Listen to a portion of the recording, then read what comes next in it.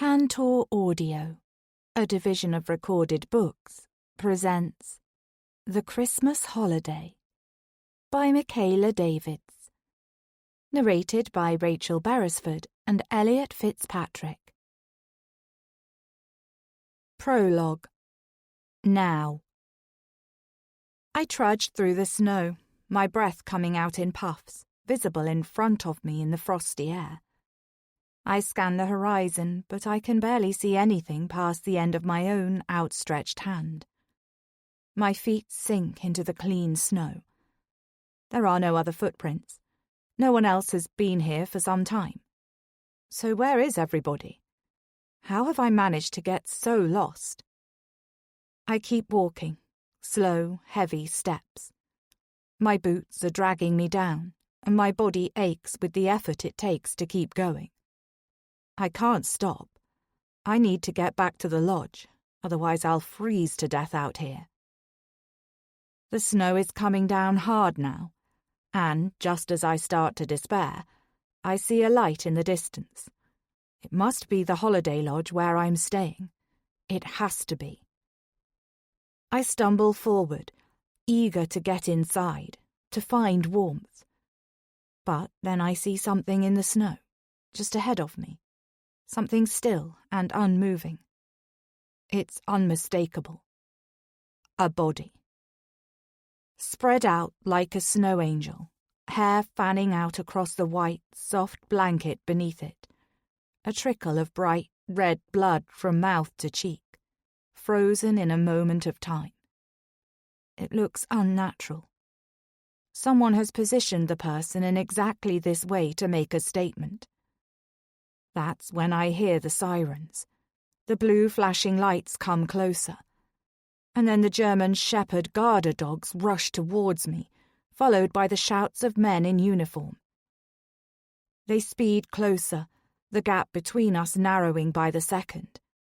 I'm clearly the target, but any minute now, they're also going to spot the lifeless shape on the ground in front of me. They will find me.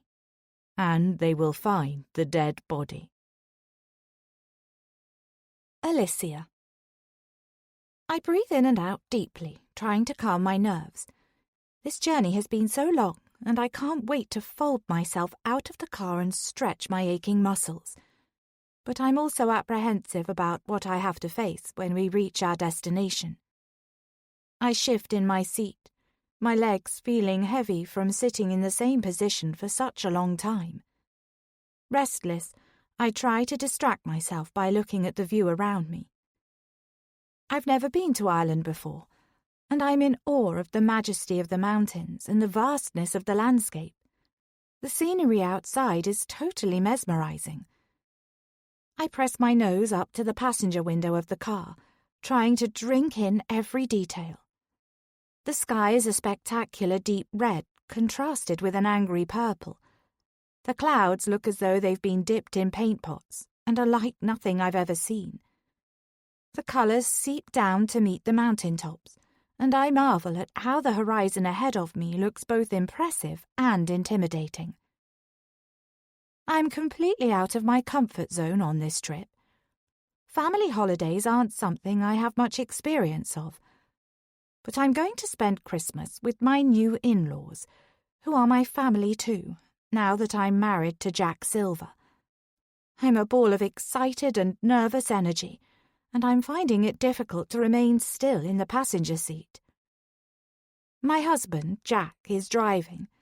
It feels like we've been in the car all day. Dusk is now upon us, but we've still got the last hour of the journey to go. I glance over at him, and a shiver of happiness courses through my body. Jack is incredibly handsome. He has these big chocolate brown eyes that I could spend all day looking into, a chiseled jaw, which currently has just the right smattering of stubble, and an open, happy face that makes me smile every time I look at him. "Are you okay?" he asks me, not taking his eyes off the curving road. Never better. I still can't believe that Jack and I are husband and wife. It feels too good to be true. We've known each other since we both first started working in London on the same graduate scheme for a finance company. Jack excelled and quickly rose up the ranks. I hated the job and left after a year. But we stayed in touch, bumping into each other at work colleagues' parties and heading out of the city on trips to the coast with mutual friends. After a while, we became more than just acquaintances. Throughout our 20s, we had a casual relationship. Not quite girlfriend and boyfriend, as we'd go through phases of spending weeks in each other's company and then periods of not seeing one another for months. Then, all of a sudden, things changed. I went travelling for 6 months, and when I came back, Jack proposed to me hours after I'd arrived back in England. I was stunned. I always thought I was more into him, which was partly the reason for the trip to Thailand when I hit 30. It was meant to be a chance for me to shake off all the mistakes of my youth and to move on to pastures new. I was unsure at first about Jack's complete change in attitude to our relationship. Friends convinced me he'd missed me whilst I was away, and he'd done a lot of growing up whilst I'd been sunbathing on beaches and exploring temples. I looked down at my diamond-encrusted wedding band and the sparkling engagement ring nestled next to it. I didn't say yes at first, much to my own surprise. We'd talked things over for a week or so after he got down on one knee. His offer was everything I'd dreamt of, but I wanted to be sure he meant it. We went on a number of special dates to our favourite places, and my heart melted. A fortnight after returning from my travels, he proposed for a second time, and I decided to go for it. I said yes to him, and put this gorgeous ring on my finger. Jack and I were officially engaged. He was so thoughtful in all the conversations we had afterwards about where to get married and how to set up our lives together. So we moved from being friends with benefits to a fully fledged couple very quickly. Our engagement was a whirlwind. Jack proposed in April, and by October we were married. All of the big moments, hen-do, wedding, honeymoon, happened in an enormous happy rush. The last few months have been so busy, and this is the first time I've been able to properly reflect on everything that's happened. I lean back against the headrest and close my eyes. Sighing contentedly, I run through a montage of this year's highlights in my mind. We had a beautiful, crisp, clear autumn day for our nuptials, and we walked through the gold, orange and red leaves as we left the church where we'd tied the knot. Our wedding day was simply idyllic.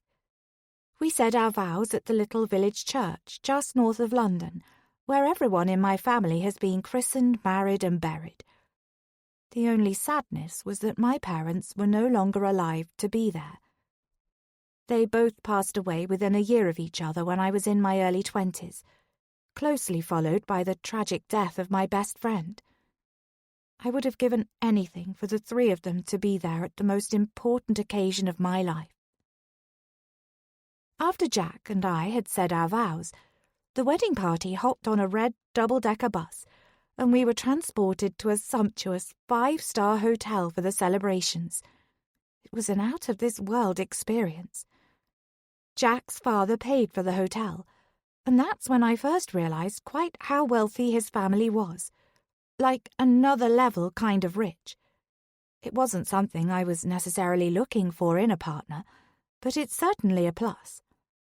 The Silver family's affluence and Jack's high-flying job means I will never have to worry about money again. Although I plan to continue growing my freelance accountancy business, the weight I previously had on my shoulders to earn a decent income to cover the bills is off. Things couldn't be more perfect. Jack yawns loudly. I feel bad. He has driven all the way from London to North Wales, where he steered the car through winding country lanes and onto the ferry that departed from Anglesey to Dublin. I can't share the load as I've never learned to drive. I've always lived in big cities with plenty of public transport options, and I didn't see the point in taking lessons. Something to add to the list of New Year's resolutions for next year, because if we're going to be doing this trip regularly, then I'd like to be able to share the driving.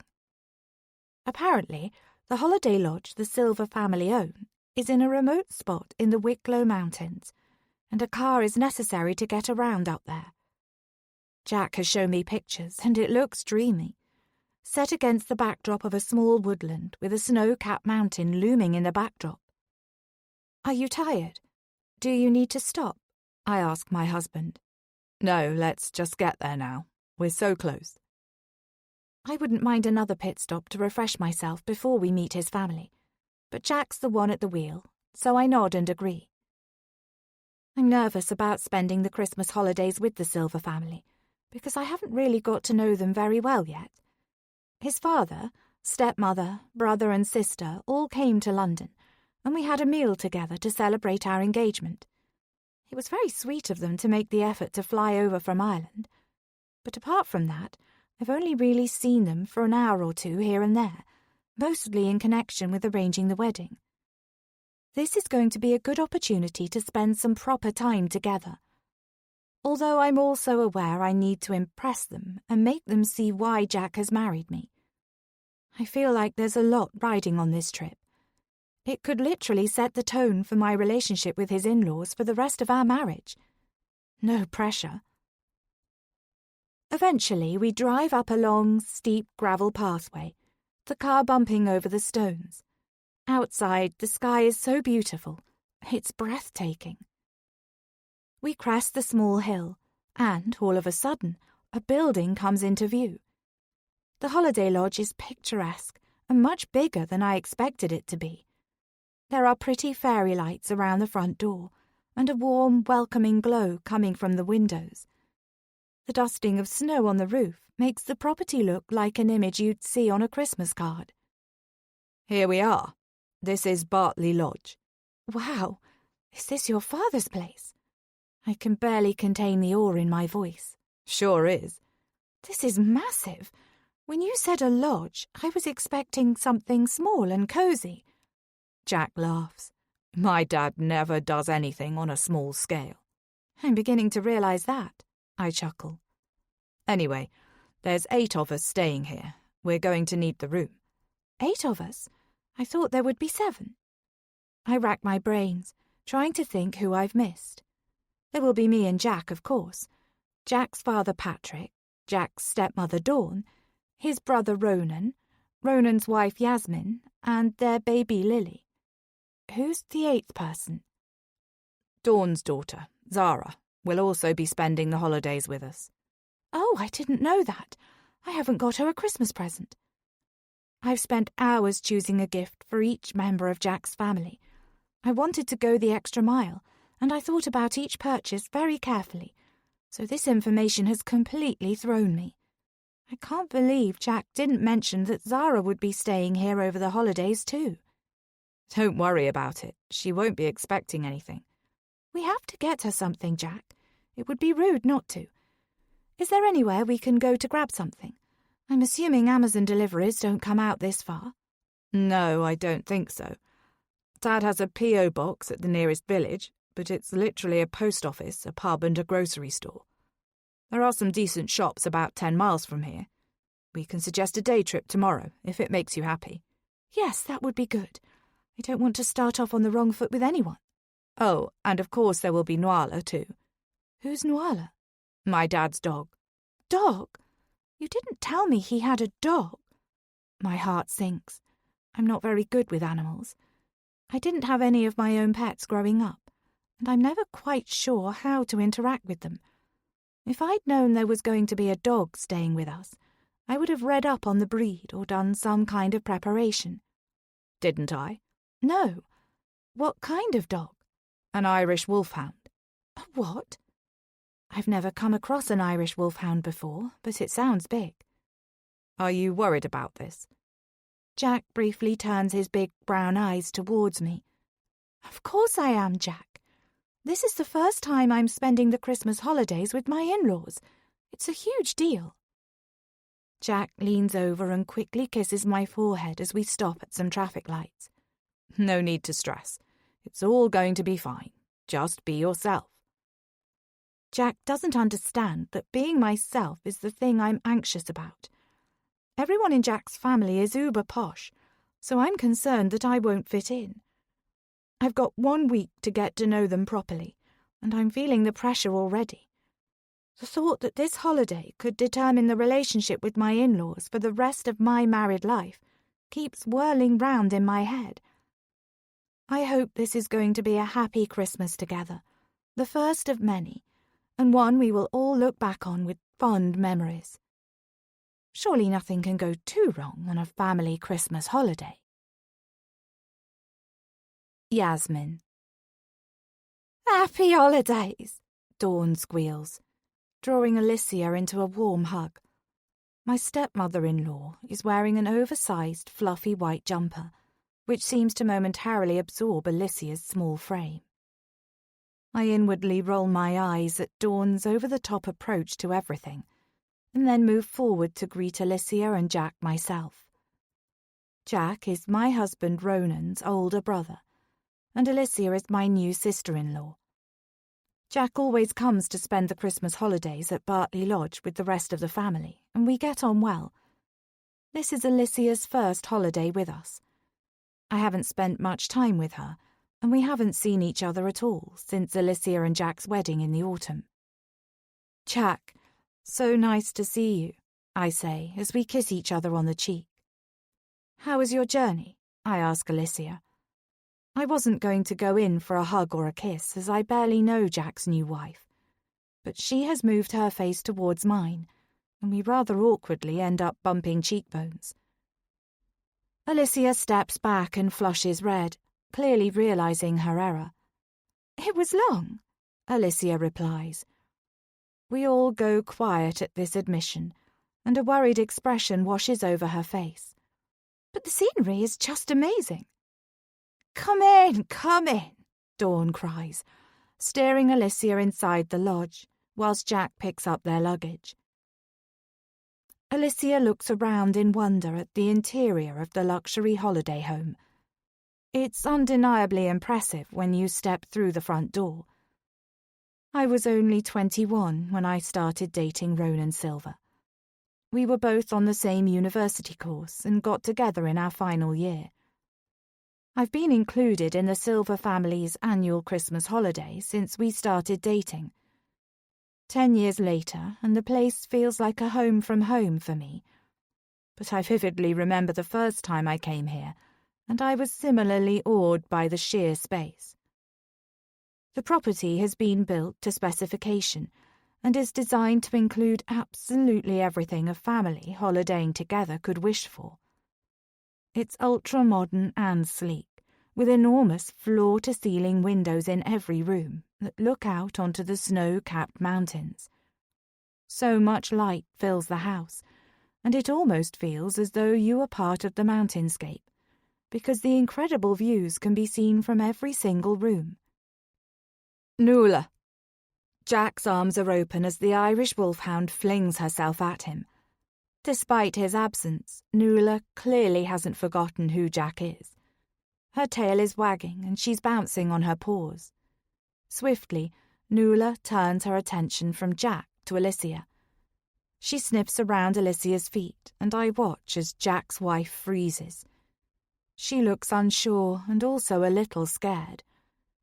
Nuala rears up on her hind legs, slobbering all over the new guest, her way of welcoming this person into her home.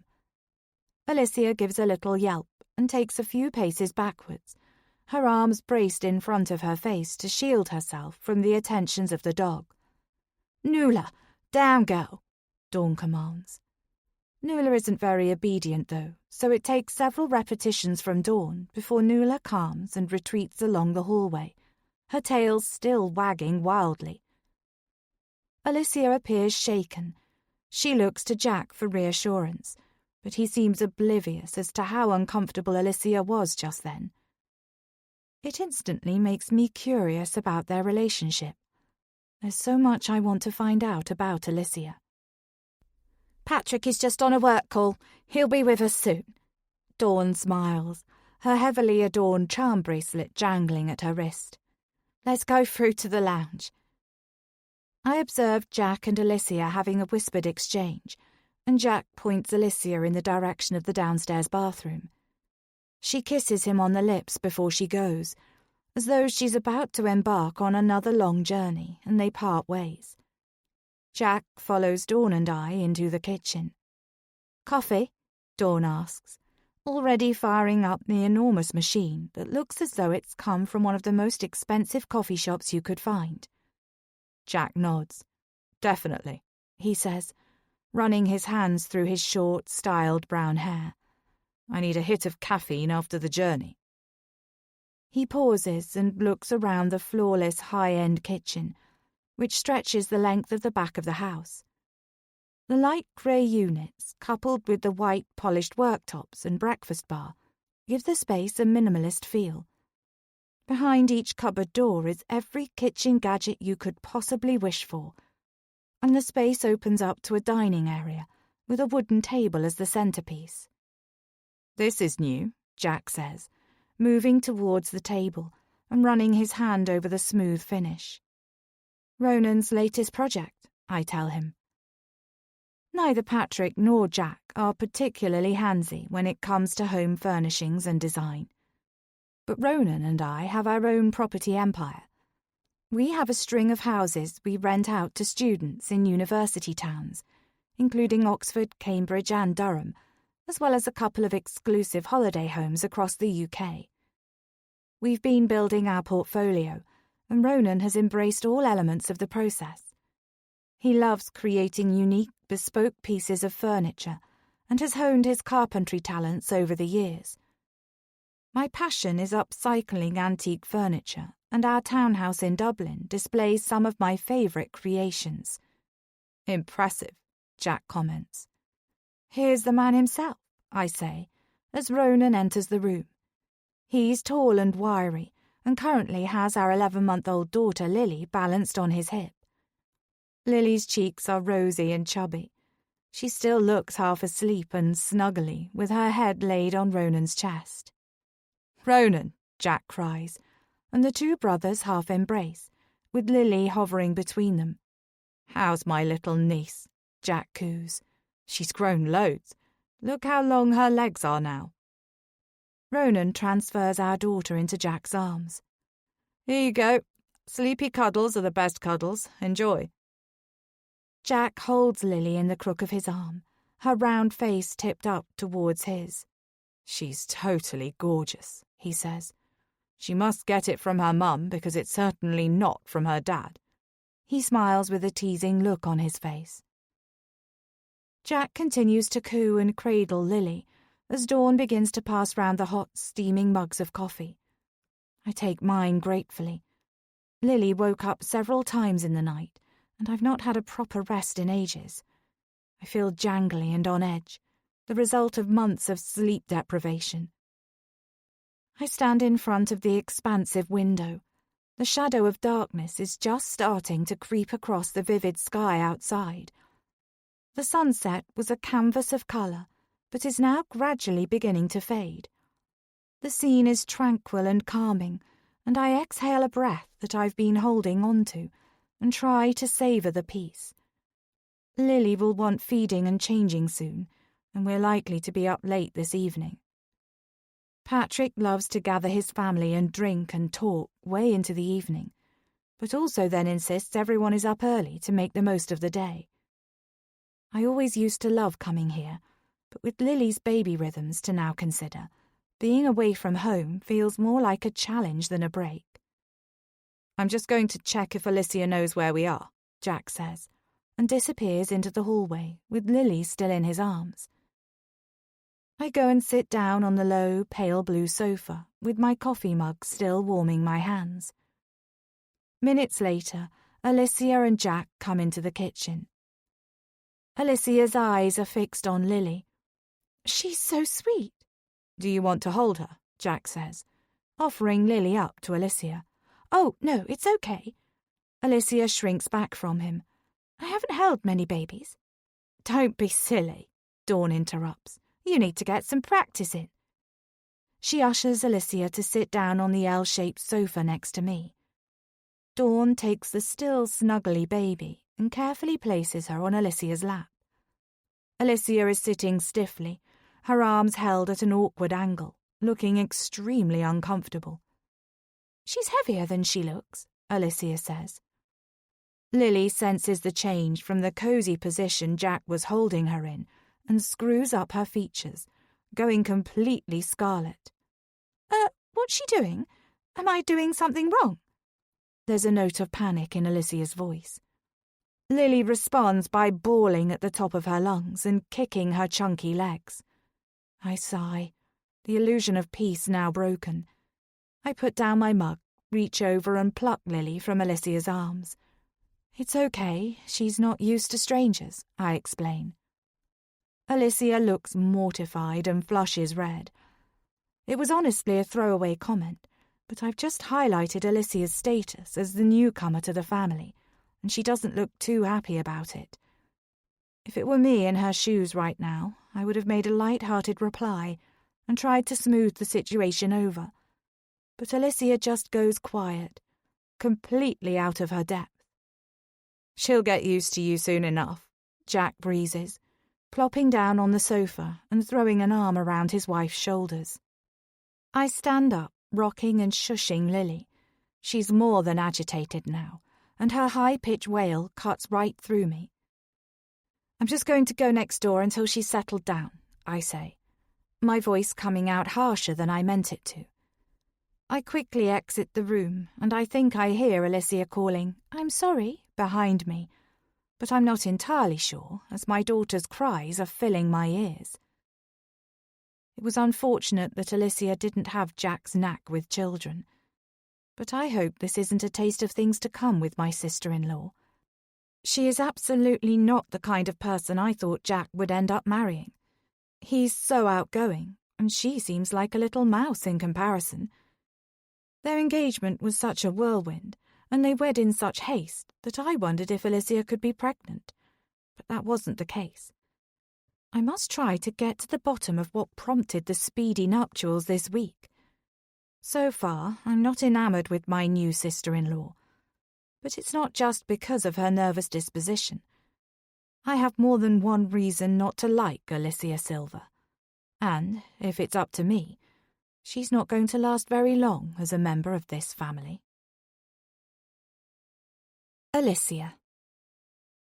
There's a coffee for you there, Alicia, Dawn tells me, filling in the void in conversation after Yasmin made her swift exit from the room.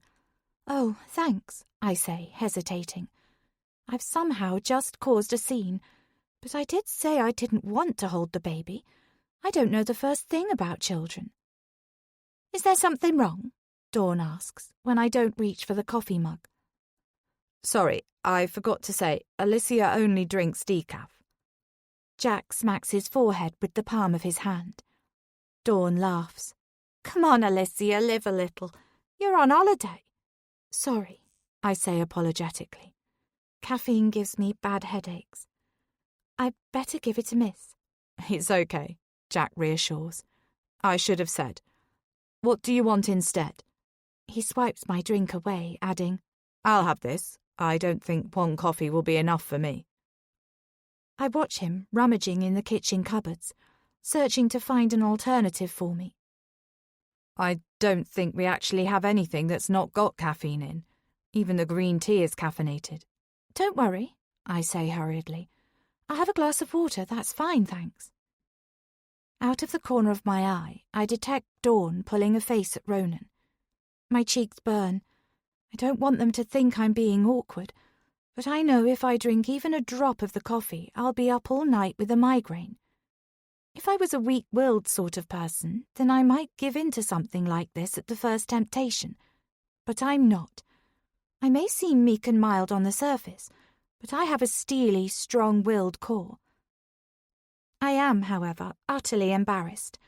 I've been so preoccupied with making a good impression that I seem to be doing and saying all of the wrong things. Dawn obviously thinks I'm being completely precious about what I drink, and Yasmin has been more than frosty with me since I arrived. She didn't seem to want to say hello, which ended with the two of us bumping heads, and she practically snatched her baby out of my arms and stormed out of the room with the crying child just now. I've been here less than half an hour. How is this going so badly? It's not the start I was planning on for this holiday, but I know I just need to shake myself off and try again. This week is so important to me. It means everything to be able to fit in with Jack's family. My parents were much older parents. My mother was already in her late 40s by the time she had me. As they've already passed away, and I'm an only child, I don't have a proper family of my own, except for a few distant cousins who I see once or, if I'm lucky, twice a year. This lack of close relatives means I'm not well versed in family dynamics. I don't know what the relationship between siblings is really like, let alone sisters-in-law and stepmothers-in-law. I have no blueprint to follow and nothing to refer to. I feel like the newbie in so many ways. I just need to relax and stop piling so much pressure on myself. But I can still hear the baby wailing in the background, and I feel so guilty. Here you go. Jack hands me a tall glass of water. Thank you, I say, gulping down the cool liquid. It's instantly refreshing and just what I needed. So, what's the plan for tonight? Jack asks. We've booked dinner out, Dawn replies. We're going to the Mount, our Christmas tradition. You know how booked up they get. Patrick's PA made the usual reservation for our private dining area. Ace, Jack says enthusiastically, as he drains the second mug of coffee. I was hoping we might be able to escape up to bed at a decent hour tonight after our long journey. I'm feeling tired and would like a few hours to decompress, but it seems I'm going to have to perk myself up for this evening meal.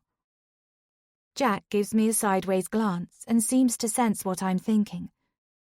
What time is the booking? 7:30, Dawn replies. Great, that gives us a few hours. I'm going to give Alicia the guided tour, and we can go and unpack and get ourselves ready. Jack reaches for my hand and helps me up from the sofa. We'll see you guys in a bit, he says to Dawn and Ronan. Ronan has already flicked on the enormous TV screen, which takes up almost the entirety of one wall, and he doesn't respond. Dawn gives us both a tight smile. I do a small, silly wave. I don't know why I did it, but I couldn't think of anything to say. I feel like such an idiot. Jack propels me in front of him, and I go out of the door in a rush, and crash, smack bang into Patrick. Oof! I pretty much bounce off his solid frame and trip backwards. Jack catches me before I fall. What the? Patrick exclaims. I'm so sorry, I squeak. I truly want the ground to swallow me up. Dad! Jack reaches round the side of me to give his father a handshake. Hey, that was quite a greeting. There's a stern look on Patrick's face, and I'm sure he would like to say more but stops himself. We're just going upstairs to unpack and freshen up before the meal tonight, Jack explains. Patrick looks at his watch. It's only 5 o'clock. There's plenty of time for all that. We won't be long. Just want a quick breather, as we're beat after travelling. Patrick raises his eyebrows. You young'uns don't know the meaning of a long day. Jack doesn't respond, but Patrick is already moving past him into the kitchen. Jack has a somewhat tense relationship with his father. Patrick is typical of the baby boomer generation. He worked hard and did well out of it financially, so he was able to play hard too. He seems to have no understanding that the next generation are working just as hard, but they're not reaping the rewards in the same way, because the world isn't quite as full of the same opportunities as he had in his day. Are you okay? I whisper under my breath. Yep, that's just my dad all over, Jack replies through gritted teeth. Jack and I gather the luggage and make our way up the stairs to the bedrooms. My room is at the end of the hallway. Jack nods towards the furthest door. This place is huge. There are 6 bedrooms and all of them have en suites, Jack tells me. 6? Well, we're starting to fill them now.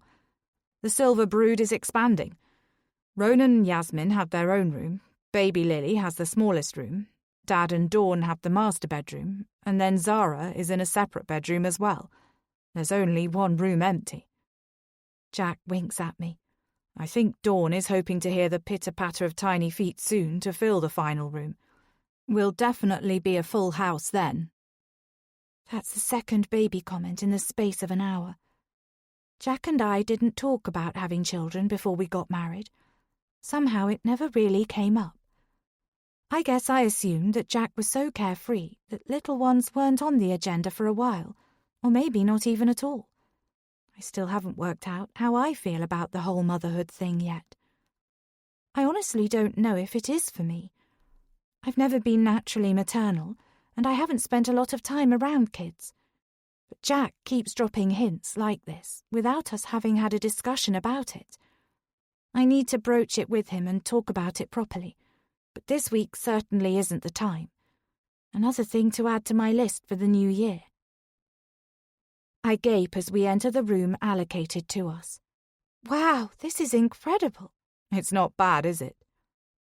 There's a 4-poster bed in the centre of the room. The colours are neutral, beiges and whites and soft hues. Everything is so tastefully decorated. Like the rest of the house, it's all very minimalist. There's a discreet sliding door set into the far wall that I guess is the wardrobe, and there's also another door, which must be to the ensuite. It all seems very surreal. Somehow I've managed to step into this world of luxury and decadence, like Alice falling down the rabbit hole. This is the ensuite. Jack points through the now open mystery door after he's dumped the bags on the floor. I peek my head around the corner. The bathroom is equally lush, with a double shower and a huge claw foot bath. My eyes pop at the sight. Oh, that bath! I can confirm it is just as relaxing as it looks. Perhaps we can both try it out later. Jack gives me a suggestive look. I blush. I'm still not used to him focusing all of his attention on me like this.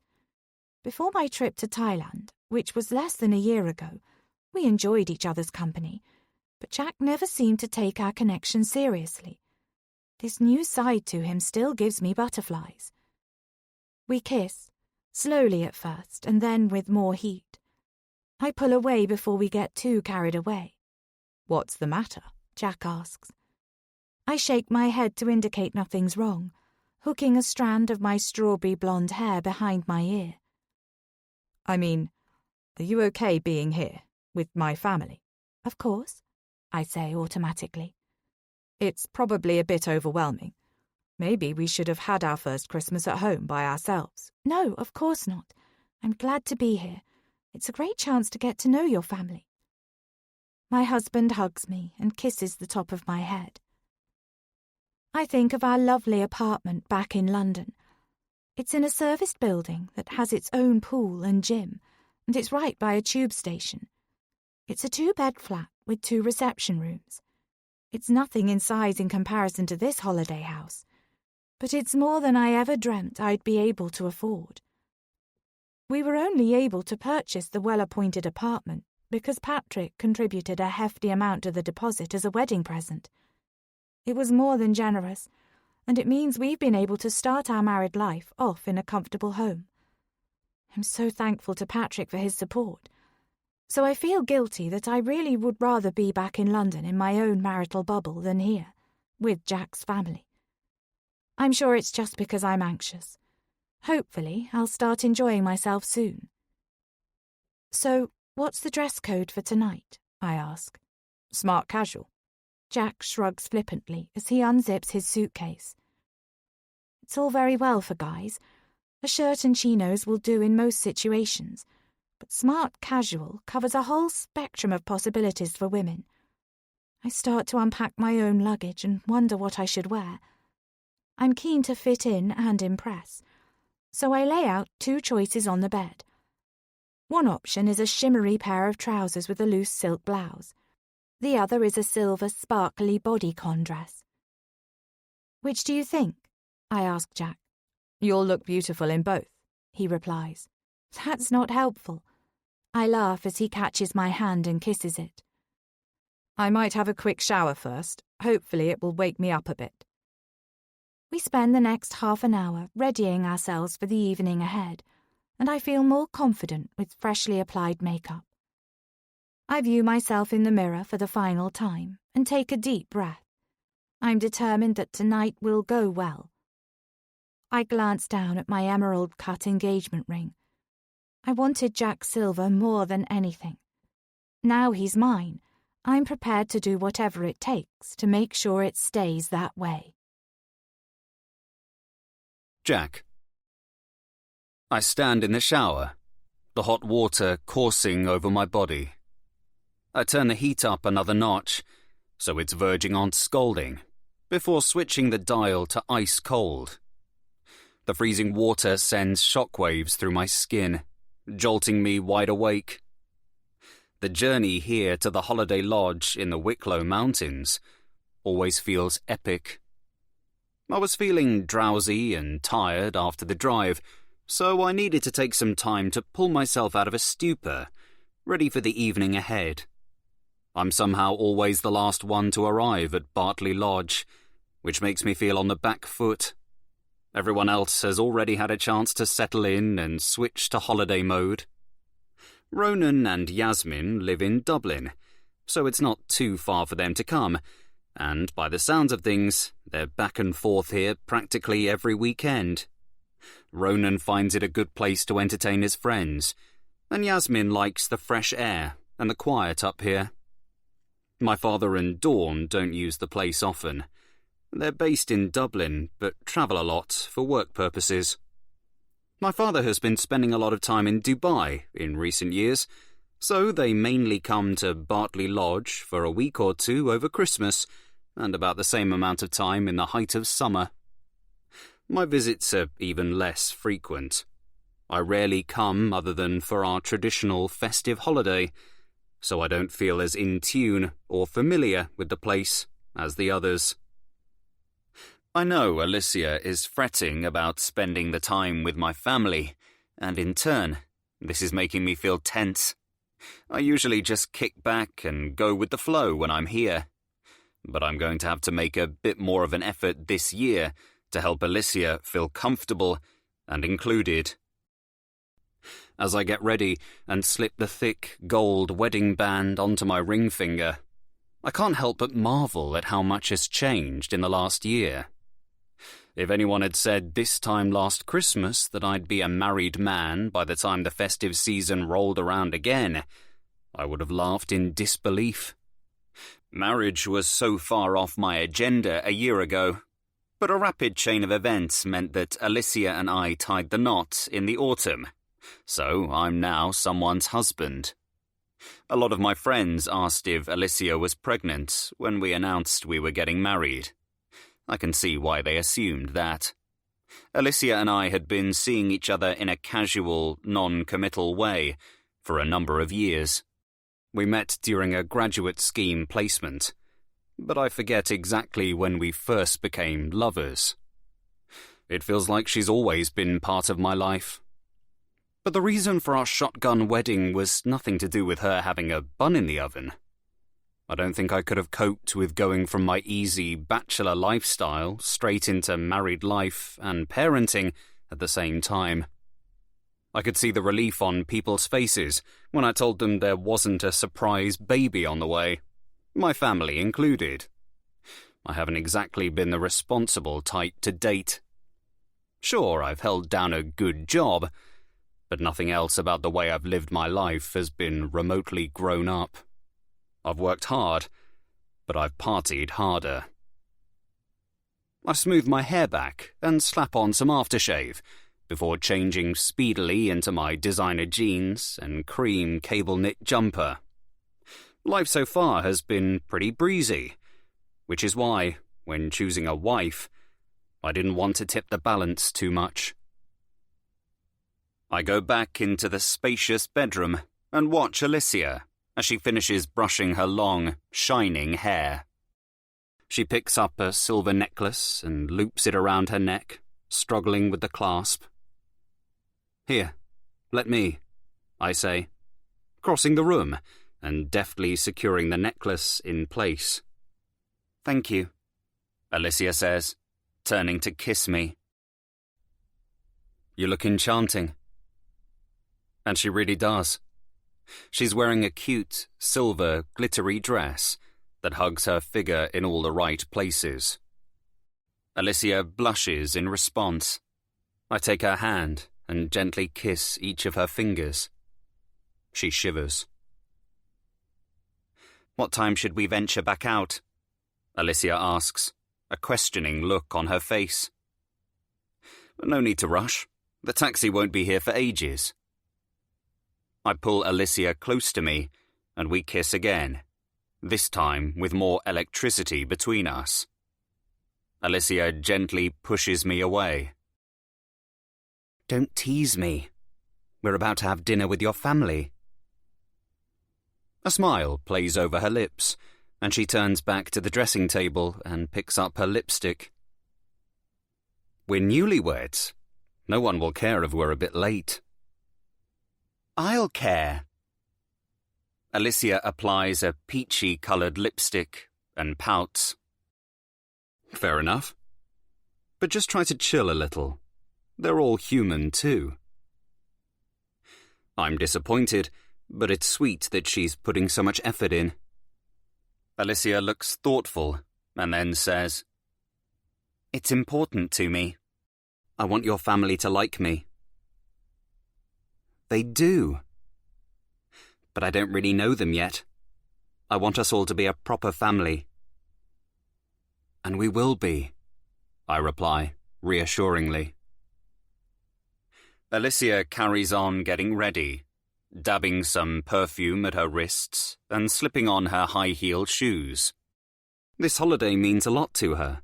She wants to fit in. Well, more than that, really. She's desperate to fit in. She doesn't have an immediate family of her own anymore, and seems to have this idea of a big, happy family that is based on wholesome movies, and not at all rooted in reality. Her own family setup was pretty simple.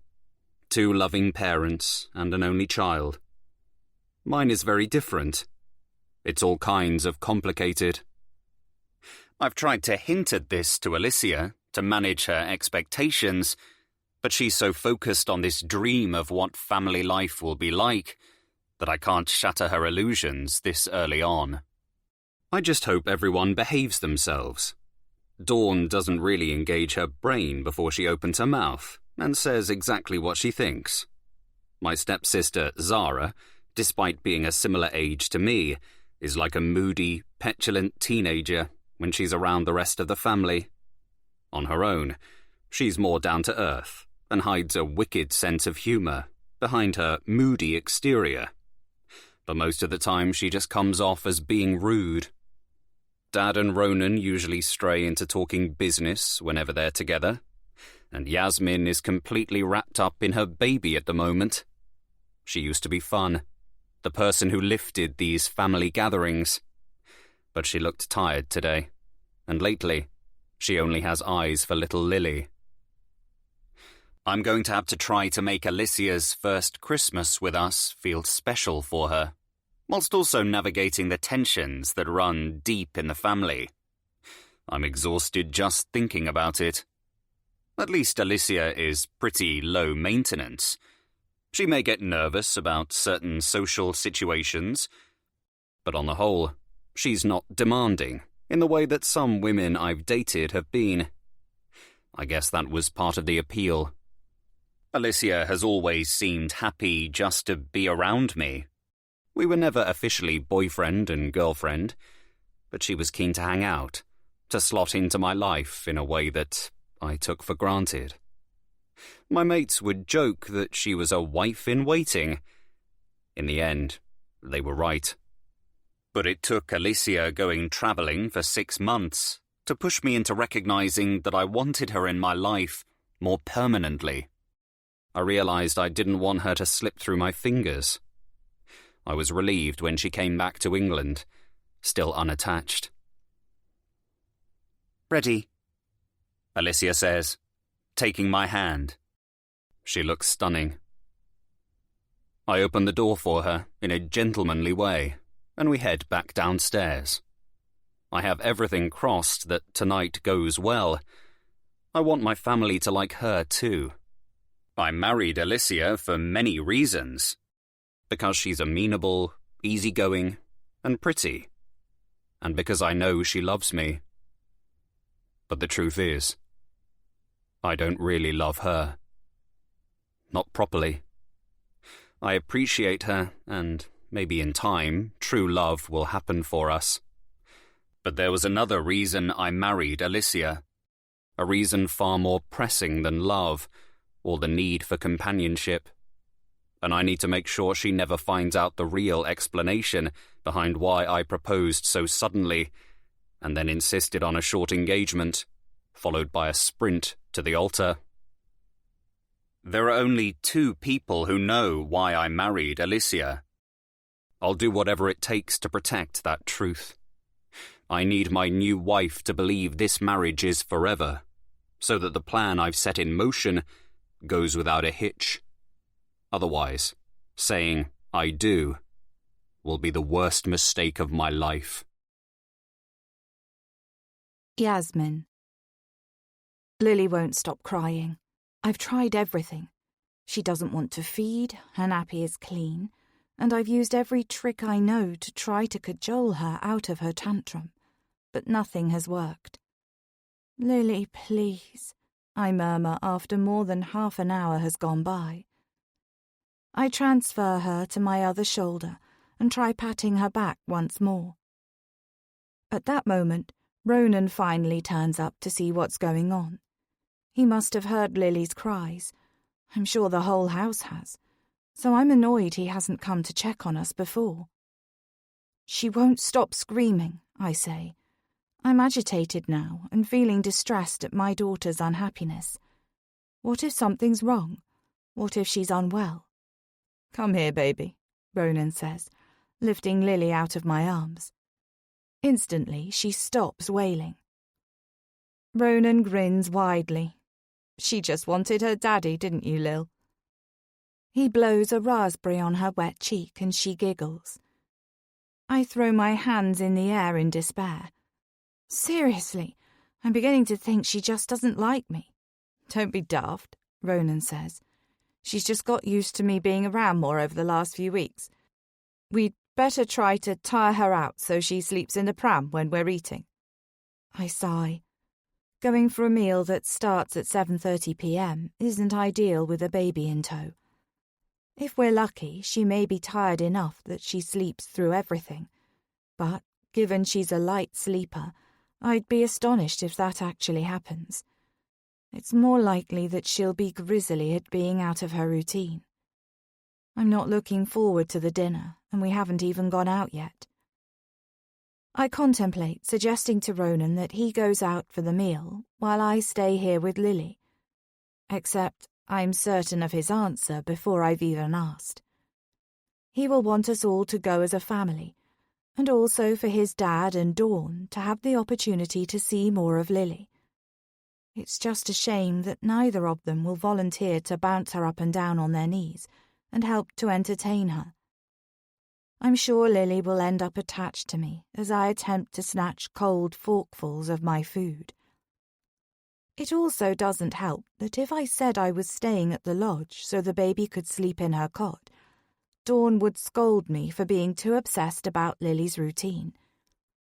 She's already reminded me at least 5 times since we got here a few days ago that she never changed her life to fit around Zara, and her daughter accompanied her to all sorts of events and social gatherings when she was younger. I've had to bite my tongue hard not to retaliate by saying that I definitely don't want Lily to grow up to be anything like brooding, sullen-faced Zara. I'm knackered after all of that crying, so I expect she will be too, I snap, feeling irritable now. I'm going to go and lay down for half an hour before we go out. Ronan looks a bit taken aback. Oh, okay. You'll be fine with her for 30 minutes? Yeah, I'll play with her for a bit, he says uncertainly. Despite him being around a bit more in the last few weeks, he tends to flit in and out of Lily's vision, giving kisses here and cuddles there, but not in a way that's consistent or part of her routine. He's usually only around for the good bits. I'm praying that this holiday might make him realize there's more to parenting than giggles and hugs. Maybe he might start stepping up a bit more. I go to leave the room, but I'm called back instantly. What is it? She was reaching out for you, Ronan says, as Lily stretches out her chubby hands in my direction, as if she's demonstrating on demand. I look at my little daughter and my heart leaps. I'm about to take her back from Ronan, but I strengthen my resolve. I kiss Lily on the top of her cute button nose. Daddy wants a cuddle, I tell her. Lily nestles into Ronan's chest, and he looks both surprised and delighted at the display of affection from someone so tiny. I creep back out of the room, expecting to hear a fresh burst of tears from Lily, but they don't come. All is quiet, so I escape while I can. I plod upstairs, sink into the soft, luxurious bed, and rest my aching body. I absorb the room and my plush surroundings before switching off the light. We've spent so much time at Bartley Lodge in the last year that I had the room redecorated at the start of December, just in time for this holiday. It still feels fresh and new. The rich, high-end curtains perfectly matched the lavish bedspread. The natural tones in the room, complete with trailing plants, make the space feel calm, which is exactly what I need right now. As I pull the warm covers over me, my mind is whirring. I'm sure Ronan will play with Lily for all of 5 minutes and then pass the baby over to Dawn. He loves our daughter, but he's got a short attention span where she's concerned. I'm hoping when she gets a bit more interactive, he might start taking more of an interest. I can't think about all of that, though. I just want to close my eyes and drift off for a few blissful minutes. Whoever said sleep deprivation is a form of torture was completely correct, as I'm sure most parents will agree.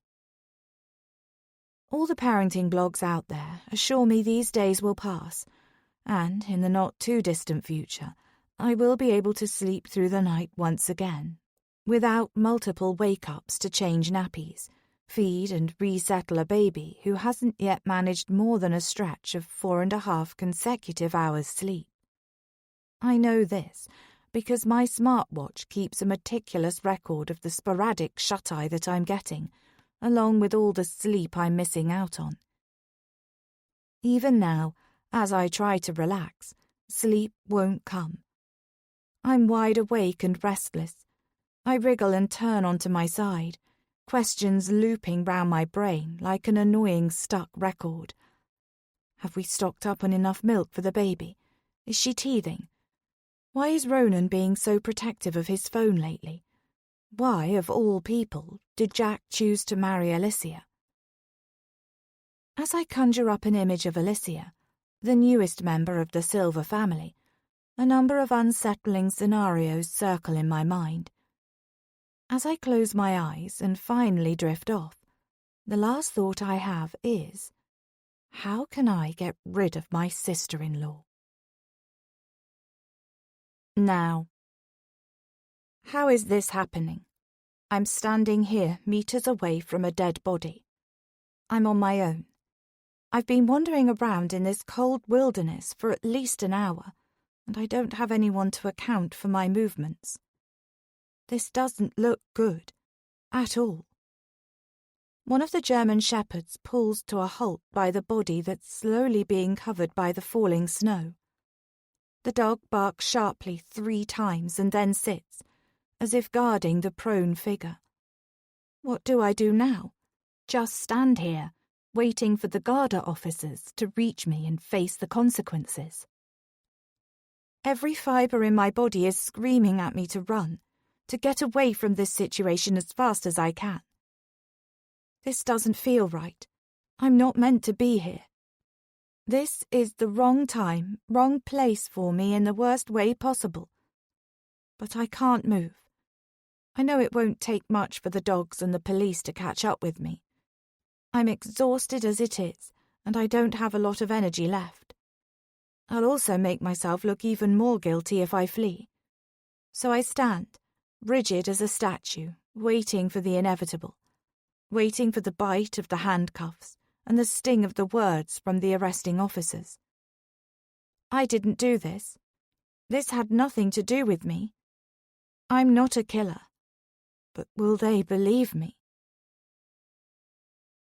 Alicia. Ah, there they are. Patrick claps his big hands together and nods towards Jack as he reaches the bottom of the stairs. Dawn, Ronan, Yasmin and Lily are clustered in the hallway behind him, boots and coats on, ready for the outing. Is everyone here now? Patrick booms, to no one in particular. I hover on the stairs, feeling embarrassed once again. I hadn't anticipated everyone waiting around for us. Jack seemed to think the meal would be a leisurely affair, but I have no idea what to expect.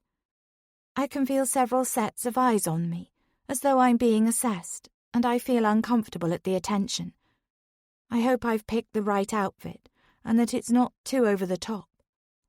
Dawn and Yasmin both have their coats on already, so I can't tell if my silver dress is striking the right note for this evening or not. I wonder how we will get to the restaurant, and how long it will take us, given the weather. I shouldn't be surprised to find out that it's all in hand. I hear Dawn saying Patrick's PA has organised taxis to take us there and back. As we go outside, I notice the snow has stopped falling, so the world appears still and white and clear. It's as if Patrick's PA has arranged the weather for us as well. It seems that my father-in-law's life runs like clockwork, thanks to the mystery woman who manages his diary. Zara is just coming, Dawn says. The rest of us pile outside and into the two awaiting taxis. One is a 4-seater and one is a 6-seater. Yasmin and Ronan go in the 4-seater, which has a baby seat in place for Lily. Jack and I pile into the 6-seater car, followed by Patrick and Dawn. Where is that girl? Patrick barks. I'll go and find her. Dawn slides back out of the taxi and hurries into the lodge. She's going to make us all late, Patrick huffs. A few minutes of awkward silence ensues. Jack is looking out of the window, seemingly unaware of the tension. The taxi with the others moves off down the sloping driveway. Patrick becomes more and more restless, checking his flashy watch and glaring towards the front door. I stay quiet, as I don't know Patrick well enough to try to smooth things over. Ah, finally, Patrick scowls. Here she is, Dawn says in a sing-song voice that feels too bright and jolly for Patrick's current mood. Dawn sits back down next to Patrick in the middle seat, and Zara squashes into the seat beside her. I see a flash of dark hair and dark clothing, but I don't want to stare too much. So I busy myself by clipping my seatbelt firmly in place. I look towards Jack, who still has his gaze fixed on the winter wonderland scenery outside his window. I peer over his shoulder. The lodge looks perfect, with the dusting of snow on its rooftop, a cute little wreath hanging on the door, and miniature Christmas trees complete with fairy lights on either side of the door. It's clear my husband isn't going to introduce me to Zara, who I've only met fleetingly. She was at our wedding, but on the day she was a figure on the periphery, and I didn't have a chance to say hello to her. She came to the service and sat through the wedding breakfast, but I guess she must have slipped away fairly soon after that. I didn't really register her presence, as there was so much going on. The whole day was such a joyful blur. I'm looking forward to getting the professional photographs back, as well as the video of our big day, so I can properly soak up the details. I look at the young woman sitting across from me, and with a jolt, I realise her face is very familiar. I'm sure I must know her from somewhere, but I can't quite put my finger on where. Or perhaps it's just that she looks like someone I've had a passing acquaintance with before. I rack my brains, trying to work out if there is a connection between us, or if she is indeed a doppelganger of somebody that I used to know, but my brain fails to come up with an answer. Zara is now glaring back at me, and I'm aware I've been scrutinising her for a full minute now. She must wonder why I'm ogling her. "Hi," I say a little breathlessly. "I'm Alicia. It's lovely to meet you properly." Jack's eyes swivel towards us. Zara doesn't respond. "Do I know you from somewhere?" I say in a rush. "Sorry, I was staring a bit because I swear I've met you, or someone very like you, before." She frowns at me and remains tight-lipped. All of a sudden, I feel very claustrophobic in the small space of the taxi, and, for a horrible minute, it looks as though Zara isn't going to reply. "I don't think so," she finally says. "You must have a twin out there, then." I give a false laugh. "It'll come to me at some point." Zara gives me a blank look. She clearly doesn't want to make small talk. Is it me? Have I said something wrong? Or does she just not want to be going out this evening? "Oh, we must try to work it out." Dawn swoops in, filling the pause in conversation. "Perhaps you two have crossed paths before. It's a small world after all." Dawn gives me an encouraging smile. "Where did you grow up, Alicia?" "In a village just north of London." Dawn chuckles. "Well, that doesn't narrow it down much. Although Zara grew up in Essex, so it's unlikely you would have met each other as children." Dawn looks thoughtful and then continues. "You work in London, is that right?" I nod in response, but before I can say anything, Zara cuts in. "Oh, Dawn, just stop. We don't know each other, okay?" I'm taken aback by this sharp outburst from Zara, and I really wish I'd never said anything now. But how was I to know that she'd be so stroppy? "It's okay. It's probably just my poor memory." Another false laugh from me. This is super embarrassing. Our little group descends into silence again, and for the next 10 minutes I try not to look in Zara's direction. It's pretty difficult, though, as she's sitting right opposite me. Zara's hair is so dark that it looks almost blue. After a few discreet glances, I realise that it's not a trick of the light, and that she does have blue highlights running through her long locks, and the ends of her hair look as though they've been dipped in a pot of midnight blue paint. Her dark hair hangs heavily around her petite face, contrasting against her pale skin. She is wearing a bomber jacket, jeans and chunky boots. Her whole outfit is black, and, along with her dark eyeliner and mascara, she looks brooding and edgy. Her look is completed with silver-painted fingernails and a thick silver belt at her waist. She also has a number of piercings, including a lip piercing, a nose piercing, as well as several silver hoops in each ear. I could never look that cool, and Zara seems to give off an air of effortlessness as well as an air of disdain, although I'm not sure if that's her usual attitude or whether this is just her response to me this evening. I wonder why Zara didn't refer to Dawn as Mum, but calling her mother by her first name seems to fit Zara's personality somehow. She catches my eye again, and I look away hastily, reaching for Jack's hand next to me and giving it a squeeze, in the hope that he might strike up a different line of conversation and shake away the weird atmosphere in the back of the cab. But in the end, it's not my husband that comes to the rescue, it's the taxi driver.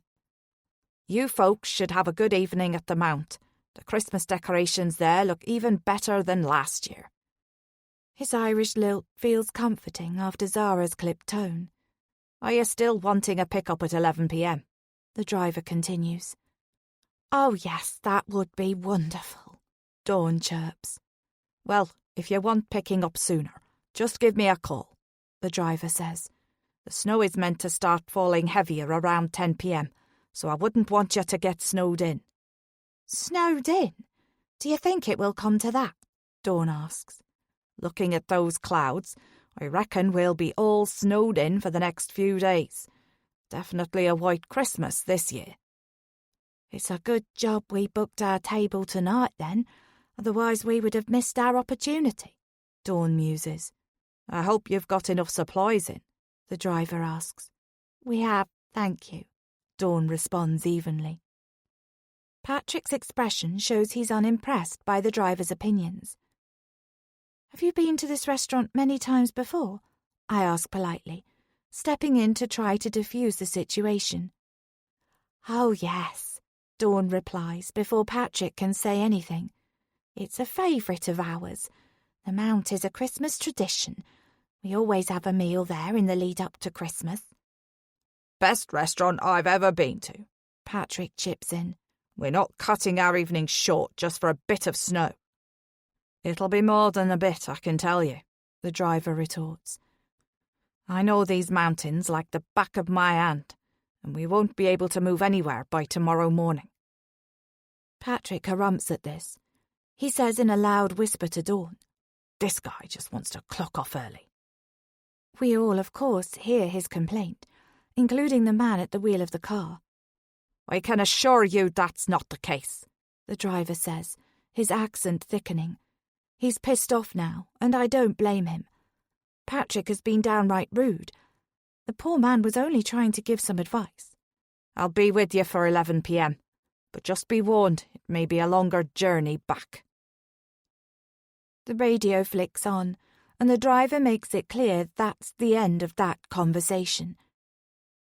Jack looks over at me, and it seems he finally notices how uncomfortable I am. He starts to give a detailed overview of the menu and his favourite dishes. Dawn joins in, eager to give her recommendations to me as well, followed by Patrick, who also chimes in with his own thoughts. I'm relieved the discussion takes an upward turn, and the closer we get to the restaurant, the happier everyone appears to be. All except Zara. Perhaps everyone has just got a bit hangry. That can turn even the easiest of situations sour. I also feel my own mood lifting, and I'm excited to see the restaurant that Jack's family have praised so much. My mouth is watering a little bit too. It's been a long day, and I haven't eaten a lot, so I'm looking forward to a good meal. The car jerks without warning, and I clutch Jack's hand a little harder. "Whoa!" Dawn exclaims. "What was that?" Patrick demands. "Sorry, folks. The roads have already iced up," comes the driver's reply over a Christmas song on the radio. "I did say." Patrick chooses to ignore this comment. "Oh, we're nearly there," Dawn announces. "Not far to go now." I exhale deeply. I'll be glad when this car journey has come to an end. I do feel a bit stressed about being on the icy roads late at night, but I try to squash my concerns and concentrate on the aim of the journey. Tonight should be a happy occasion, a family together celebrating the start of the festivities. This is my chance to impress the Silver family. I'm not throwing away my shot at charming them. I've come a long way from the day I first set eyes on Jack. After all I've put up with in my quest to become Mrs. Silver, I think I deserve an evening of fine dining in a fancy restaurant.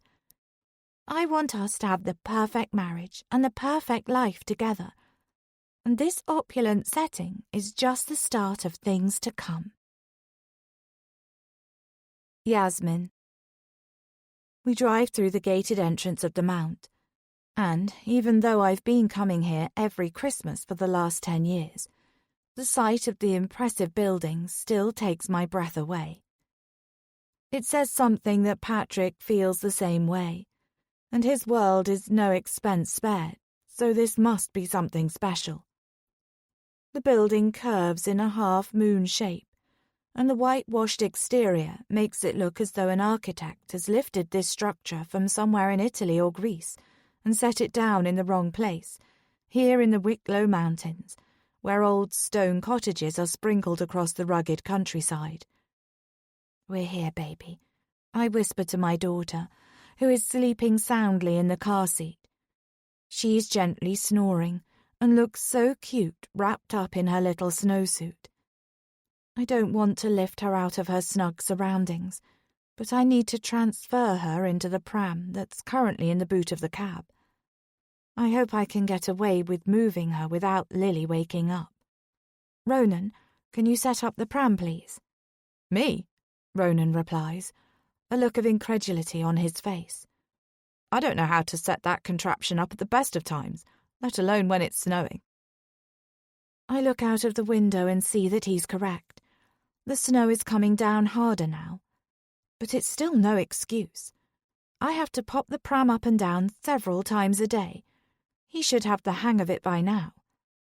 He's making absolutely no attempt to move, though, and it's clear I'm going to have to brave the chilly wind that's howling outside. Pushing down my annoyance, I take off my seatbelt and start to extract myself when the driver says, "Don't worry, love. My granddaughter has the same model. I'll have the pram up for you in no time, and then you can get that sleeping beauty into the warm as fast as possible." "Thank you," I say, appreciating his thoughtfulness. If only Ronan was this attentive. "Nice one," Ronan adds, clearly relieved not to have to faff about in this weather. "You really need to master the knack of that pram, you know." "She'll grow out of it soon enough." Ronan's reply is simple and dismissive. "Yes, but what about when the next one comes along?" Ronan turns to me eagerly then. "Of course, you're right. I need to learn." He pauses, his eyes shining with hope. "Do you think you might be pregnant again then?" Ronan and I have been trying for another baby for the last couple of months. I can't say my mind or my body feels ready to have another child just yet. But Ronan is keen to have our children close together, so there isn't a big age gap. This is all because he already has grand plans for our retirement.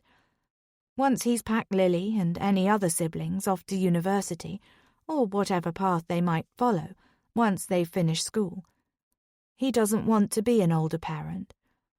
Although I do see the sense in the argument of getting all the sleepless nights and toddler tantrums out of the way in one go, it feels far from a sensible choice right now. "I was going to tell you later, but I'm just over 2 weeks late on my period. So, potentially." Ronan whoops with delight. "Shh," I say, looking furtively out of the window. "I'm not certain yet.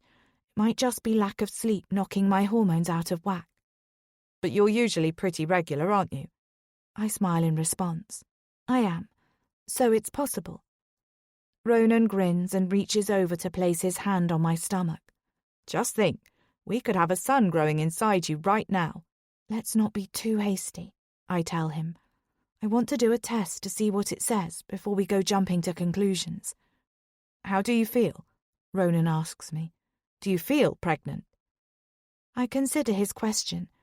I don't really remember what those first few weeks with Lily were like. It seems such a long time ago now.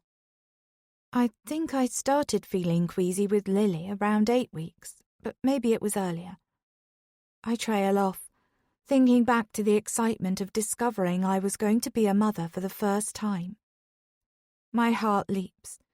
I feel equally joyful at the thought of a second child blooming inside me. "Maybe you don't feel sick yet because it's a little boy. Isn't that the old wives' tale? Girls make you feel sick and boys don't." I'm not surprised that Ronan has stored this nugget away. He's openly obsessed with the idea of having a male heir, a son who might follow in his footsteps. It's such a traditional view to hold, and I've told him, time and time again, that Lily could take up the helm and run his business when she's older. But he's also let me in on his daydreams of playing footy with a little boy and taking him to watch stadium matches. Again, I've reminded him that Lily may want to do both of those things when she grows up. But my husband has clearly learnt to stereotype males and females from his old-fashioned father. My husband certainly has a lot of ingrained ideas for me to try to unpick, if I want to try and bring Ronan's views on children into the century we're actually living in. All sorted, the driver informs us, opening my car door and letting in an icy blast of air. Ronan quickly steps out of the car, leaving me to carefully inch the sleeping baby out of her seat. I transfer Lily to my shoulder and deftly manage to get her into her pram. I make sure the rain cover is firmly in place over her carriage without waking her. A wave of relief washes over me. If she stays sleeping, I might be able to relax a bit during this meal. That was expertly done, the driver says with a kind smile. Ronan is standing at my elbow, impatient to be inside. We say our thanks and rush towards the inviting building in front of us. The hedgerow, either side of the pathway leading up to the mount, is adorned with sparkling lights, and the archway over the door looks very festive, with more pretty lights weaved around a natural-looking green garland with pine cones. A doorman is awaiting us and helps us get the pram up the steps and inside the building. Welcome, he greets us. Let me take your coats. We hand over our wet outer layers. Have a wonderful evening, the doorman adds before departing for the cloakroom. We proceed to the reception area, where we see the clean, shiny desk is complete with a miniature Christmas tree, and there's a larger one off to the side, shimmering with pretty ornaments. Good evening. The receptionist greets us with a friendly expression. I'm delighted to welcome you to the Mount. Can I check what name the booking has been made under? Silver. Ronan steps forward, puffing his chest out somewhat, and showing a display of pride at his family name. Ah, yes, of course. It's fantastic to have you dining with us again. I'm sure that Patrick's PA has impressed upon the management how her boss expects to be treated.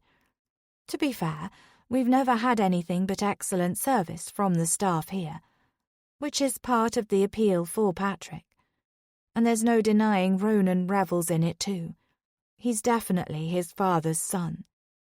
Come through and I'll get you seated. The receptionist guides us into the main dining room, which is surprisingly busy given the poor weather outside. The tables are set spaciously apart, and I'm able to glide Lily's pram effortlessly past the other diners. The receptionist gestures to a large circular table that's by the window at the far end of the room, behind a small partition wall. This is Patrick's favourite private dining spot, and we've been seated here on multiple occasions over the years. I sit down in the seat I usually take, which has a wonderful view of the grounds of the Mount. Darkness has already descended, but I'm familiar with the layout of the gardens that extend into the distance. The restaurant is part of a hotel and spa. There's an 18-hole golf course here, and even a gorgeous secluded secret garden, all set against the backdrop of the mountains beyond. I always get a sense of déjà vu whenever I come here, and, as this is a yearly ritual, I often wonder what life will be like in a year's time when I take my place at the table once more. This moment has also become an opportunity for reflection on the year gone by as well. This time last year, Lily hadn't been born. Her first birthday is just a month away, and, 12 months ago, I was at this very table in the last trimester of pregnancy. I remember not really being able to eat much as my baby was positioned high up. It felt as though she was pressing on my rib cage, and as a result, my appetite was largely reduced. I intend to make up for it tonight. Ronan takes my hand from his seat beside me. Last December you were ready to pop with Lily. It's rare that my husband and I have the same thought processes, so I'm happy that his train of thinking is similar to mine for once. I know, how life has changed since then. My laughter is light and teasing. Life really has changed a huge amount, in ways that I never imagined possible. My daughter and her well-being are the centre of my universe at all times. I never thought I'd get quite so wrapped up in the baby bubble, but I've been totally sucked in, and I really wouldn't want it any other way. And baby number 2 might be cooking away in there right now. Ronan lays his hand lovingly on my stomach again. I'm pleased he's so thrilled at the prospect I might be pregnant, but I'm also feeling wary about celebrating too soon. I need to take a test to be sure. I regret mentioning my inkling now, as I know my husband has a tendency to run away with an idea that he's excited about. Maybe, but let's not get too carried away. I want to be certain. Ronan nods in a way that makes me think what I'm saying is going in one ear and out the other. Don't say anything to the others, I implore him. We need to check if my hunch is right first. Just then, Patrick and Dawn appear in our cosy space, with Zara, Jack and Alicia just behind them. We made it, Patrick says in his booming voice, despite our cab driver being a moron. Patrick, Dawn giggles. Don't be so harsh on the man. It's true. Trying to spook us all about the weather, as if we haven't spent a winter here before. We're not tourists, you know. Dawn giggles again and flaps a hand in Patrick's direction in a gesture. Let's not talk about it any more. We made it here, and that's the main thing. Zara slips by Dawn and sits down at the round table, with her back to the window. Dawn and Patrick have been married for 5 years now, and Zara has joined us for the last 3 Christmases in Ireland.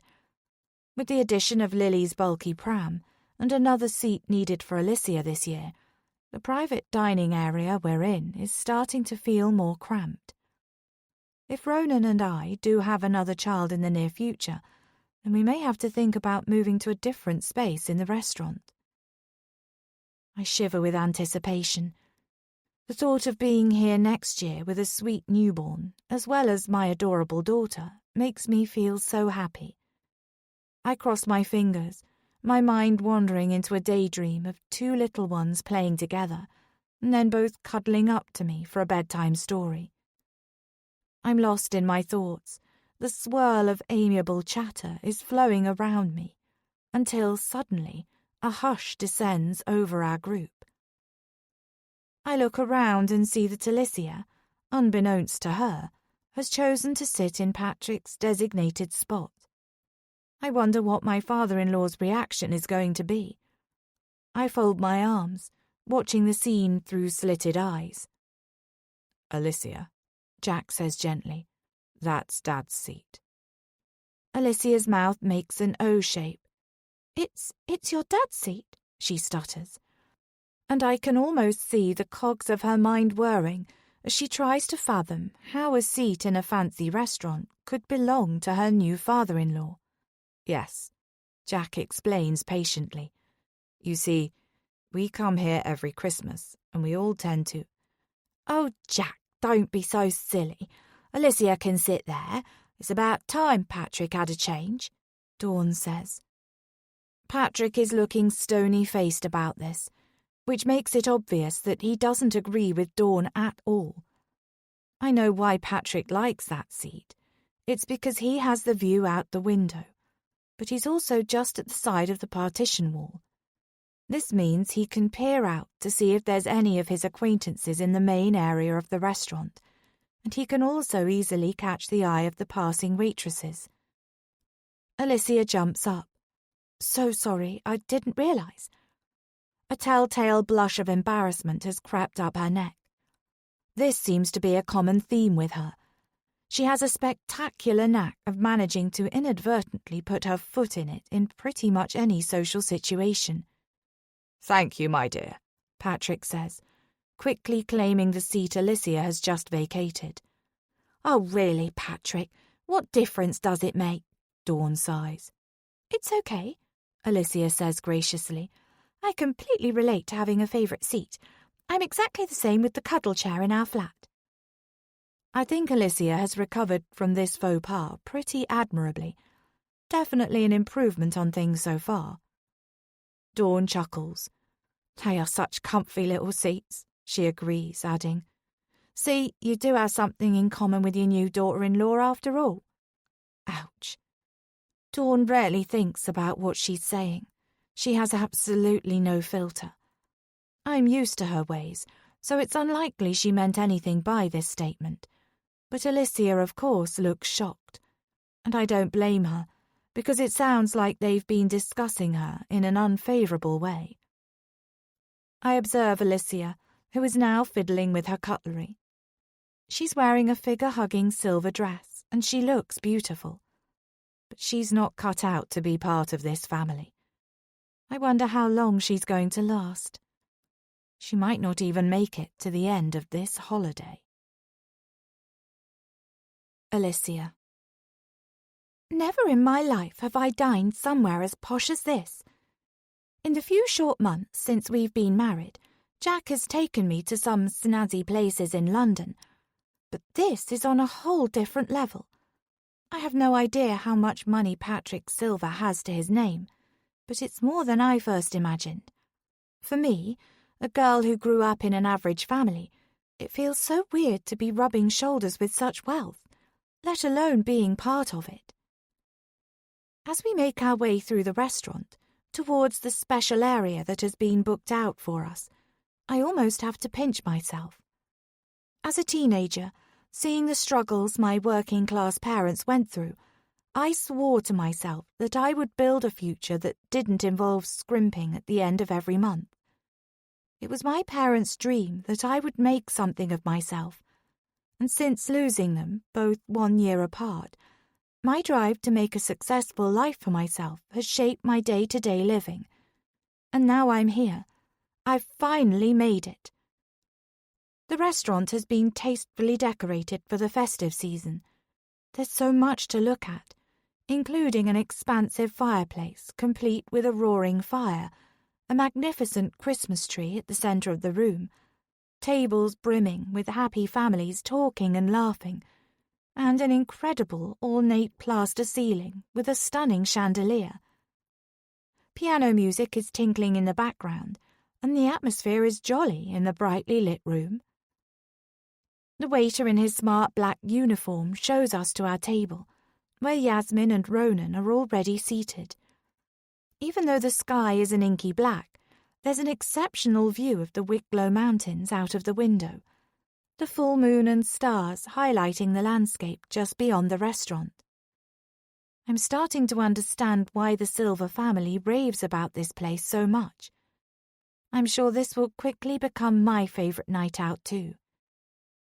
Patrick has moved on from his complaints about the taxi ride now, and spirits seem high. The table is beautifully decorated, with ornate Christmas crackers, pretty candles, and a festive-themed tablecloth. Zara takes a seat, and so I follow suit, choosing one of the chairs nearest to the partition wall. The talking stops and everyone goes quiet. I look around me, trying to work out what happened to cause the sudden silence. Alicia, Jack says gently. That's Dad's seat. My mouth makes an O shape. It's your dad's seat, I stutter as I process his meaning. We're in a fancy restaurant. Surely Patrick hasn't paid to reserve this seat for him and him only. Yes, Jack explains patiently. You see, we come here every Christmas, and we all tend to. The reasons why my father-in-law has a designated seat at the Mount seem to come at me from all directions, as Dawn begins to talk over Jack. I want to rewind the clock again, as it seems I've made another error in judgment. I look up to see a stony expression on my father-in-law's face. It's clear that he wants me to move. I immediately jump out of the seat. So sorry, I didn't realise. A blush of embarrassment creeps up my neck. How do I manage to keep making so many missteps? Thank you, my dear, Patrick says, quickly claiming the revered seat. Oh, really, Patrick, what difference does it make? Dawn chides him. I want to smooth this over, so I garble something about having a favourite seat at home. Dawn chuckles and I exhale. Hopefully this will be forgotten about quickly, by all of us. But then Dawn nudges Patrick and says, "See, you do have something in common with your new daughter-in-law after all." What did she just say?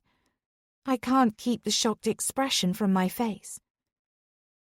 Dawn picks up the menu, oblivious to my hurt feelings, and starts to muse over the selection of delicious options on offer. I can't believe she just said that. It was such a cutting remark, and so unnecessary. I'm sure that Patrick and Dawn have talked about me between themselves, both my character and my suitability as a wife for Jack, but she didn't need to reveal that to everyone.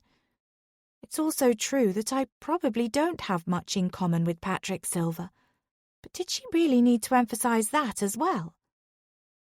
I stare down at the cutlery, feeling hot and clammy. I try not to let the remark get to me. I need to make it my mission to find some common ground with Patrick, and I need to do a better job of understanding Dawn. Neither of them are going to be easy people to win over. Oh, I think I might have the cold cannon soup to start with. Dawn is practically licking her lips at the prospect of the food on offer. "What are you going to have, sweetie?" she asks Zara. "A salad," Zara mumbles, still not willing to be cajoled into enjoying the festivities. Having seen the interactions between Dawn and Patrick this evening, I wonder what Dawn's background is. She has a prominent Essex accent, but other than that, I don't know much about her at all. How did she meet Patrick? Does she have money to her name as well? What happened to Zara's father? There are quite a few things I'd like to find out about my stepmother-in-law, and perhaps doing a little digging about who she is and what makes her tick will help me to find a way to build a friendship with her. It strikes me that if Dawn isn't from as affluent a background as Patrick and his sons, this could be a good bonding point between the two of us. I also might be able to learn a thing or two from her about being a wife to a silver man, as well as discovering more about Patrick through her. My brain spins with possibilities, and I feel buoyed by my ideas to learn more about this family and ensure that I become a key member. Although I'm a fish out of water in the Silvers world right now, I'm a fast learner. I may not be the loudest voice in the room, but that's okay, because I understand who I am and what I want. Jack was very much part of my plan for the life I strived for. I wasn't really aware of his family connections or the money he came from to begin with, but I have to say, that's been a very nice bonus to my husband's package. I scan the menu. There's so much choice that I hardly know where to start. "What are you having?" I whisper to Jack. "Definitely the lamb cobbler. It's one of the best dishes they do, in my opinion." "Really? Perhaps I'll have to try to steal the recipe then." "I'm sure they keep it under lock and key," Jack replies. "It will be a hard piece of information to get hold of." "Challenge accepted," I say playfully, hooking my foot around his leg under the table. Anything for my husband. Jack is grinning at me like the cat who got the cream. I'm loving this newlywed bubble. Truth be told, I'm not entirely sure what half of the things on the menu are, so I make a mental note to Google some of the dishes so I know what's what before our next visit. The amount of cutlery in front of me is also cause for concern. Looking at all the different silverware lined up, each with a different purpose that's unbeknownst to me, I recall the movie Titanic and the scene where Leonardo DiCaprio is similarly confused by the upper-class dining etiquettes. I cast my mind back and remember something about using the cutlery on the outside first. I'm sure that was it, but I will be keeping a beady eye on what everyone else is doing. I don't want to make another slip-up like I did when I sat in Patrick's seat. "You must come over to visit this summer," Patrick is telling Jack. "The golf course here is one of the best. Ronan and I played a few times this year. You missed out." "It would be good to stay in the summer," Jack agrees. I've not spent a summer in Ireland for years. Exactly. About time you made a bit more effort with your family. I feel Jack flinch beside me.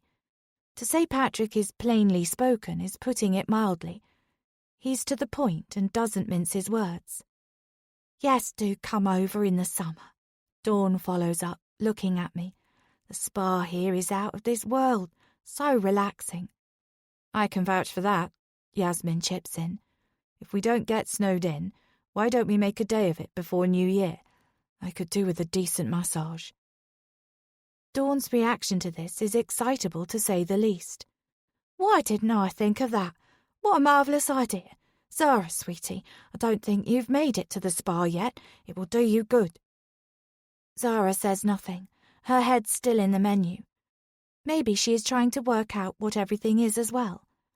A spa day sounds heavenly, though, and just the idea of it lifts my spirits. I hope we don't get snowed in, so it's possible. Let's do our Christmas crackers, Dawn suggests. Yasmin peers cautiously into Lily's pram, but the baby still seems to be sleeping. Not too loud, though, Yasmin says in a low voice. I don't want Lily to wake up before the food arrives. Oh, nonsense, Dawn protests.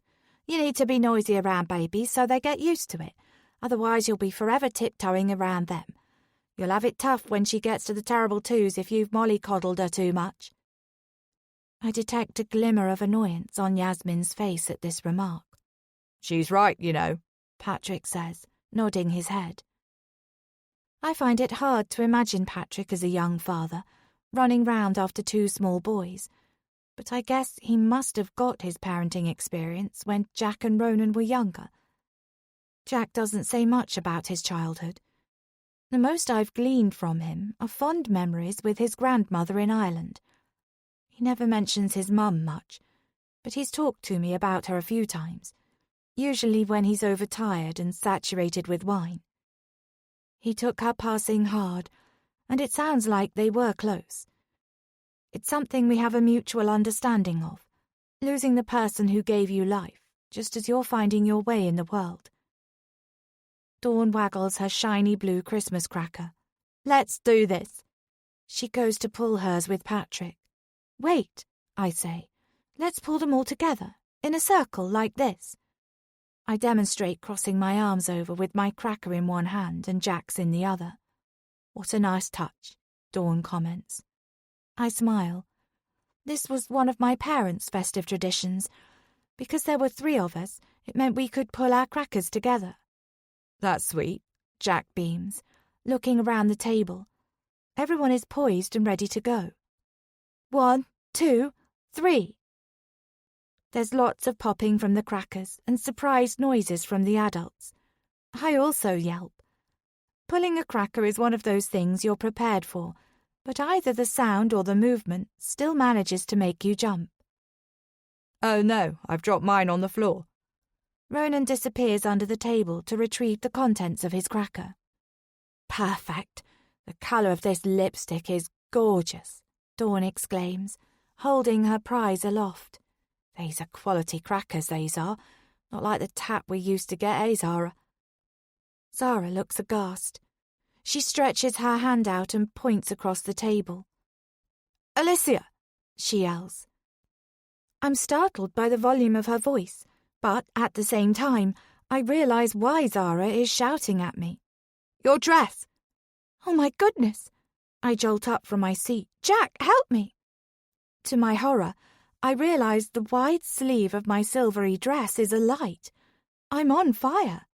Crikey, Patrick shouts. Jack swears. The yellow flames are dancing along the long, wide sleeve by my wrist, and starting to work their way upwards. The bottom of my left arm instantly feels scorching hot. Move! Yasmin shoves my husband out of the way, and before I can protest, I feel ice-cold water hit me. Yasmin has thrown the entire contents of a jug of water at me. I reel backwards from the shock of the cold liquid. I'm drenched. The water hit me in my chest area, splattering droplets up onto my face that I know will cause my makeup to run, and cascading all down the front of me. My burning sleeve got a few splashes of liquid, but not enough to diffuse the situation. "Waiter!" I hear my husband call. Did Yasmin deliberately miss? The thought flashes into my mind and quickly fizzles away. I've got a more pressing situation to think about. But just as I'm reaching for my own tall glass of water, a force knocks me over and I tumble to the floor. "Down! Stifle the oxygen! That's it!" I find my arm being pressed to the ground, and Patrick is on the floor with me, trying to fan out the sparks of fire with a menu. But he just makes it worse, and I yelp in pain as the flames hit my skin. There's lots of movement going on around me, and very quickly a waiter comes to my rescue, dousing my burning sleeve with water before patting my arm down with a fire-resistant blanket. The heat cools and I sigh with relief. Alicia, are you hurt?" Jack is sitting beside me on the floor and gently maneuvers me to an upright position. "Let me look at your arm." The waiter who put out the flames intervenes and introduces one of his colleagues, who's apparently trained in first aid. I'm advised not to pull at the sleeve in case the material has melted to my skin. "Come with me." The kindly waitress ushers me away from the table and into a little room nearby, and Jack follows in our wake. "Oh my!" I shake my head, tears spilling down my cheeks. "I can't believe that just happened." "Never mind that. Let's get your arm looked at," Jack says, his face a picture of concern. The waitress carefully cuts through the sleeve of the sequin dress. The material has not melted onto my skin, so she gently assesses the damage. Thankfully, it's not as bad as it looks. The sleeve of the dress is ruined, and I have a mild burn along my wrist. But that's nothing compared to the way my ribs are aching from Patrick bundling me to the floor. "You're very lucky," the waitress tells me. I don't feel lucky at all right now. The opposite. I feel extremely unlucky. That could have been really nasty. She cleans up the mess and bandages up my wrist. "Do you want some painkillers?" I wince. "No, but I'll have a large glass of something strong." "Sit here for as long as you need to." The waitress gets me to sign an accident report with my good hand, and then disappears to fulfill my drinks request. "That was so..." Jack struggles to finish his sentence. "Clumsy?" I supply. I wrinkle my nose, the faint smell of burning still filling my nostrils. Jack kisses me on the forehead and then gives me a hug. I sigh deeply. "Oh, I'm doing everything wrong today." "Look, it's been a long day. The main thing is that you're not too badly hurt." I let him hold me. Although my wrist stings, it's my pride that's really damaged. After a few more minutes, we rejoin our table. The area has been straightened out, and it looks as though nothing has happened. Everyone fusses around me and Jack thanks Yasmin and Patrick for their attempts to help. I hear Patrick say to Dawn that he will be giving the hero waiter a big tip as a thank you for his quick actions. I try to behave as though it wasn't a big deal, even though I'm still shaking. As everyone else is talking, I look at the layout of the table and the spot where the candle, which has now been removed, was positioned. It's so odd. I can't work out how on earth I managed to catch my sleeve alight. I look up and I see Yasmin watching me intently, and then I remember her poorly aimed throw. I still feel damp on the front of my dress, but that doesn't bother me half as much as the renewed niggle that my sister-in-law deliberately wasted the water and threw the contents of the jug at my torso rather than over my sleeve. She is sitting at a spaced distance from me, but there's no one in between us, just an empty chair. Is it possible that she moved the candle so that it was in my way? Was she trying to injure me on purpose? Yasmin. A waitress comes along to take our orders. It's perfect timing and a good distraction from the spectacle that Alicia has just caused. "A pint of the black stuff," Patrick declares, and Ronan follows suit. I'm not a fan of Guinness, but it's the drink of choice for the Silvermen. Alicia has already finished one glass and orders another Jack Daniels and Coke.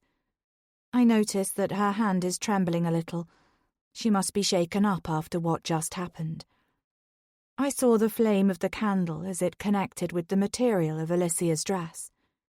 It was her fault for being so unobservant, and now the whole family is fawning round her, even though she's got little more than a slight burn. "A white wine spritzer for me," I say, a hint of impatience in my voice. "With soda."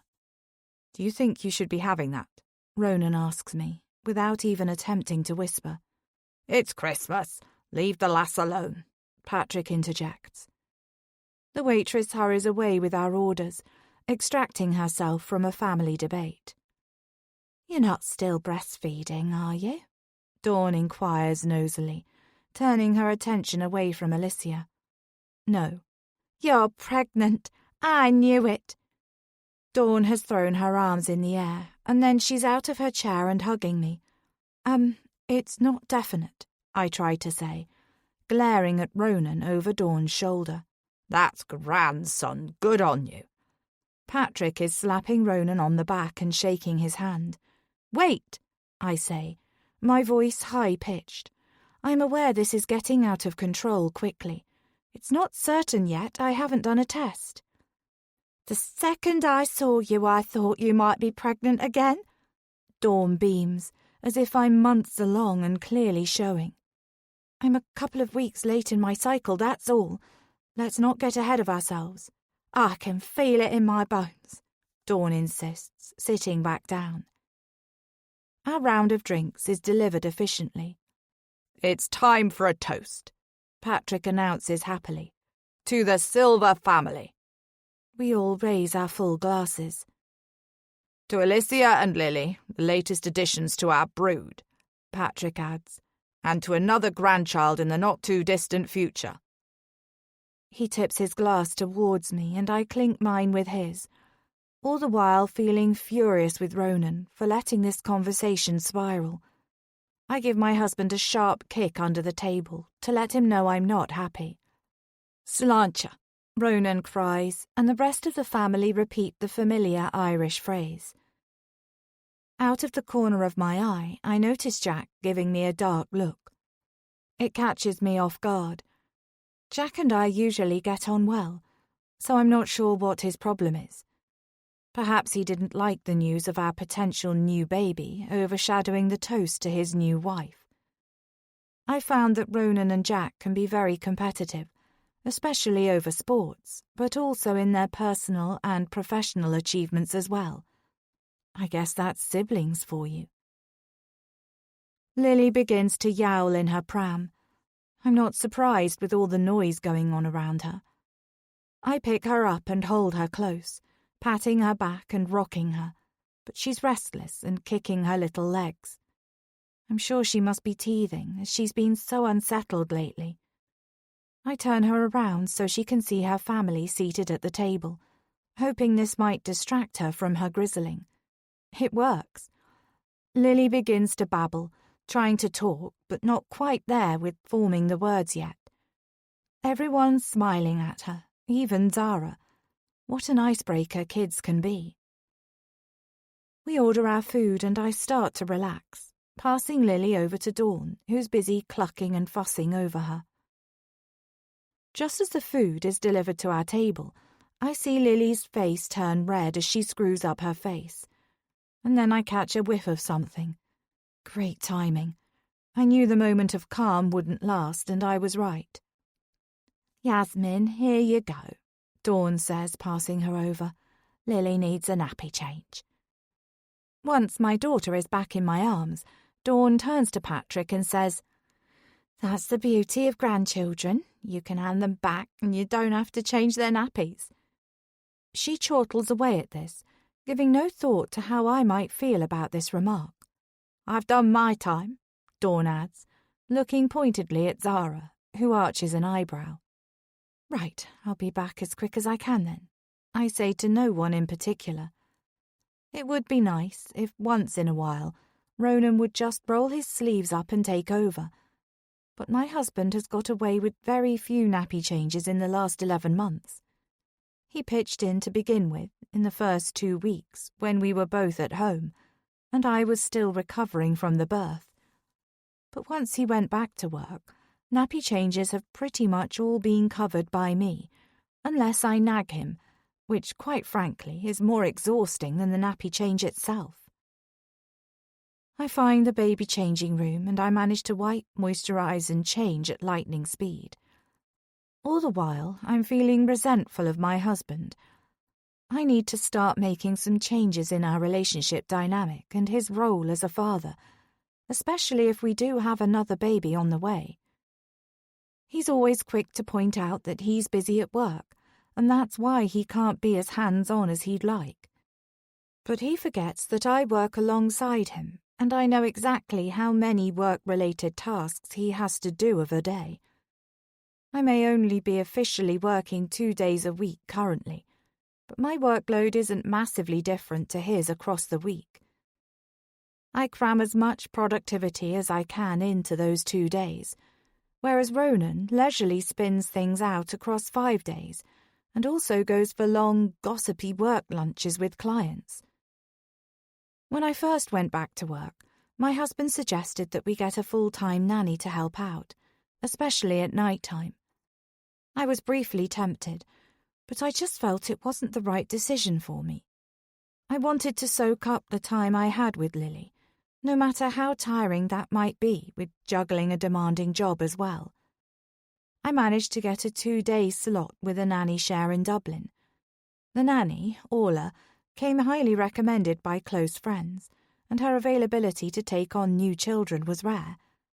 So I snapped her up while I could. Orla is at our house 1 day a week with Lily and 2-year-old Ben. The little boy is the child of one of my best friends, Aoife, who lives nearby us in Dublin. On the other day, Lily is at Aoife's house with Ben. It works well, as it means Lily has a day playing in familiar surroundings, and another day in a different environment to stimulate her.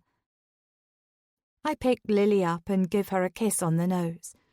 She rewards me by saying, "Mama." I laugh. Lily is adorable, her blonde hair tied into 2 little pigtails, with a couple of flyaway curls escaping the bows. I hug her tightly. As I rejoin the group, I'm pleased to see a high chair has been added, and I pop Lily down in her seat. It's far too late for her to be awake, and this is going to throw her carefully planned routine off completely. But it's worth it for the mouth-watering food they serve here. This is delicious. Dawn can always be relied on to be theatrical, and when one of the waiters comes to check if we're happy with the meals, she spends a good few minutes waxing lyrical about how divine her stout braised steak is. The staff seem pleased by her compliments. I'm sure they're looking forward to a nice big tip later on. Lily sits and chews some mashed potato and broccoli, immediately staining her cute pink dress with green streaks. It keeps her entertained, though, and I'm able to eat a hot meal for a change. As I'm savouring my divine food, I can't help but notice the snow is continuing to fall on the Wicklow Mountains, and I'm sure it's getting heavier with every passing minute. I elbow Ronan. The weather is getting worse. He grunts in response, not easily distracted from the lamb cobbler he's wolfing down. Everyone else also has their eyes down, enjoying their expensive food. After finishing my meal, I make my excuses and head to the ladies to freshen up. On my way there, I find the restaurant has emptied out a lot. There are only a couple of tables left now. The pianist is playing to just a handful of people. The majority of these diners look as though they are winding up their evenings, and one group of people are shrugging on their coats. I check my watch. It's 9:30 p.m., and usually this place is buzzing until gone midnight. "Are you okay there?" a young waiter asks me, his hair slicked back and his uniform pristine. "Are guests leaving early due to the weather?" I blurt out my concern. "Yes, a number of our diners have a fair journey home, and they didn't want to get caught out in the snowstorm tonight." "What's the forecast looking like for the next few hours?"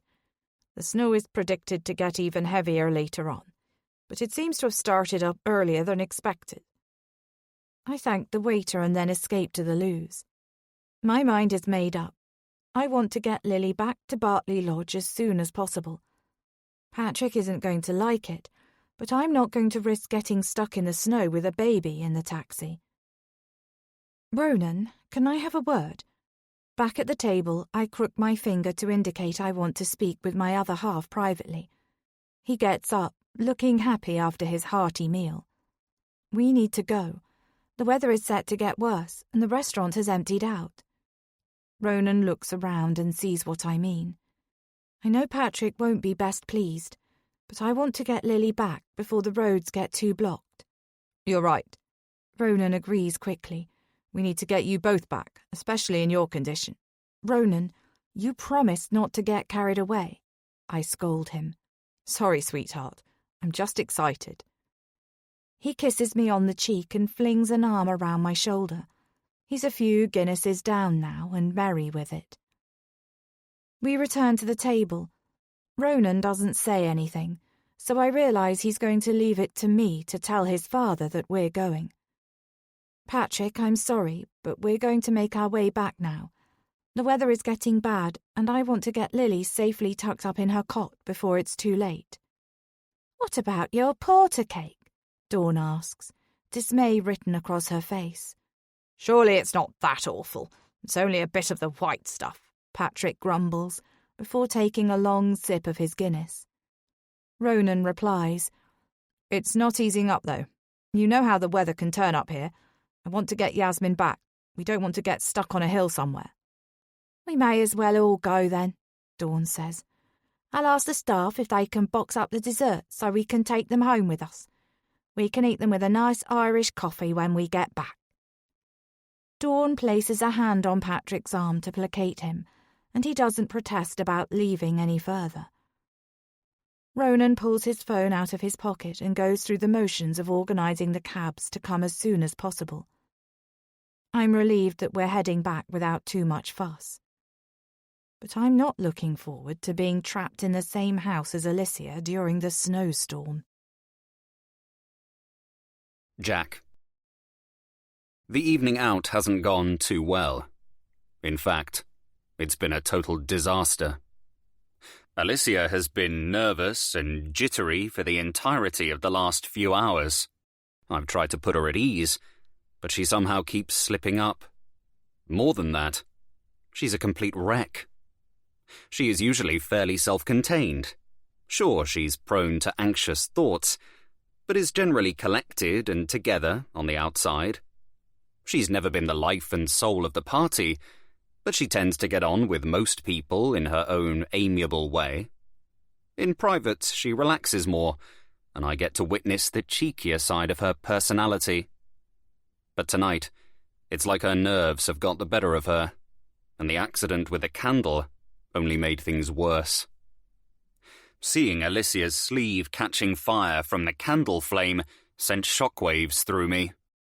But I'm useless in emergency situations, and the best I could do was call a member of staff over. Although, thank God I did, as things could have taken a nasty turn if they'd been left unchecked for much longer. Now we're all gulping down our drinks and being handed our desserts in flimsy cardboard boxes. The evening didn't really get started, and has been abruptly curtailed. If only we'd had a bit longer here, the mood might have brightened up. Returning to the lodge is the right call, given the situation with the weather. But I can't help but think the car ride back is going to be just as painful as the drive to the restaurant. If only we'd all had the chance to have a couple more drinks, as it might have loosened everyone up. Instead, the atmosphere now is even more strained than it was at the start of the meal. We wait 20 minutes, until one black cab eventually turns up. It's the one with a child seat in, so Ronan, Yasmin, and Lily are spirited off into the darkness. The rest of us sit in the lounge area of the restaurant, in comfortable, velvet-upholstered chairs around the roaring fire. Alicia has selected the furthest chair away from the hearth, and I don't blame her after what happened. But I'm enjoying the warmth that's relaxing my tense muscles, along with the pleasant after-effects of my last drink of whiskey. "Another round!" My father barks at a passing waiter. The grandfather clock nearby is ticking loudly, marking every passing minute, and my father is once again becoming agitated.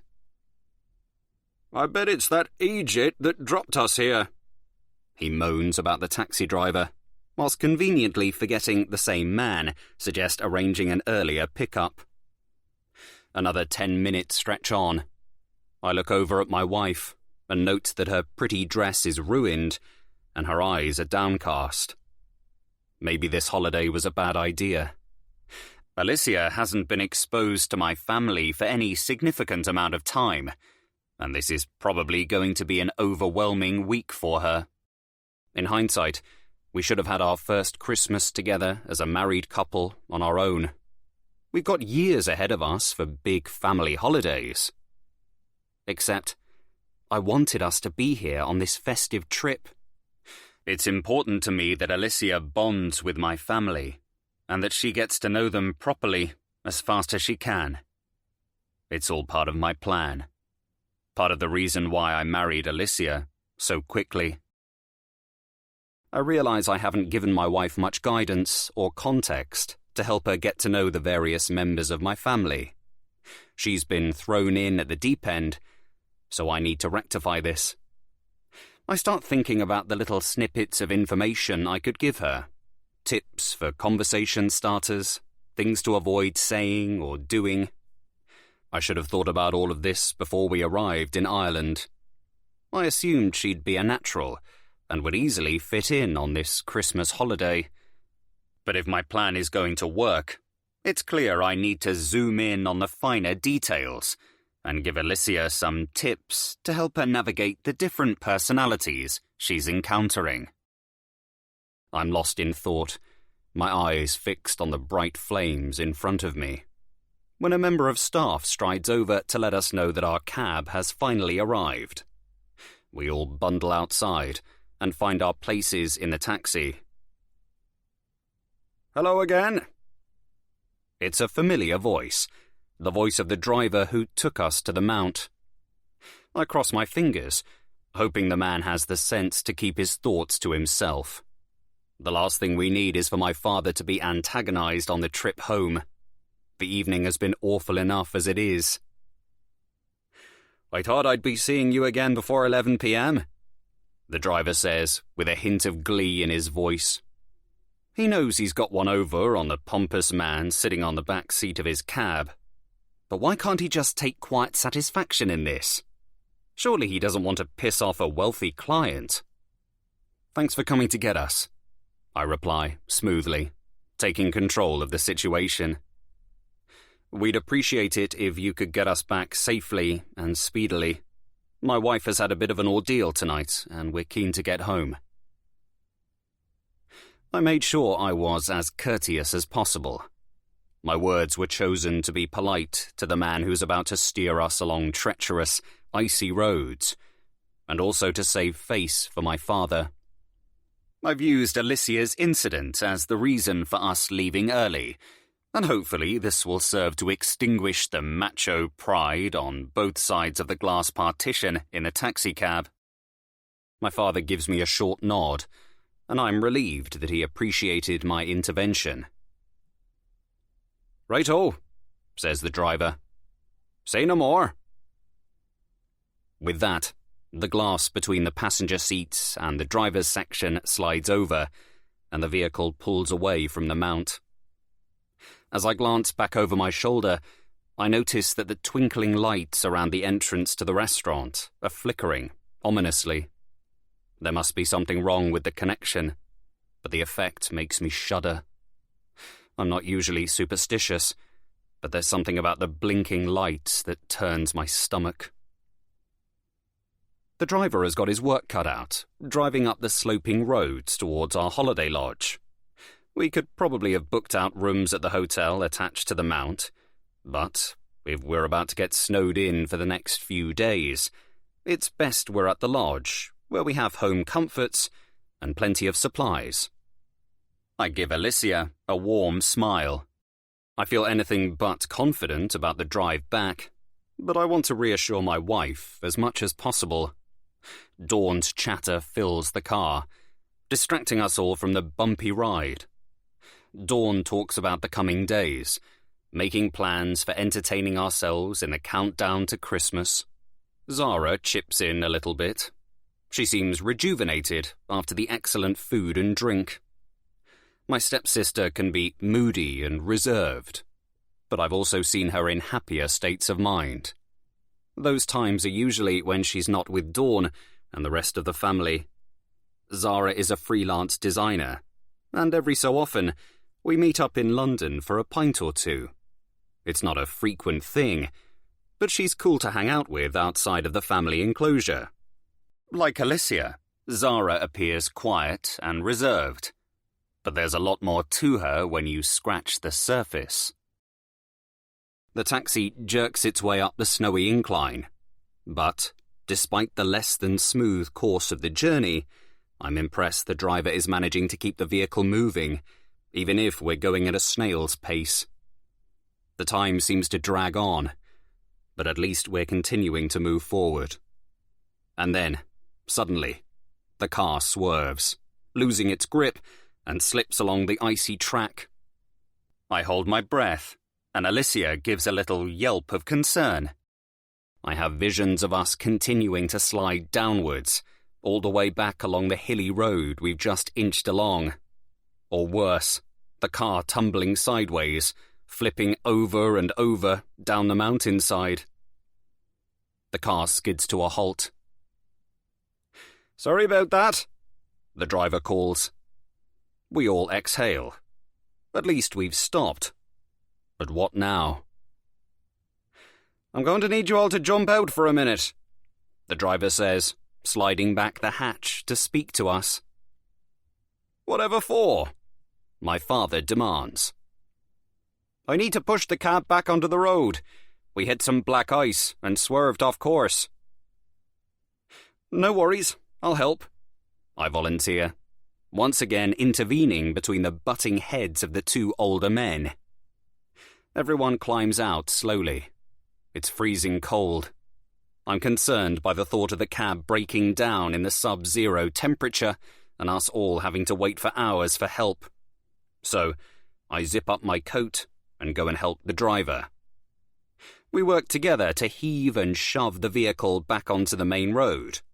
Zara mucks in too, while the others stay back, huddling close for warmth and watching as we strain and push the black cab out of the snowy bank. It takes an enormous effort, but we manage to get the vehicle back on the road. We all climb back into our seats, and the driver gets us moving again. We're going even slower this time, and the rest of the journey is incredibly nail-biting.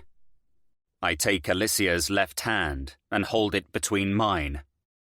Staring out of the window, I look for familiar landmarks, but everything is covered in a blanket of white. After what feels like hours, we climb towards the gravel driveway that leads to our holiday lodge, and the driver pulls over. "There you go, folks. I'm not going to attempt that last incline, so I'll drop you here." "Thanks very much," I respond swiftly. I slide a few notes over to the driver by way of a tip. "Will you be all right getting back?" I ask. The driver looks at me, surprised. I'm hoping he won't want to take up a room for the night, but in the circumstances, I have to ask. I don't want him to have an accident on the way back, and for that to be on my conscience. "Yeah, pal, I'll be grand." I shake his hand, and then follow the others out of the cab and up the snow-covered path, before turning to watch the vehicle slip and slide its way into the dark night. I watch my breath, visible in front of me in the frosty air. We made it back in one piece. We made it back alive. Now. The handcuffs bite into my wrists as I'm half lifted, half dragged between two burly Garda officers. My teeth are chattering from the cold and the fear welling up inside me. I'm vaguely aware of one of the officers reading me my rights, and it feels so surreal. Words from TV programs and films floating in the chill air. You do not have to say anything. I couldn't say anything even if I tried. The shock at finding the dead body and then being immediately arrested, accused of murder, has resulted in my brain freezing, unable to respond to what's going on around me. I let my body go limp and allow myself to be spirited across the snow with no resistance. Bartley Lodge is now in sight, light emitting from the windows and reminding me that, just a few hours ago, everything was normal. Now nothing will ever be the same again. One of the officers shoulders open the front door and shoves me inside. I stumble and trip, flat on my face, my arms bound behind me and unable to break my fall. A pain sears in my cheekbone and tears sting in my eyes. I want to cry out, but I've lost all control of my voice. An officer hauls me back to my feet. I blink rapidly to clear my eyes, and when my vision unmists, I see 4 shocked faces staring at me from the other end of the hallway. "What's going on?" a voice cries. If only I could explain. Alicia. I turn over, my eyes fluttering open as the morning light filters through a gap in the curtain. I feel warm and cosy, the thick duvet half wrapped around me, and I sigh as I'm greeted by the face of my gorgeous husband. "Morning," I say, scooching closer to him. Jack yawns widely and murmurs something under his breath. "What was that?" I ask him softly. "You stole all the covers," he groans. I look over at him, half in and half out of the duvet, and see that he's right. We never seem to get the duvet sharing right. One of us always ends up out in the cold. I puff up the duvet cover and throw more of the bed covers over him. Jack settles back onto the pillow, and almost immediately he is snoring once again. I lay still for a minute, trying to work out why I have an odd sensation swirling inside me. I have a strong feeling of something being awry. Then it all comes rushing back to me. Last night, the candle, the burn, the water, the hair-raising journey back to the lodge. I gingerly lift up my left arm and gently prod the bandage just below my wrist. My skin feels tight and uncomfortable underneath it, but more than that, my ego is also bruised. There's no way I want to get up yet and face Jack's family once more. I settle back down, tossing and turning for a bit, trying to get comfortable. I'm just drifting off again when there's a sharp knock at the door. "Wakey, wakey," comes a sing-song voice. And then Dawn barges open our bedroom door and is in the room, standing at the foot of our double bed. Jack sits up abruptly, rudely awoken from his slumber, while I half squeal and pull the duvet up over my chin. "Dawn!"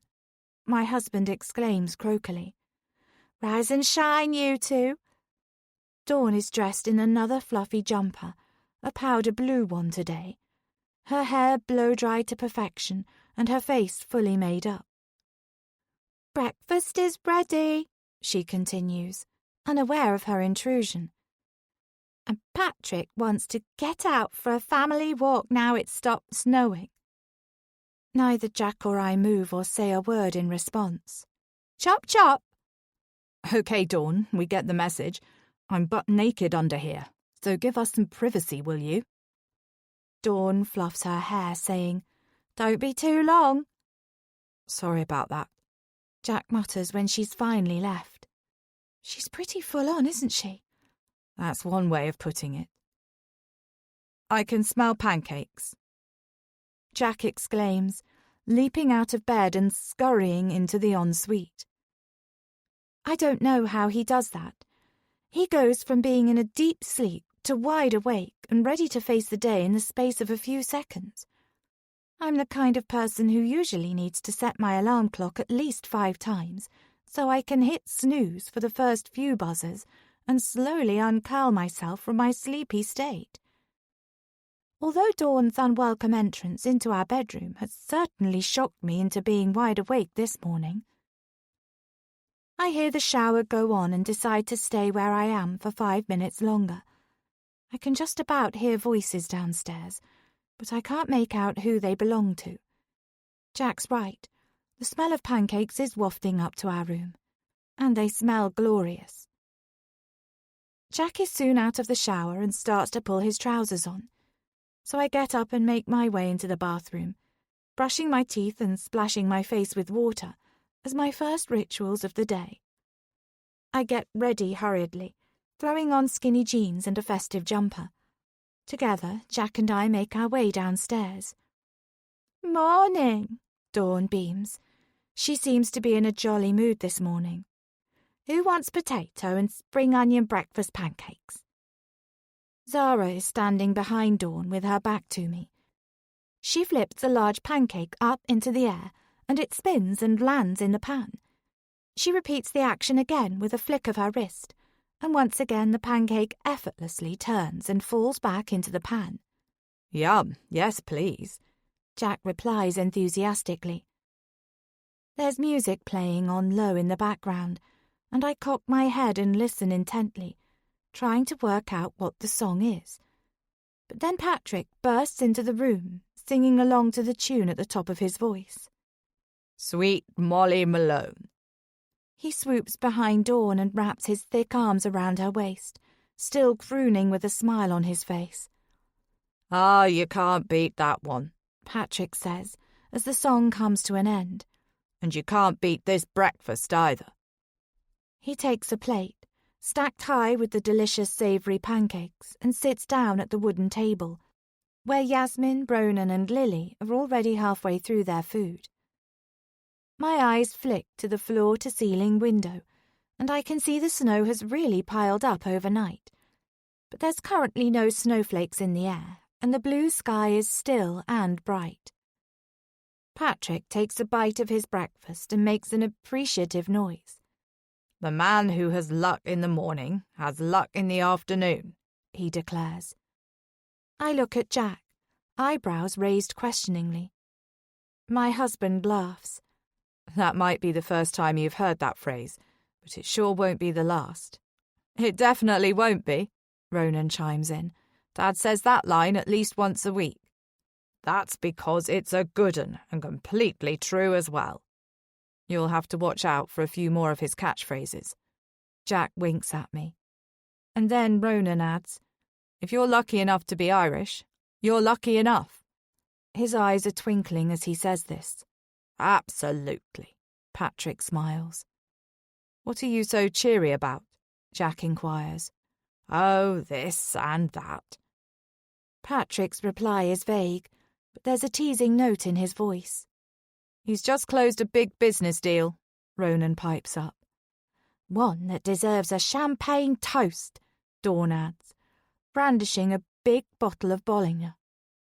She pops the cork and it ricochets off one of the kitchen cabinets, zooming towards me and flying straight by my ear, merely an inch from my face. My heart is thumping. That was a near miss. Dawn fills a number of glasses and hands them out.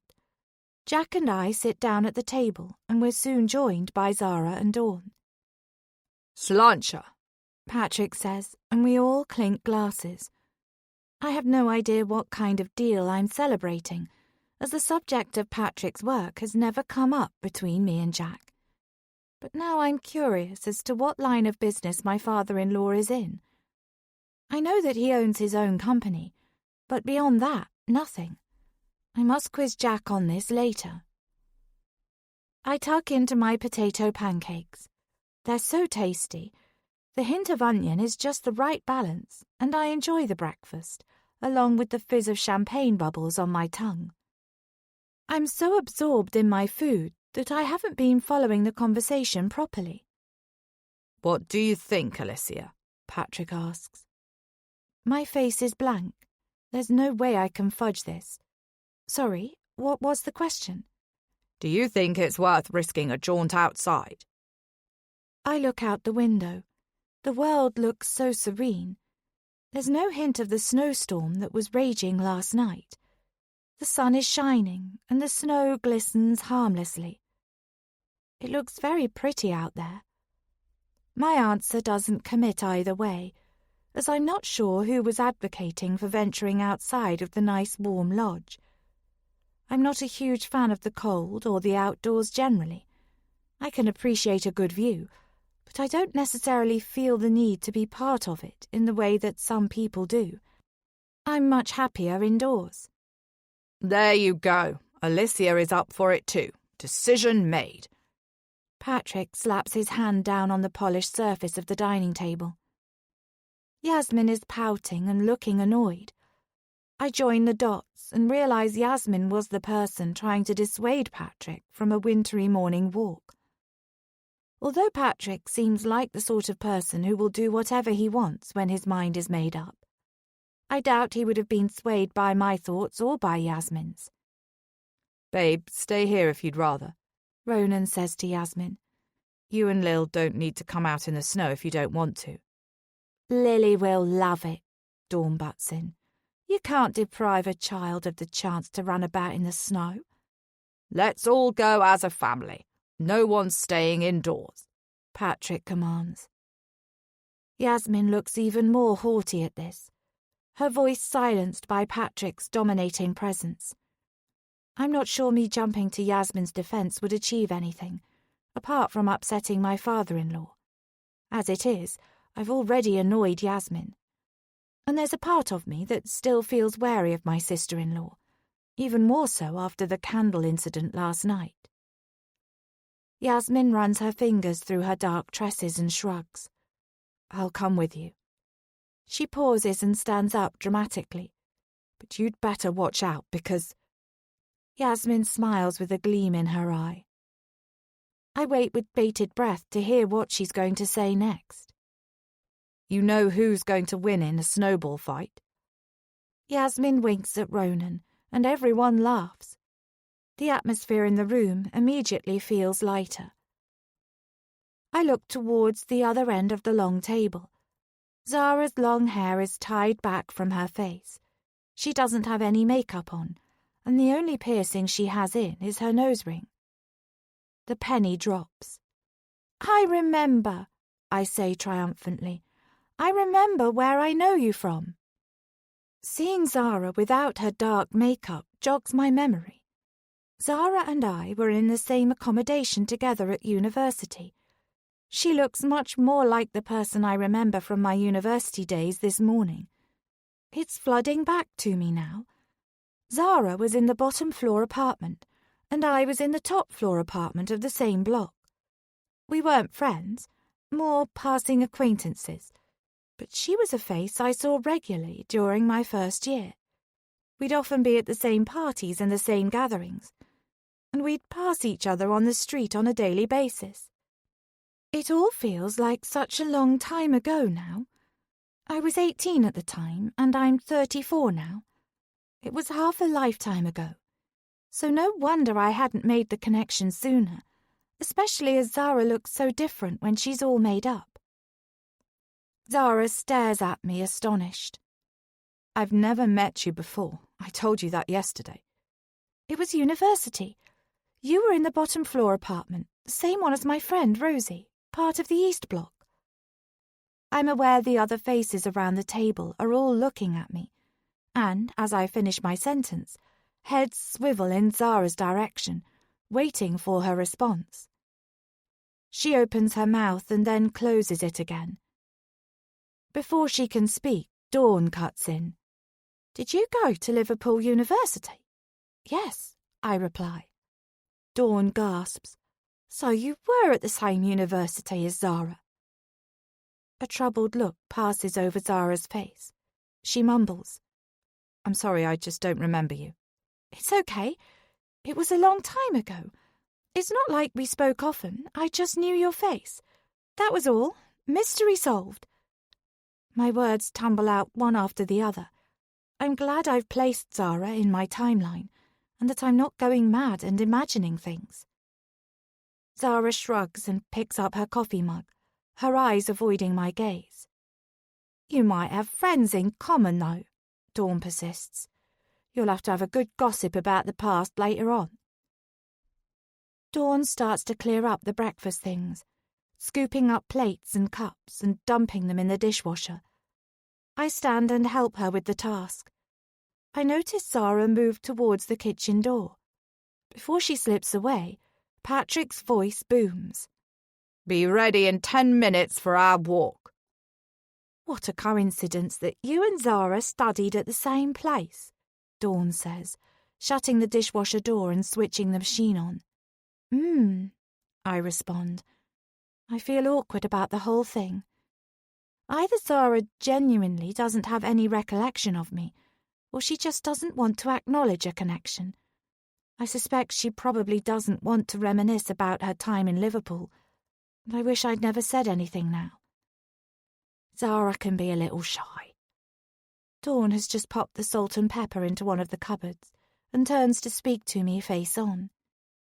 I contemplate this. Is Zara really shy, or is she standoffish? Rude, even? I can't get the measure of her. She'll warm up soon enough. It just takes her a bit of time. I nod, not sure what to say, but it's sweet that Dawn is so keen for me to get on with her daughter. Why don't you have a chat with her whilst we're walking? She's better one-to-one. Of course. I smile and hope this is the case. I need to form some alliances in this family. Although Dawn herself is the best ally I could have, so I'm eager to do whatever I can to get her to like me. Zara seems like the outsider, the weakest link. But she could be the key to me gaining approval from Dawn, who's clearly second in command after Patrick. I need to carve out a place for myself amongst the established relationships in the Silver family, and I'm going to do whatever it takes to make myself belong in this world of wealth and luxury, with these people who have no idea how lucky they are. Yasmin. What a horrid evening last night was. I couldn't get back to the lodge fast enough. The whole meal was a washout from start to finish. We should never have gone to the Mount in that weather. I'm feeling angry at being forced out into the cold, treacherous blizzard to endure an uncomfortable meal, followed by a nerve-shredding journey back to safety. I have my daughter to think of, and I'm not happy about the way Patrick railroaded us all into participating in yesterday's outing. Nor am I pleased at this being repeated this morning. I don't want to step foot outside of this lodge. It might not be snowing right now, but I bet it won't be long before we start to see flurries in the air again. Patrick always takes an authoritarian attitude to decision-making when we're all together. Usually I'm okay with this. After all, it's his holiday house, so I can accept that we play by his rules. But I'm a mother now, and I feel a burning resentment at being bossed about by Ronan's father. Patrick has no regard for Lily's routine, let alone any thought for what's best for his granddaughter's well-being. It's interesting that I'm seeing Patrick in a new light, now that I'm a parent. Before Lily's arrival, I looked up to Patrick. He inspired me with his entrepreneurial spirit, but lately I've noticed more of his selfish traits. I wiped Lily's hands and face before lifting her out of her high chair. She scrambles to get down on the floor. I watch her set off crawling, at speed, towards the open kitchen door. In years gone by, I may have grumbled internally at Patrick's insistence on early morning walks. however late the previous night was, and despite everyone's sporting hangovers. Patrick always says a long, brisk walk in the morning is the best cure for a heavy night. And in some ways, I agree. Getting out in the fresh air often helped to shake off the after-effects of alcohol. However, repeating this cycle almost every day for a week is an exhausting way to spend a holiday. So I'd often need a few days' recovery when we got back home. An opportunity to sleep in late, watch TV in my pyjamas and eat chocolate to my heart's content. But things are different this year. I'm still up in the night with Lily at least once, sometimes twice. So there's no way I'm going to keep up with the pace of late nights and early mornings for the entirety of our stay. I'm going to have to sit out a few things, but I need to do this diplomatically. I'm still Patrick's favourite daughter-in-law, and I intend for things to stay that way. The truth is, I see Alicia as a rival. For so long, I've been the perfect wife and the perfect daughter-in-law. I don't want anyone to take that crown away from me, least of all a commoner like Alicia, who has no class whatsoever. I have no idea what Jack sees in her. The more time I'm spending with the new addition to the family, the less threatened I feel by her. It's obvious that she's struggling to fit in, and she has no natural charm about her. But I have to make sure Alicia doesn't worm her way onto Patrick's most trusted list. Not just because it would dent my pride. There are other things in jeopardy as well. I catch up with Lily and pluck her from the floor. I take her into the lounge, where she wriggles out of my arms and makes a beeline for the enormous Christmas tree in the corner of the room. The red, round baubles hanging from the bottom branches are in her sights. She reaches the base of the tree before I can catch up with her. Lily tugs hard at one of the shining decorations. "Lily, no!" I cry as I rush over to her. I see the branch wobble, and a handful of the natural pine needles fall in a cluster onto the wooden floor, as well as covering my daughter. But luckily, she didn't dislodge the whole tree. "Lily, don't touch," I say crossly. "Leave the tree alone." I dust her down, making sure every last pine needle is removed from her clothing and hair. Then I pick her up once more and begin the battle of getting her into her snowsuit and Wellington boots. I tell her in a clear voice that we're going to play outside. Miraculously, she doesn't fight against me putting on her outer layers. Once my little girl is ready, I go and retrieve my own coat, hat, gloves and boots. I clasp Lily's chubby hands and help her to walk up and down the long hallway, whilst we're waiting for everyone else. I have no idea where Ronan is. He promised he'd stay off his work phone during the holiday, but he keeps disappearing. I'm sure he is checking in with the staff who are working until Christmas Eve. That's the only drawback of running a business of your own. You're constantly switched on, even on holiday. There are so many things to keep account of, so many potential pitfalls that have to be navigated. And there's always an unforeseen issue that arises as well. Whether it's someone unable to come in due to sickness or a tricky query that needs a resolution. This year, Ronan and I have invested a lot of time in training our staff. We wanted to challenge them, stretch them and give them the tools to progress in their careers. Unfortunately, a few of them, those who would easily fit under the term quiet quitters, weren't up for this at all. As a result, they've moved on, and it meant we had an intense round of recruitment that took up valuable time earlier in the year. The employees we have now are still newbies, and they've got a way to go until they're fully fledged members of the team. It does make it harder to hand over responsibility to our employees when they're still inexperienced, even if it's only for a few days. Maybe it would have been less stressful to just shut the business while we were away, but I doubt Ronan would have agreed to that suggestion. I just wish Ronan would learn to let go a little more. Does he really need to check in every few hours? Yes, there will always be new houses coming up for auction. Yes, there will always be new contracts that need sorting with potential tenants, and maintenance that needs doing across the rental properties that we own. But these things don't need responding to immediately. A day or two's delay won't impact the big picture. My husband doesn't seem to see things like that, though. He's out to prove himself to be as good as his father. I'm happy to help facilitate Ronan's dream, and I support him all the way. But we also need to establish a healthy work-life balance for our family, especially if we're soon to add another to our brood. I place my hand on my stomach.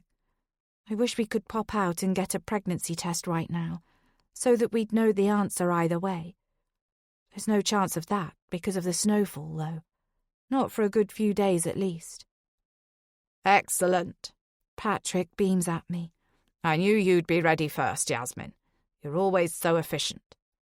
I take this as a compliment and smile back at him. Lily lifts her arms out in front of her, looking imploringly at Patrick. He bends down and lifts Lily off her feet, spinning her round in a circle as my daughter giggles with glee. Oh, look at that. Dawn is with us now, her phone out and snapping a picture of the cute grandfather and granddaughter moment. Just adorable. I feel a swell of pride at my cherub-faced child and her ability to wrap Patrick around her little finger already. It's a life skill that will serve her well in the future.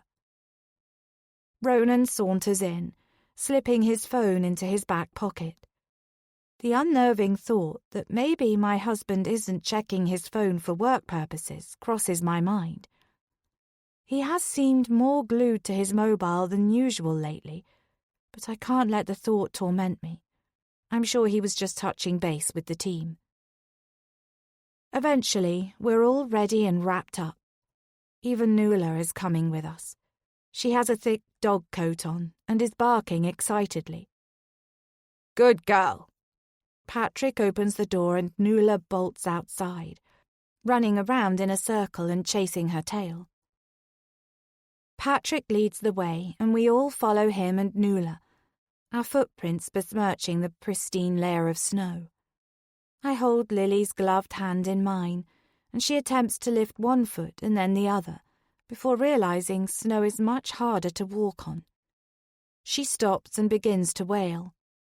I look around me, hoping that my husband might step in and carry our daughter on his shoulders, but he's already striding ahead, matching his father's pace, deep in conversation. Come on, little one. I smooth her hair and swing her up onto my hip. She's getting heavier by the day, but if I can catch up with everyone, then someone else might take her for a bit. I stomp forward until I've caught up with the rest of the group. Patrick seems to be leading us towards the woodland area at the bottom of the hill. Nuala is running back and forth between everyone, barking enthusiastically, and generally tearing around, releasing her pent-up energy. Lily gurgles and claps her tiny hands, her eyes fixed on Nuala's movements. Just ahead of me, I notice Alicia reacts every time Nuala comes in her direction. The poor dog is harmless, but Alicia is wary, and the canine's manic behaviour is spooking my sister-in-law. I smirk. Patrick adores Nuala. He's a dog lover, and he will hold it against Alicia if she doesn't warm to his beloved pet. I see Ronan put his mobile phone to his ear. He looks furtively around, spots me and flashes an apologetic look. He strides off ahead, talking in a quick, low voice. I wonder what the problem is now. He should have left the phone back at the lodge. We make our way under the canopy of trees. The snow isn't as thick on the ground here, but I look up and see many of the tree branches are weighed down heavily with white snow. I hope it's safe to be walking in these woods. I wouldn't want any of the branches above to come crashing down upon us. But I stay quiet, keeping my reservations to myself. Ronan is back with us in minutes. Lily! He waves at his daughter and she shyly waves back. Let me take her.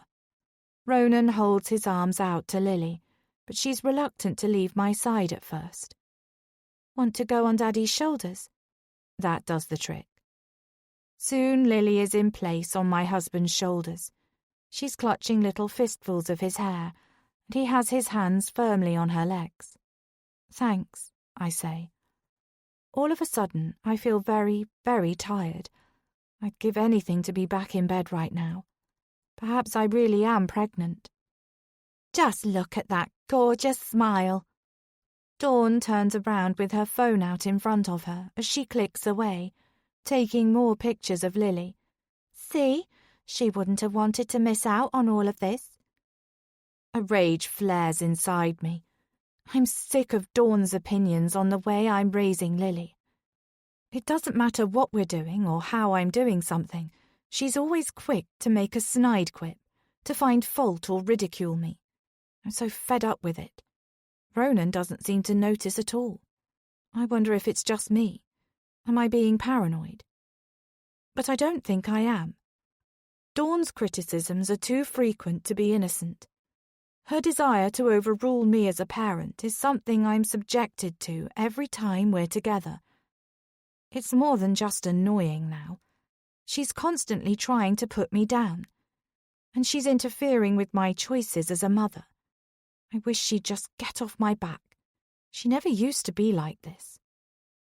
I shake myself from my morose thoughts and snap back to reality. It seems like a completely different life now. Alicia is talking to Zara. They're walking a few paces in front of me, heads bent towards each other. I'm intrigued, so I tune in properly to their conversation and listen to the two of them discussing their lives at university. And Zara reveals something very interesting indeed. Her words get me thinking. In all the time I've known Zara, she's never properly opened up to me. It seems Alicia is getting somewhere with her, though. I often think Zara is a spoilt brat. She's so self-absorbed, preoccupied with her own issues, never looking up to notice the world around her. But maybe there's another story there, one that I've missed. This is the danger with any new addition to a family. Unless they're a little newborn, people come with history and with baggage, and there are enough problems in this family as it is, without having any more to contend with. Alicia. Dula is zipping up and down the line we're walking in, running in a wide circle, as though she's a sheepdog rounding us up. I shiver. Nula has long legs and sharp teeth. I've not spent much time around dogs, not even little ones, so even though I know she's a loyal family pet, I'm wary.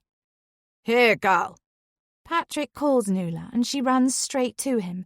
He bends down, fussing and patting her. I stay at the back, away from Nula. Patrick is walking side by side with Ronan. Jack is trailing after them, with Dawn jabbering away to him. Yasmin and Lily are a number of paces behind us. Zara and I are somewhere in the middle of the group. I didn't deliberately set out to walk with Zara, even though Dawn had encouraged me to. I'm not going to be frosty with Zara, despite her less than welcoming behaviour towards me so far. So I take a big breath and strike up a conversation. Just a bit cold, I joke. With this, I bury my gloved hands as far into my coat pockets as I can. I'm wearing a thick khaki green padded jacket that Jack bought me a few weeks ago. Freezing, Zara responds. She's wearing a long leather jacket that's fleece-lined and has a dark collar of black fur. Her hair is flowing over her shoulders now, and her makeup and piercings are back in place. Patrick insists on family walks every year. How long have you been coming up here at Christmas time? 3 years. Zara sighs. That bad? I chuckle in a low voice. No, it's fine. It's just a whole herd mentality thing that gets a bit much after a few days. I like time by myself, to read and draw. I can imagine it can end up feeling a bit overwhelming after a while. I've not been snowed in before, though. That's a new one. Even in just these few passing sentences, I feel as though I'm understanding Zara's nature a bit more. So whereabouts are you based? Do you live with Patrick and Dawn? I know very little about Zara, so I'm curious to hear her answer. She shakes her head firmly. No. She stops suddenly, coughing. Sorry, Zara says after catching her breath. just the idea of living with the two of them. No thanks. I laugh. I live on a canal boat, actually. Oh, cool. I'm a freelance designer, so I can work where I want. You can usually find me somewhere along the Grand Union Canal. Nice. How long have you had the boat for? Almost 7 years now. I love it. It's a way of life. So, if you moor along the Grand Union Canal, do you ever head into London? Yeah, a few times a year. I meet Jack for a beer when I'm in the city. This is news to me. I don't know why I find this piece of information unsettling. I guess it's because in all the years I've known Jack, I've never heard him mention Zara's name. Although I'm sure there's a lot of new things I'll learn about my husband in the coming months, in the first year of our marriage. Well, it would be nice to see you when you're next in town. There's a note of stiffness in my voice, but at least I've extended the invitation. I don't really plan where I'm going to be. I drift along and see where life takes me. But I'll let you know when I'm next in the city. That sounds like a nice, stress-free way of living. We fall silent for a minute or two and continue to pad through the thick snow. Patrick is leading us into a woodland area. At least it should provide some shelter from the bitter wind. I'm sorry if the whole university thing made you uncomfortable. I pause and continue. It seems like a completely different life now. It does. We're getting old. Zara's lips are curving upwards in a half smile, so she can't be that annoyed about me banging on about the connection. I can't believe you recognise me, she continues. Well, I didn't at first. It's all the piercings. It was a long time ago. We've all changed, I'm sure. I wasn't meaning to be rude, it's just I've blocked out a lot of university. I didn't exactly have the best time there. Zara shrugs at this. Oh, I'm sorry, I didn't mean to bring back bad memories. It seems obvious now that she didn't want to recall her time at Liverpool. It's okay, you weren't to know. No reminiscing about our early 20s, I promise. I doubt I can remember much of it now, anyway. It's just a haze of too much alcohol and not enough sleep. Nuala comes running towards us once more and I quickly step out of her path. Don't you like dogs? Zara asks. It's not that. I'm just not used to them. I look back over my shoulder as Nuala has kept running rather than looping back round to Patrick. I realise Ronan and Yasmin are quite a way behind us, fussing over Lily. Ronan has the baby on his shoulders. Look, you seem all right, Zara says, a hushed tone to her voice. I start and turn back towards her. Thanks. I'm not sure where she's going with this, but my ears prick up as I feel like it's going to be something important. If you want my advice, don't get too drawn in by this family. Zara's face is serious. Huh? I said, don't get too drawn in by this family. They're all crazy. They'll make you crazy too. Before I can even process what Zara has said, I realise that Jack has stopped and is waiting for us. So the opportunity to respond to Zara vanishes immediately. As we walk on silently, I glance at Zara out of the corner of my eye. Why would she say that to me if there wasn't something behind it? Maybe she was pranking me. Or perhaps, as Patrick's adult stepdaughter, she's found it hard to find a place for herself amongst the Silvers. As we continue to walk along the snowy path, Zara's words of warning are ringing in my ears. Don't get too drawn in by this family. They're all crazy. They'll make you crazy too. Yasmin. In the end, we're outside for almost a whole hour.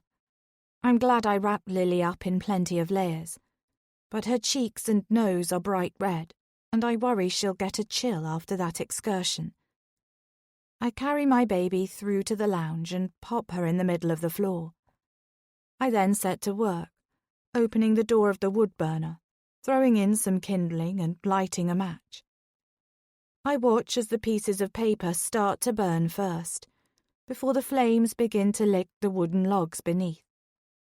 I hurriedly shut the door, remembering Alicia's brush with fire the previous evening. Lily is rolling around, trying to crawl and failing because her snowsuit is so bulky. I go to her rescue and help her out of her outdoor wear. She's immediately on the floor, making a beeline for the Christmas baubles once more. "Lily, I said leave those alone." I'm too late this time, though. Lily swats a bauble off its branch and it crashes to the ground, shattering on the hard wooden floor. She reacts by making a small squeaking sound.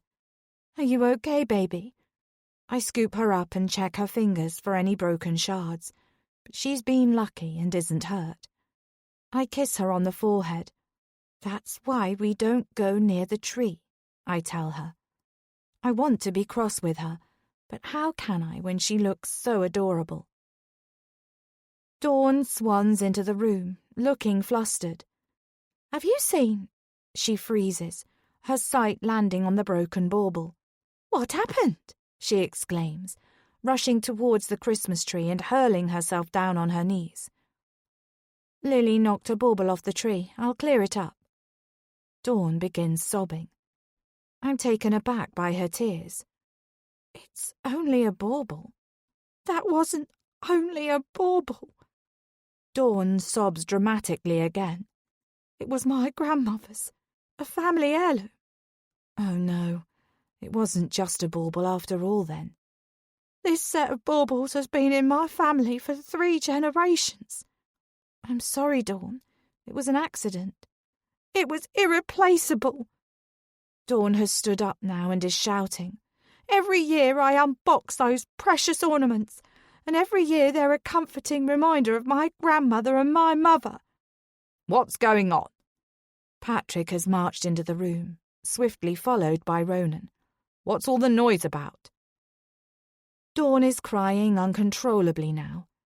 I can't believe she's making such a fuss. Lily's a child.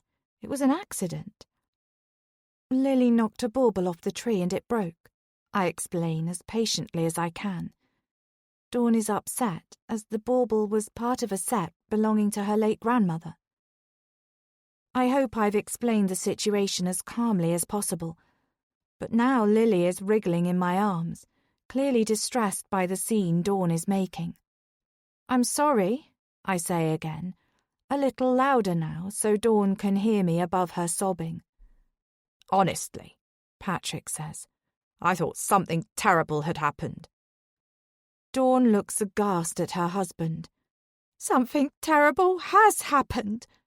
She looks hurt and put out that Patrick isn't at her side and making a fuss over her.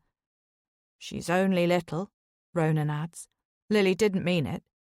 "That's not going to bring my bauble back, is it?" Dawn storms out of the room and stomps up the stairs. I'm beginning to see where Zara gets her stroppiness from. "I'm so sorry," I say to Patrick. "I turned around for 2 seconds."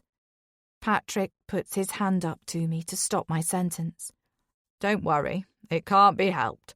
Children will be children." He ruffles Lily's hair and then backtracks out of the room. To my surprise, he doesn't follow Dawn. Instead, he disappears into the kitchen.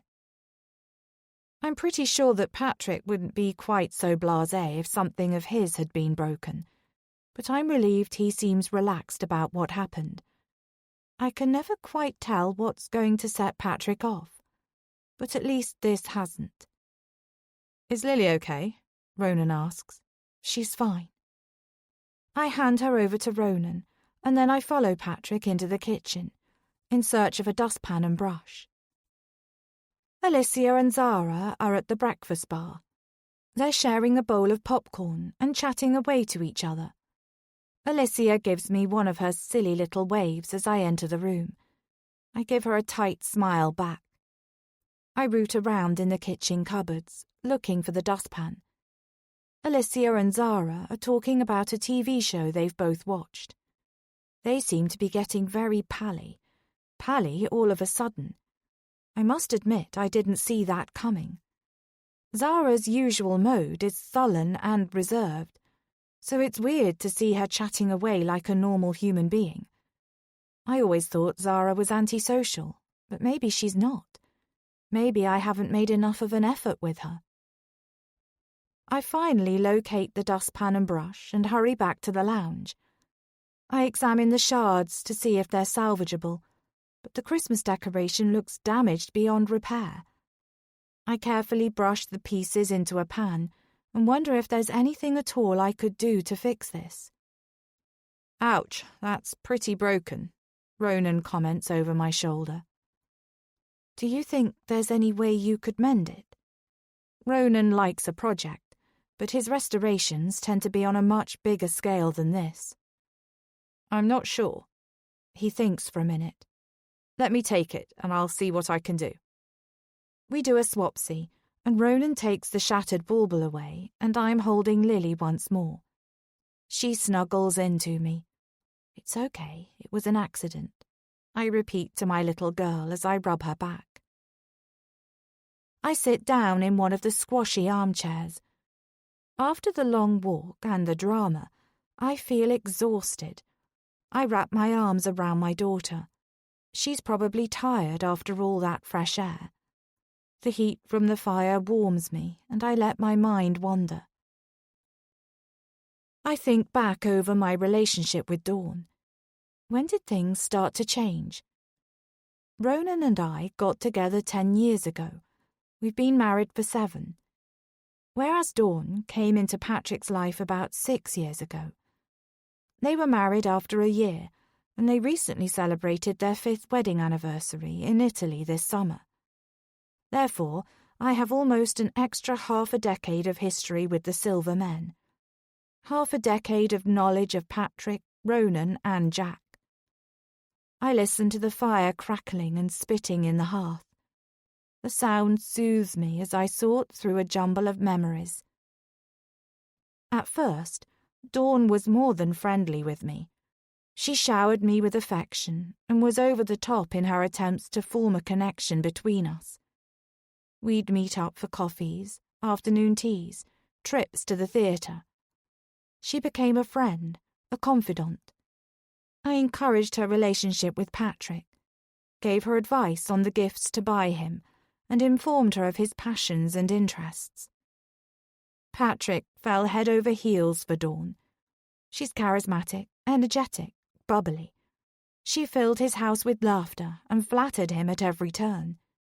She made herself irresistible to him, and he fell for it, hook, line, and sinker. They got engaged swiftly. I recall Patrick saying that, at his time of life, there was no point in waiting around. He had to grab every opportunity with both hands, and he certainly did that with Dawn. Their OTT displays of affection were cringeworthy at points. I didn't care too much. It wasn't my mother or father. Ronan turned a blind eye. The thing my husband wants most in life is to be in his father's good books. It fuels everything he does, every decision he makes. He saw Patrick was happy, and, more importantly, he recognized that his father's mind was made up about Dawn, so he supported their relationship wholeheartedly. Jack, on the other hand, wasn't so pleased with the turn of events, and wasn't overly welcoming to Dawn. He had a close bond with his own mother. He blamed his father for his parents' messy divorce, and claimed that it ruined his mother's life. In turn, he cited stress as the cause for her early heart attack. She died at just 52 years old, when Jack and Ronan were in their early 20s. It was tragic. I knew their mother, albeit very briefly. She was a troubled woman, with many demons, drink being one of them. So, in some ways, her sudden death wasn't as much of a surprise as it could have been. But Jack was hit hard by it, completely devastated. It didn't help that Patrick refused to attend the funeral, even though he paid for it. It was a strange time, and a gulf definitely grew between Patrick and Jack. Their relationship has never fully recovered. They're still distant with each other now. But Dawn and I had been close up until recently. In the last year, things have changed. Maybe that's because I've changed so much. Or maybe Dawn is jealous of the attention Patrick gives to my daughter. I guess one of the reasons why I didn't extend the hand of friendship to Zara was because Dawn and I were spending so much time together. Zara does her own thing. She has her canal boat and is often off on adventures in the vessel she'd named Petal. I didn't see much of her, and she's always kept herself to herself so far. From what I can gather, she only sees Dawn on holidays or birthdays. Alicia and Zara appear in the lounge, and I sit bolt upright, one arm around Lily. Lily is sound asleep by now. I had been nodding off as well, and my eyes feel heavy and gritty. I sigh. "Sorry, did we wake you?" Alicia asks sweetly. No, it's okay. My voice is a whisper, as I don't want to disturb Lily. I was just resting my eyes. Alicia and Zara look awkwardly at one another.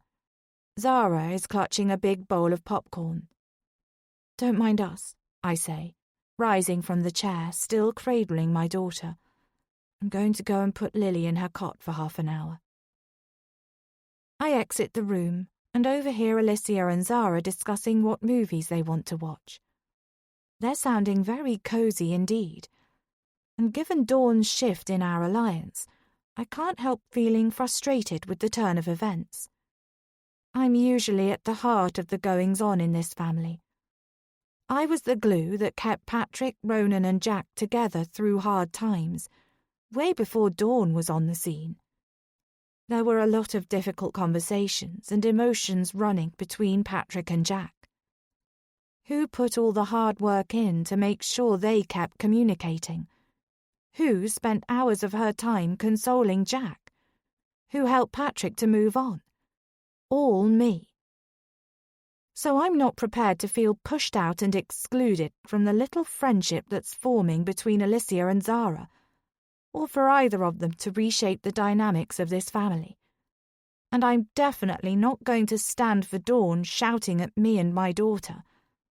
It was noticeable Patrick leapt to my defense. He knows how much I've done for this family. I need to go and think about how to handle things, work out my next move, and make sure that Alicia and Zara don't get too close. Because I don't want Alicia making herself too comfortable, as I'm going to make sure that she doesn't keep the name Mrs. Silver for very long. Alicia. I'm having a blissful time today.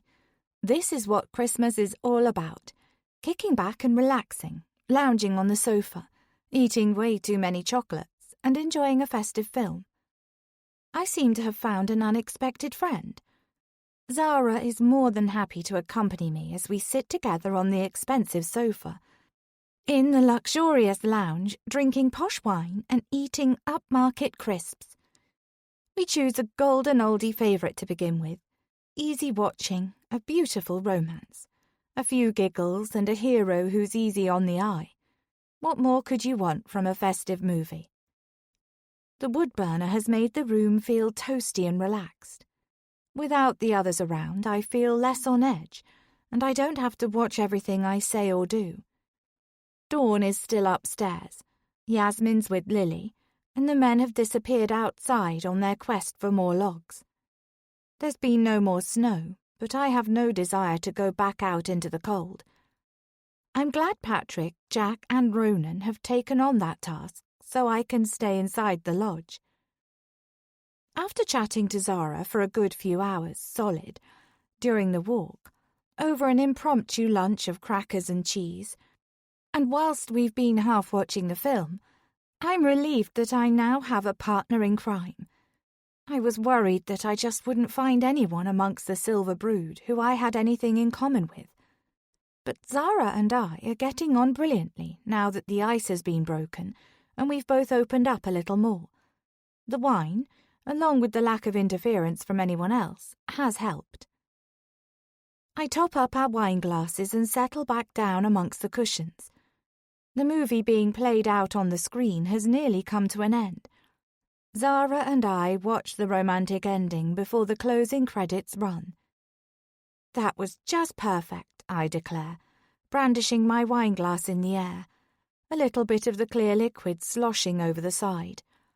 I right my glass quickly, but Zara doesn't seem to care. Exactly how the Christmas holidays are meant to be spent. I couldn't agree more. I sit up in the chair and check my watch. I wonder when the menfolk will be back. Oh, are you missing Jack already? Zara teases. I flush. You are, aren't you? Zara sighs. So, is Jack the one? Your true love, just like in the movies? Of course he is. I married him. Marriage doesn't necessarily equal love. Zara responds darkly. I stare at her. I'm not sheltered enough to think that every marriage ends in a love story. But I know I could never have said my vows if I didn't think Jack was the person that I wanted to spend the rest of my life with. There are plenty of reasons for marriage, but I'm a complete romantic. It's why I held out for Jack for so long. I was totally besotted with him from the first time we met.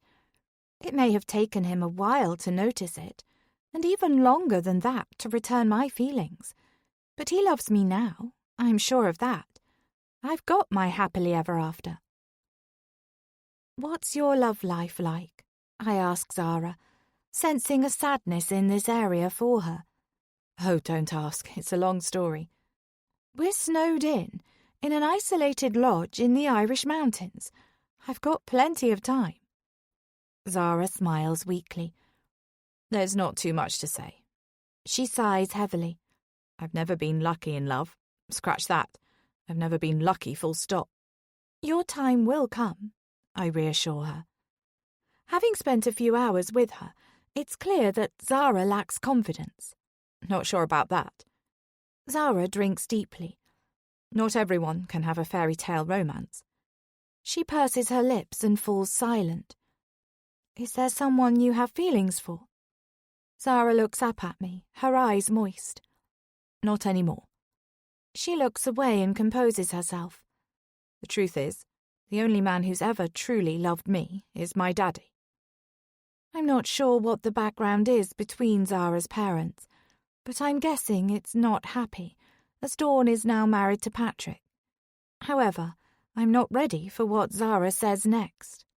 My dad died in a house fire. I gasp. Oh my God, you poor thing, that's horrendous.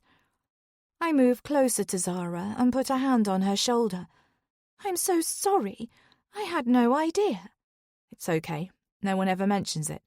It's like his memory has been erased. Totally forgotten. Like he was never here. A single tear drops down Zara's cheek. That must have been so hard for you.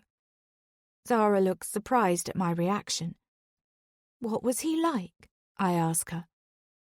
Zara stutters. You're the first person in a long time who's asked me that question. She uses the back of her hand to swipe away some tears before continuing. He was generous and funny and gave the best hugs. I give Zara a squeeze at this. I can feel myself welling up. I'm here any time you want to talk to me about him. Thanks, that's nice of you. Does your mum never talk about him? My mum? Zara looks at me confused. Yeah. Does Dawn not have photos at home or... Dawn isn't my mum, Zara says flatly. Now it's my turn to look confused. Dawn is my stepmother. She married my father when I was 14. My biological mother did a disappearing act when I was little. So Dawn is the closest thing to family I have. I don't see her all that often nowadays, just birthdays and Christmases. When she married Patrick, she insisted that I joined in this annual Christmas holiday charade. Zara looks away, out the window.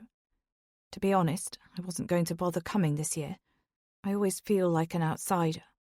I know that feeling, I say, trying to take in everything Zara has just revealed. It's a good job I came, though, Zara says, a note of brightness in her voice, because now I've met you. Zara says this with such feeling that I'm taken aback. We've only been chatting properly today. I'm pleased Zara is here to spend some time with, but I can't imagine us being bosom buddies in the outside world, away from this family setup. Jack has always been kind to me, Zara continues. Maybe we can form our own breakaway family. She laughs, a little manically. The effects of the wine are clearly coming into play. I don't mean to do it so obviously, but I find myself edging away from her a little, putting some space between the two of us. There's something about the intense way she's looking at me that startles me. After all, we don't know each other that well, and I don't want Zara forming some big attachment to me. Then again, I do feel sorry for her. Perhaps she just needs a friend in the world. Zara is still staring out of the window in her own little world. I look out at the snowy scene in front of us. It looks so serene and pretty. And then my husband appears over the crest of the hill in front of the house. My handsome Jack, wearing a black padded coat, dark waterproof trousers and sturdy walking boots. And he looks so sexy. I'm glad he has returned, as things are starting to get a bit heavy with Zara. I head to the front door and fling it open, greeting my husband, his brother, and my father-in-law. They've got a sack truck filled with logs. I'll go round the back with this, Ronan says, indicating to the logs. Would you like a hot drink? I suggest to Jack. Music to my ears. He grins. But I'd like a kiss first. We smooch on the doorstep, just under the hanging mistletoe. I feel like the luckiest woman in the world. After stocking up on drinks and snacks, Jack and I head into the lounge. Zara seems to have shaken off her melancholy, and there's no sign of her tears. We flick through the festive offerings on the TV and settle on a game show. I'm now curled up on the sofa, my head resting on Jack's arm. The clock on the mantelpiece ticks round another hour. I feel relaxed and drowsy. At some point, Patrick comes and sits in the armchair. Nuala finds a spot at his feet, and both of them, man and dog, snore away together in the corner of the room. There's still no sign of Dawn. She hasn't come downstairs since her earlier outburst. Ronan, Yasmin, and Lily are all in the kitchen. They're enjoying some time together as a trio. Yasmin had some colouring pencils and paper out, and was encouraging Lily to scribble with them. As I recline on the sofa, Jack's fingers lightly smooth my hair, gently caressing my forehead and making me feel even sleepier. I switch off from the programme on the TV and think about the first time I saw Jack. We were both on a graduate scheme at a finance company. It was our first day there, and Jack was wearing a smart grey suit. It was love at first sight for me. There was just something about the way he stood so confidently, the playful look in his eyes, and the deep cadence to his voice. It was the first and only time I've fallen in love.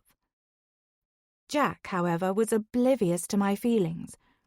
Our paths crossed now and again during working hours, but the conversation rarely strayed into anything meaningful.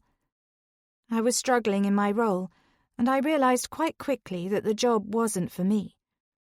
But my parents were so proud of me, so I vowed to stick it out for the year. It helped that Jack was there. He was my reason for getting up and out of bed in the morning. My time at the company was drawing to a close, and it was looking like I'd never get to know Jack properly. That was until a mutual friend threw a Halloween party. Jack went as a vampire, and I went as a vamp. Afterwards, he told me it was the fishnet stockings that caught his attention.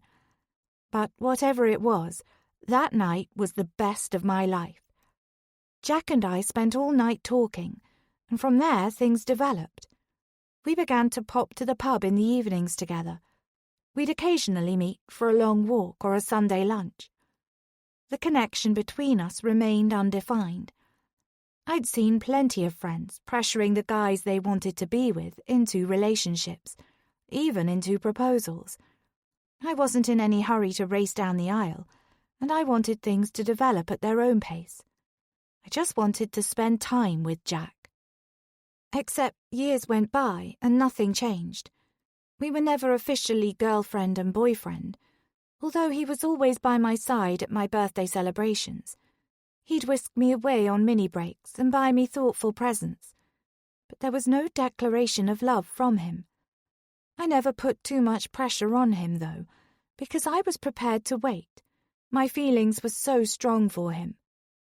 It's odd, as in my 20s I launched a business, and I classed myself as an independent woman. I have a great group of friends, an income of my own, and yet, when it came to Jack, all rational thought went out the window. I did have a wobble as I hit 30. I was convinced I'd made a mistake by playing the long game with Jack Silver, and I was worried I was missing my opportunity for a proper relationship elsewhere. I couldn't help how I felt about him, though. It was so easy to say yes when he called me up and asked if I was free to go on a road trip, or when he knocked at my door late at night for a booty call. I was powerless to say no to him. I made a snap decision to go travelling, first to Thailand, and then I extended my trip to a full 6 months. I went to Cambodia and Vietnam, and ended with a short stint in America, the final week in New York. I wasn't intending to go to America at all, but on my travels I made a great friend, Leah Bailey, and we hit it off, spending the last 3 months of my trip together.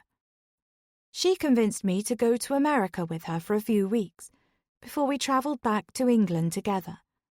She was returning to the UK for a short stint to see family prior to a big adventure in Australia. I'd told her all about Jack and my increasing doubts about whether we'd ever be a proper couple.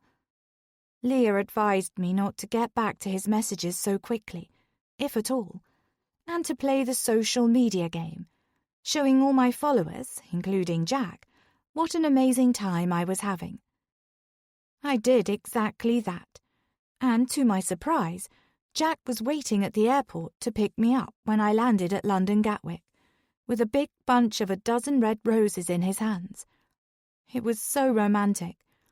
I remember Leah giving me a knowing wink as we parted at the airport, as if to say, "See, my advice worked." I'll never know whether it was her advice on the tactics to employ to keep men interested that did the trick, or whether it was just a case of absence making the heart grow fonder. But I owe Leah either way.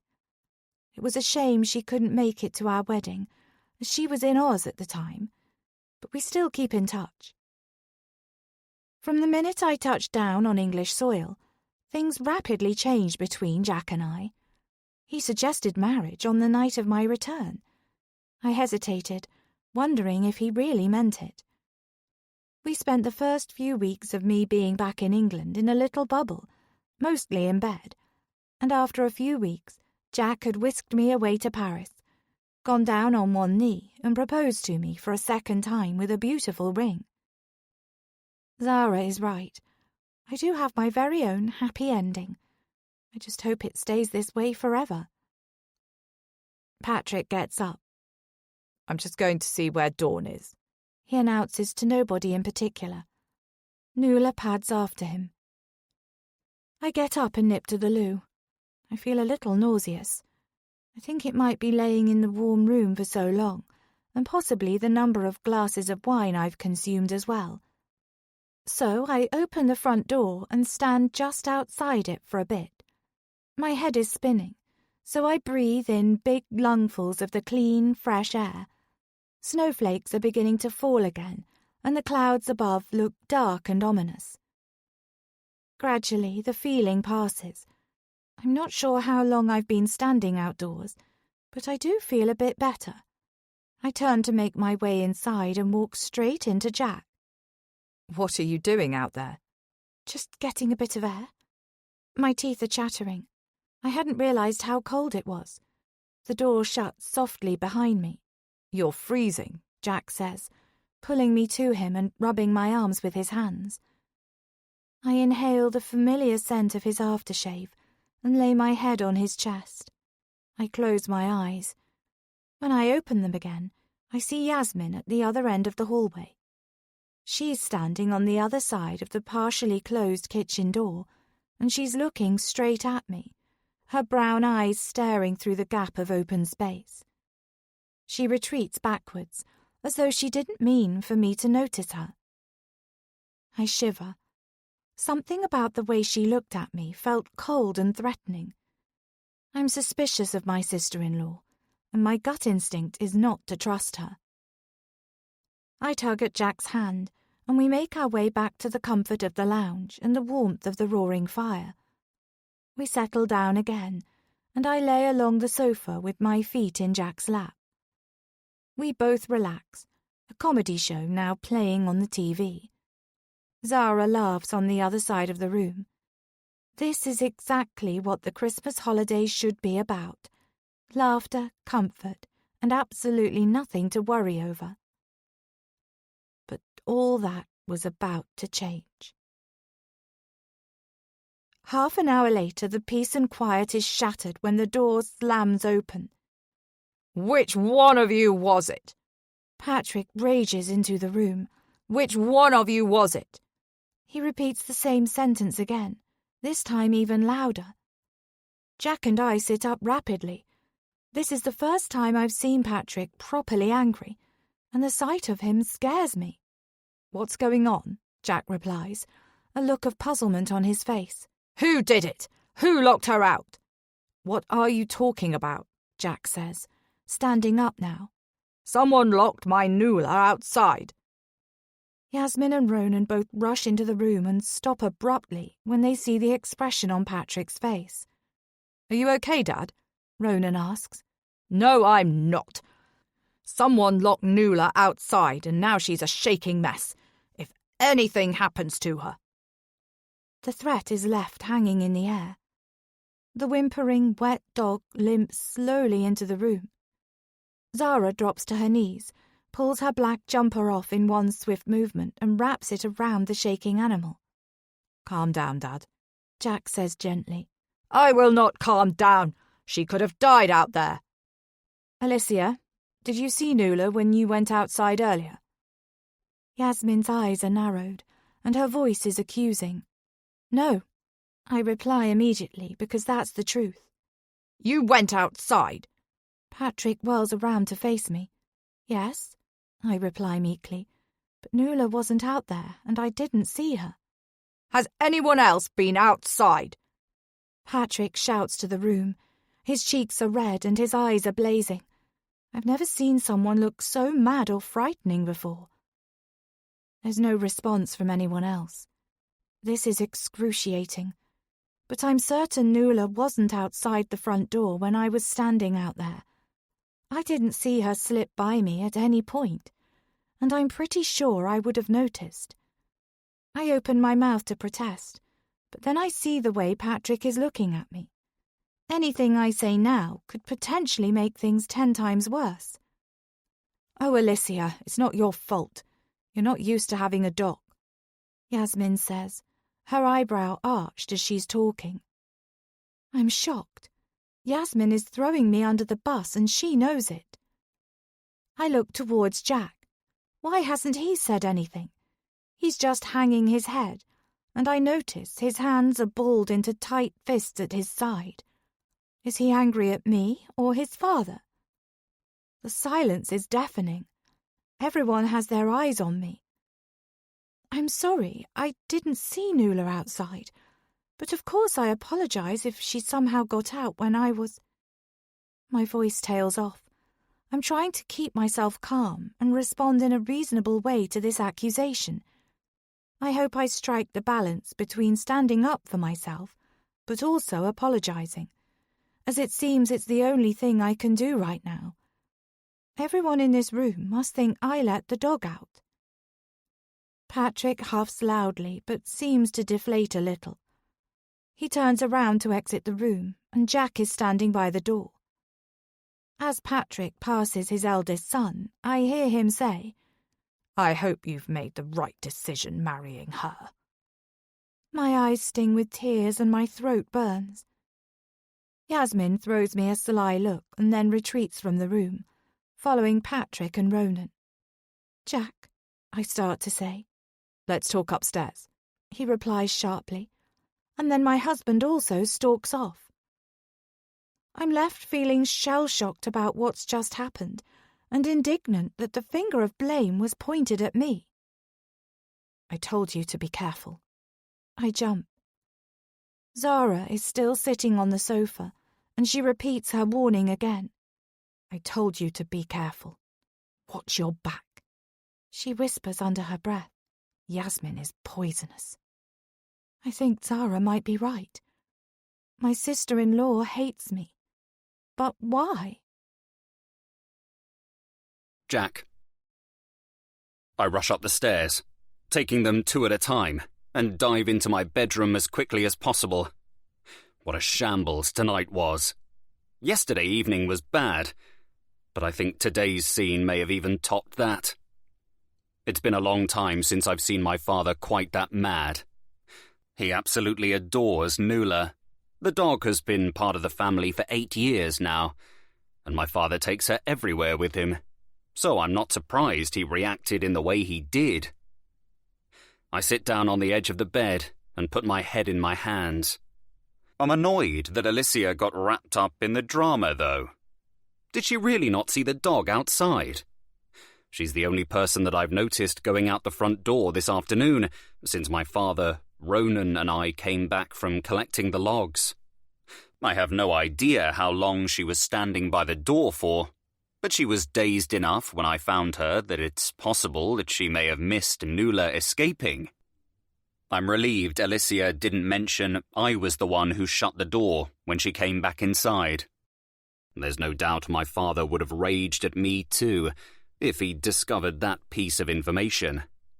I'm grateful to her for not saying anything, but I'm also frustrated that she's managed to rub everyone up the wrong way again. What is she doing? Is it because she's still nervous?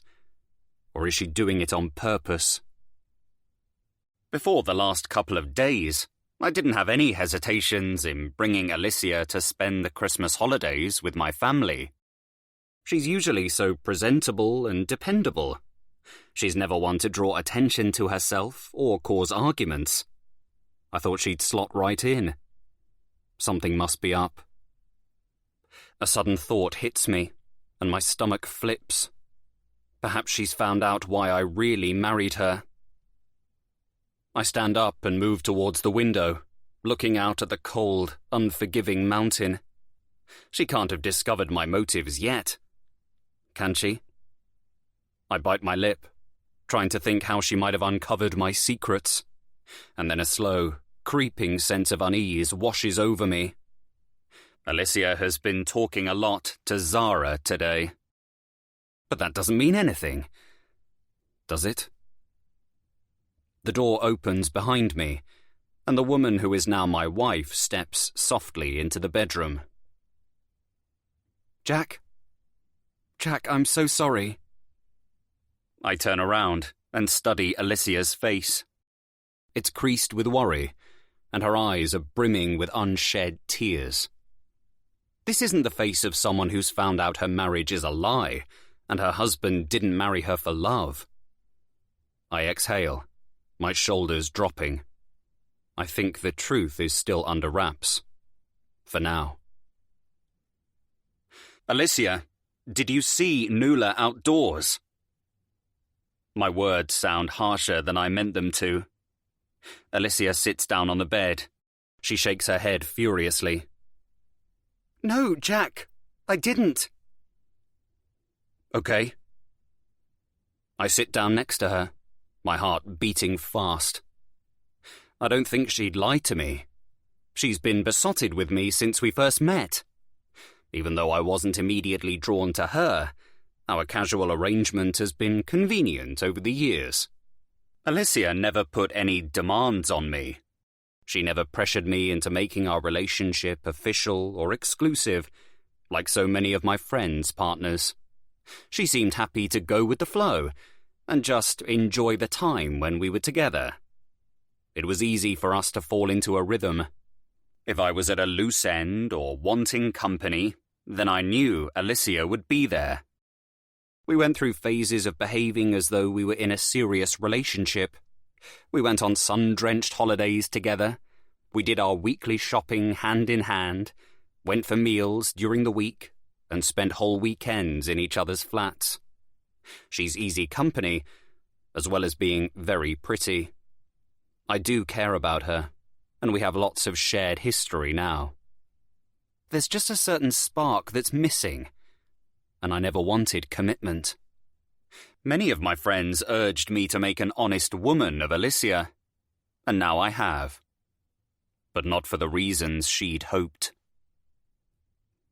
After living through my own parents' marriage, I vowed I'd never get tied down by anyone, and I promised myself that I'd never walk down the aisle, because it seemed like the path to certain misery.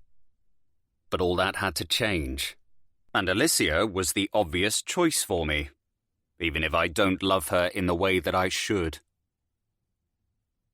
"Jack, why didn't you stand up for me?" Alicia says, a tremor in her voice which brings me back to the present. "What? Why didn't you say that you saw me outside, and you shut the door when I came back in? Because that's the truth, and it may have stopped your father being so angry at me." Alicia looks sad and dejected. I have a split second of feeling sorry for putting her through what I have. I should never have dragged her into my complicated family. "Alicia, I should apologize and say that I agree with her, but I can't. Alicia, I only saw you briefly. You'd been outside for a while. I didn't check out there myself because I didn't think you'd miss my father's dog being out in the snow." "I didn't see Nuala," Alicia protests. Her eyes are shining now. "I didn't see the dog because she wasn't out there when I was. Why won't anyone believe me?" "Because you're the only one that's been outside this afternoon," I bite back. "Am I? Well, no one else. No one else would own up to it, though, would they? Not with Patrick being as irate as he was. I've been on the sofa in the lounge with Zara for most of the afternoon, yet no one else has been interrogated. You didn't defend me either, and Yasmin was very quick to accuse me." Alicia's words rush out. She's fired up and hurt. I've only seen her like this once or twice in the whole time I've known her, so I need to tread carefully, as I don't want her to go off the deep end about this, and I don't want her to say the wrong thing in front of everyone else. "Alicia." I go to take her hand in mine, but she pulls away. "We're meant to be a team now, Jack." She runs to the bathroom and closes the door firmly shut behind her. We haven't had an argument since our marriage, and we've only ever had small disagreements or minor cross words in all the time we've known each other. Alicia is usually low maintenance. This is new. This is one of the reasons why I didn't want to get locked into a marital relationship in the first place. I give her a few minutes and then gently knock on the door. "Are you okay?" Alicia eventually allows me into the bathroom. Her face is tear-stained, and her eyes are puffy. "Come here," I say, and she falls into my arms. "Your family hates me," Alicia sobs. "Hates you? No, they don't." I try to reassure her. They just don't know you very well yet, that's all. They're going to love you. I know it. I can only hope that I'm right. I thought it would be simple to get my family to like Alicia. But now I realize it's going to take more effort. I need to do more. I don't want to argue, I say to my wife, tipping her chin up so that she's looking at me. Me neither, she replies, wiping her eyes with her sleeves. Things will feel better in the morning. I wrap her in my arms, and we stay like that for a while. As we stand there, listening to the clock ticking in the background and staring out the big glass window to the snowy landscape beyond, I'm debating something in my mind.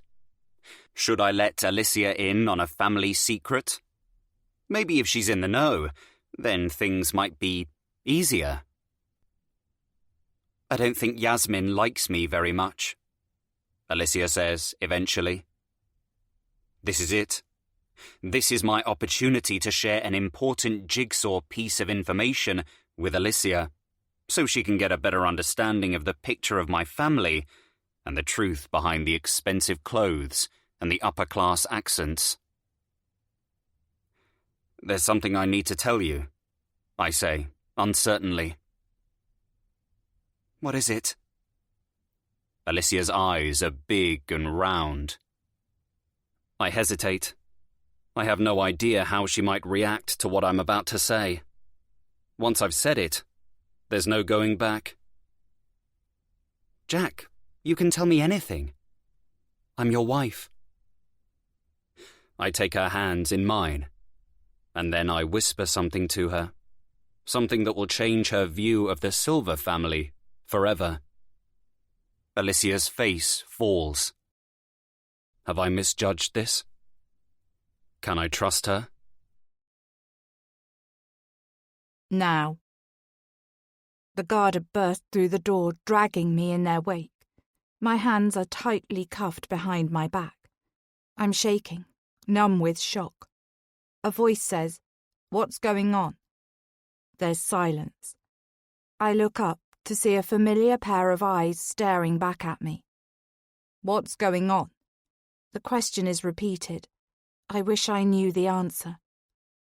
The oldest officer steps forward. He has a grey beard and grey eyes. I don't catch his reply. I can't seem to focus on the exchange pinging back and forth. My mind wanders. None of us thought it would be so difficult to find Dawn. I gulp down my emotions. Will joining that search party be the biggest mistake of my life? Yasmin. Ugh. I wake up to the sound of Lily crying and peel my face off the pillow. My hair is matted and my eyes are gritty with sleep dust. I glance over at Ronan. He's snoring his head off and oblivious to our child, who is currently screaming the house down. I sigh. It's okay, Lily, I'm coming, I say into her baby monitor. Then I pad quickly across the hall and into the little bedroom that has been kitted out for her. Lily is standing up in her cot, snot streaming out of her nose and mixing with the tears running down her flushed cheeks. I grab a bib and wipe her face clean before picking her up. Poor baby, I say. What's the matter? I rock her side to side, thinking it will be so much easier when she can talk and tell me what's wrong. She snuggles into me and her eyelids begin to flutter. After just a few minutes, she has fallen back to sleep. I very carefully place her back down on her mattress. I stand by the side of the cot, lingering for longer than I need to, just to make sure she is properly settled. I tiptoe out of the room and a floorboard creaks. I hold my breath. But there's no reaction from my daughter. She's sleeping soundly now. I go back to my own room and lay down again, pulling the covers up around me and willing myself to go straight back to sleep. But I'm wide awake now, and mundane thoughts are circling my mind. A tick list of things I need to do to get me and Lily ready in the morning, a number of niggling tasks that have to be done as soon as I return to work, and general life admin that seems to have piled up in the last few weeks. I went all in for Lily's first Christmas, and we have seen Santa at least 3 times. That's not to mention the Christmas-themed sensory class, music class and messy play class. We also went to the Dublin Castle Christmas market and met with various friends for meals and drinks out across December. I'm usually very social across the year with a packed diary, but Christmas time is especially busy, as both Ronan and I have December birthdays. So it truly is a month of celebrations. I've loved every minute of our days and nights out, but it has been much more tiring doing it all with a baby. Then my thoughts turn to our Christmas holiday. It's been quite drama-filled so far, not exactly quiet or relaxing. Eventually, I must have drifted off, but it only feels like 20 minutes later, and Ronan's alarm is bleeping.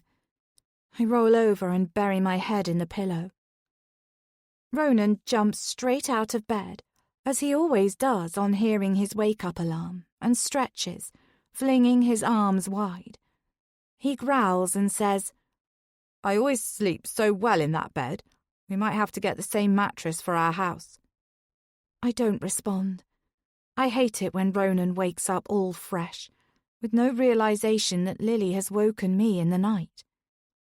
As Ronan disappears into the bathroom, I close my eyes for 15 short minutes, enjoying the lie-in as Lily is still sleeping. I'm heading down for breakfast, Ronan tells me now that he's showered. You better get moving. Ronan is rushing about because Patrick runs a well-ordered ship. Mealtimes are like clockwork, and everything in Patrick's world has a time slot allocated throughout the day. Normally, I don't mind this at all, but after almost a year of sleepless nights, I could do with a proper break. I rub my eyes. I don't feel great. My temperature is running slightly too warm, and my throat feels scratchy. I move to sit up, but there's a sharp pain in my abdomen, followed by a dull, familiar ache. I make my way slowly to the bathroom, and, just as I suspected, my period has kicked in. I feel deflated. I was hopeful that Ronan and I had conceived, but it looks like I've jumped to conclusions too quickly, and both my husband and Patrick are going to be disappointed. I'm disappointed too. Ronan and I have been trying for another child for almost 6 months now. I worry that falling pregnant isn't going to be as easy the second time around, but I push the thought to one side before I get sucked into a spiral of worry. I look at myself in the mirror. My face is drained of colour and looks slightly grey. I shake myself. I need to perk up and get ready for the day. I can't let the arrival of my period bring me down. I need to continue to keep my favour with Patrick firmly in place, and I need to be on form this week. I grab my extortionately expensive face scrub and my bamboo face cloth and set to work invigorating my tired skin. I decide that I'm not going to mention to Ronan that I'm not pregnant, or Patrick for that matter. I knew yesterday that if I shared my inkling to Ronan of the possibility of me being pregnant, then he would go and announce it to the whole family. Because that's exactly what my husband is like. He can't keep a secret. And he also can't help but broadcast whatever's on his mind. It doesn't hurt for Patrick to believe he has another grandchild on the way soon. We've been trying, and I'm hopeful that I will have another baby growing inside me in the not-too-distant future. Patrick is such a proud grandfather, and he absolutely dotes on Lily. She's the apple of his eye, and she adores him back. A second grandchild would be the icing on the cake for my father-in-law. This all helps with the plans that I've set in motion, because I want to ensure that Ronan and I benefit completely from Patrick's will when the time comes. Yes, I know it's morbid to think of it, but I have my reasons. Patrick is loaded. His bank account runs into the millions, and I want to ensure that Ronan, Lily, and I are set for life. And that doesn't involve things being split down the line with Jack or Dawn. After all, Jack rarely puts in the effort with Patrick. Ronan sees Patrick at least once a week, if not several times. They often meet for long lunches and business discussions, as well as pints of Irish cider in an old Irish pub in Dublin that's roughly halfway between our house and Patrick's. Whereas Jack might not see his father for months on end, Jack was more of a mummy's boy, and his parents' divorce and his mother's subsequent early departure from this earth has always been a wedge between him and Patrick.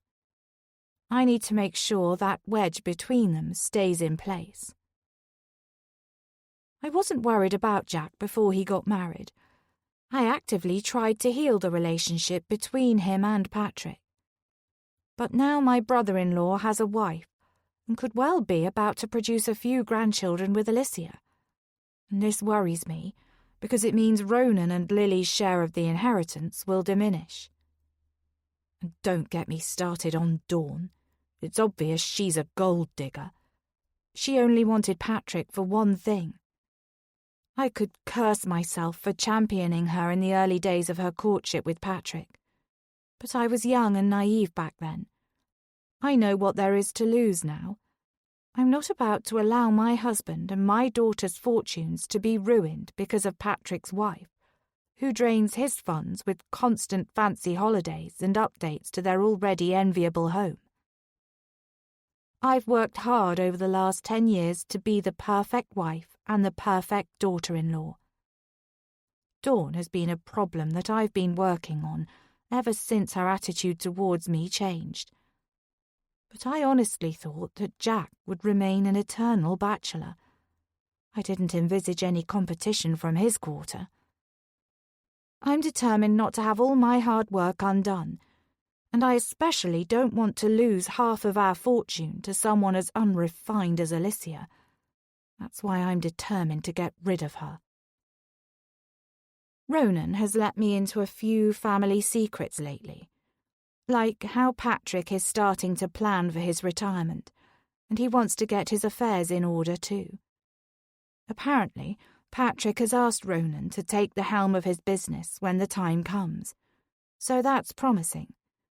Ronan was chuffed to bits to know that his father trusted him with his empire.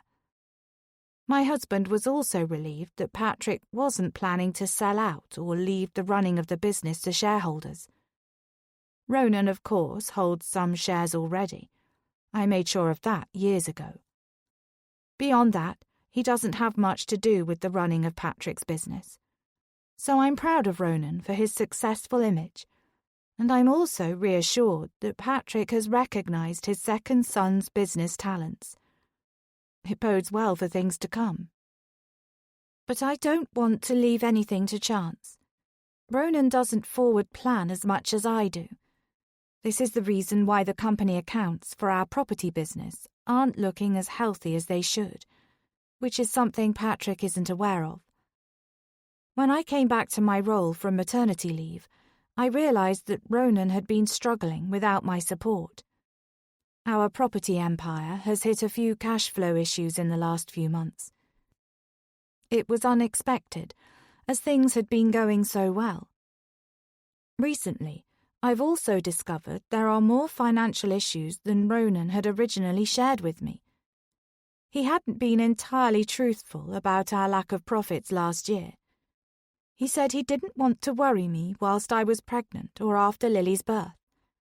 But I was still fuming with him for letting things get so bad, and also for not telling me sooner. I can't believe things have unravelled so quickly. If I'd known, I may have been able to do something to turn things around faster. Now I'm doing everything I can to try to make up for lost time and move us out of the red. No one suspects anything is wrong with the business, but it's only a matter of time until things spiral out of hand and we have to start shedding staff, or houses, or both. The embarrassment would be awful if it does have to come to that. It's a tricky predicament to be in. The best solution would be to begin streamlining immediately, but Ronan wants to save face. He doesn't want any of his competitors or clients sussing out that something is up. And the last thing he wants is for his father to find out. His father's business has been so successful, and Patrick has been enormously proud of Ronan striking out on his own and building a company from the ground up. Ronan is very good at schmoozing, bringing in new opportunities and projecting an outwardly impressive image. But unfortunately, his business acumen doesn't stretch to the day-to-day running of things. We really need to get a full-time manager in, someone who can help share my load and improve the current outlook. I've been trying to come up with outside-the-box solutions on who we could hire to help. Because if things don't miraculously make a recovery in the next few months, we could have a difficult time ahead of us. I've suggested to Ronan that we sell the business while we can still get away with being creative with the accounts in order to make a good sale. He's reluctant, but he's starting to come round to the idea. Ultimately, it looks like we will have to close our business before it crumbles around us. So that's why I want to make sure that Ronan and Lily receive the lion's share of Patrick's inheritance. We'd be set for life and wouldn't have to worry about money ever again. We could eventually sell Patrick's company and live off the proceeds. I've got to ensure my little family are given preference when it comes to Patrick's will, and I'm not going to let Dawn or Alicia stand in my way. Alicia. Jack and I kissed and made up last night.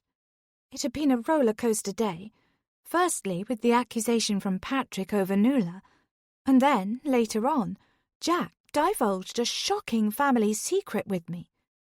This morning, everything still feels off-kilter and weird between us. Yes, Jack shared something huge with me, which makes me think he must trust me. But he also didn't stand up for me or fight my corner yesterday, and that made me more upset than Patrick being angry with me. We've never had a proper argument before. There have been a few little niggles over the years, but only about small things, nothing major. Since I came back from travelling, Jack has showered me with affection, and I felt as though his love for me was clear-cut. It seemed that after years of building up to this point, Jack and I were finally a solid couple. Well, that's what I thought until last night. Because how can I rely on him if he can't defend me when I need him to? The worst thing was, I think he doubted whether I was telling the truth. It was obvious that he wasn't convinced that I didn't let Nuala out the front door. So where does that leave me? And why did he then let me in on such a big secret after being so unsure about my actions during the day? I'm probably reading far too much into his behaviour, but the early days of our marriage are so important. These are the foundations that the rest of our lives will be built upon. Everything feels intensified in this situation as well. It's like this pretty holiday lodge is in a snow globe that's been shaken up. Not only is the snow swirling all around us, but the emotions of everyone in the house are also being stirred up too. The gigantic windows in every room are meant to make you feel at one with nature. Except, with the looming mountain, the oppressive clouds, and the expansive white landscape all around us, it feels more like I'm trapped here with no way out. I sigh and sink into the bubble bath I've just run myself. I let my tense muscles relax and tell myself to let go of the argument.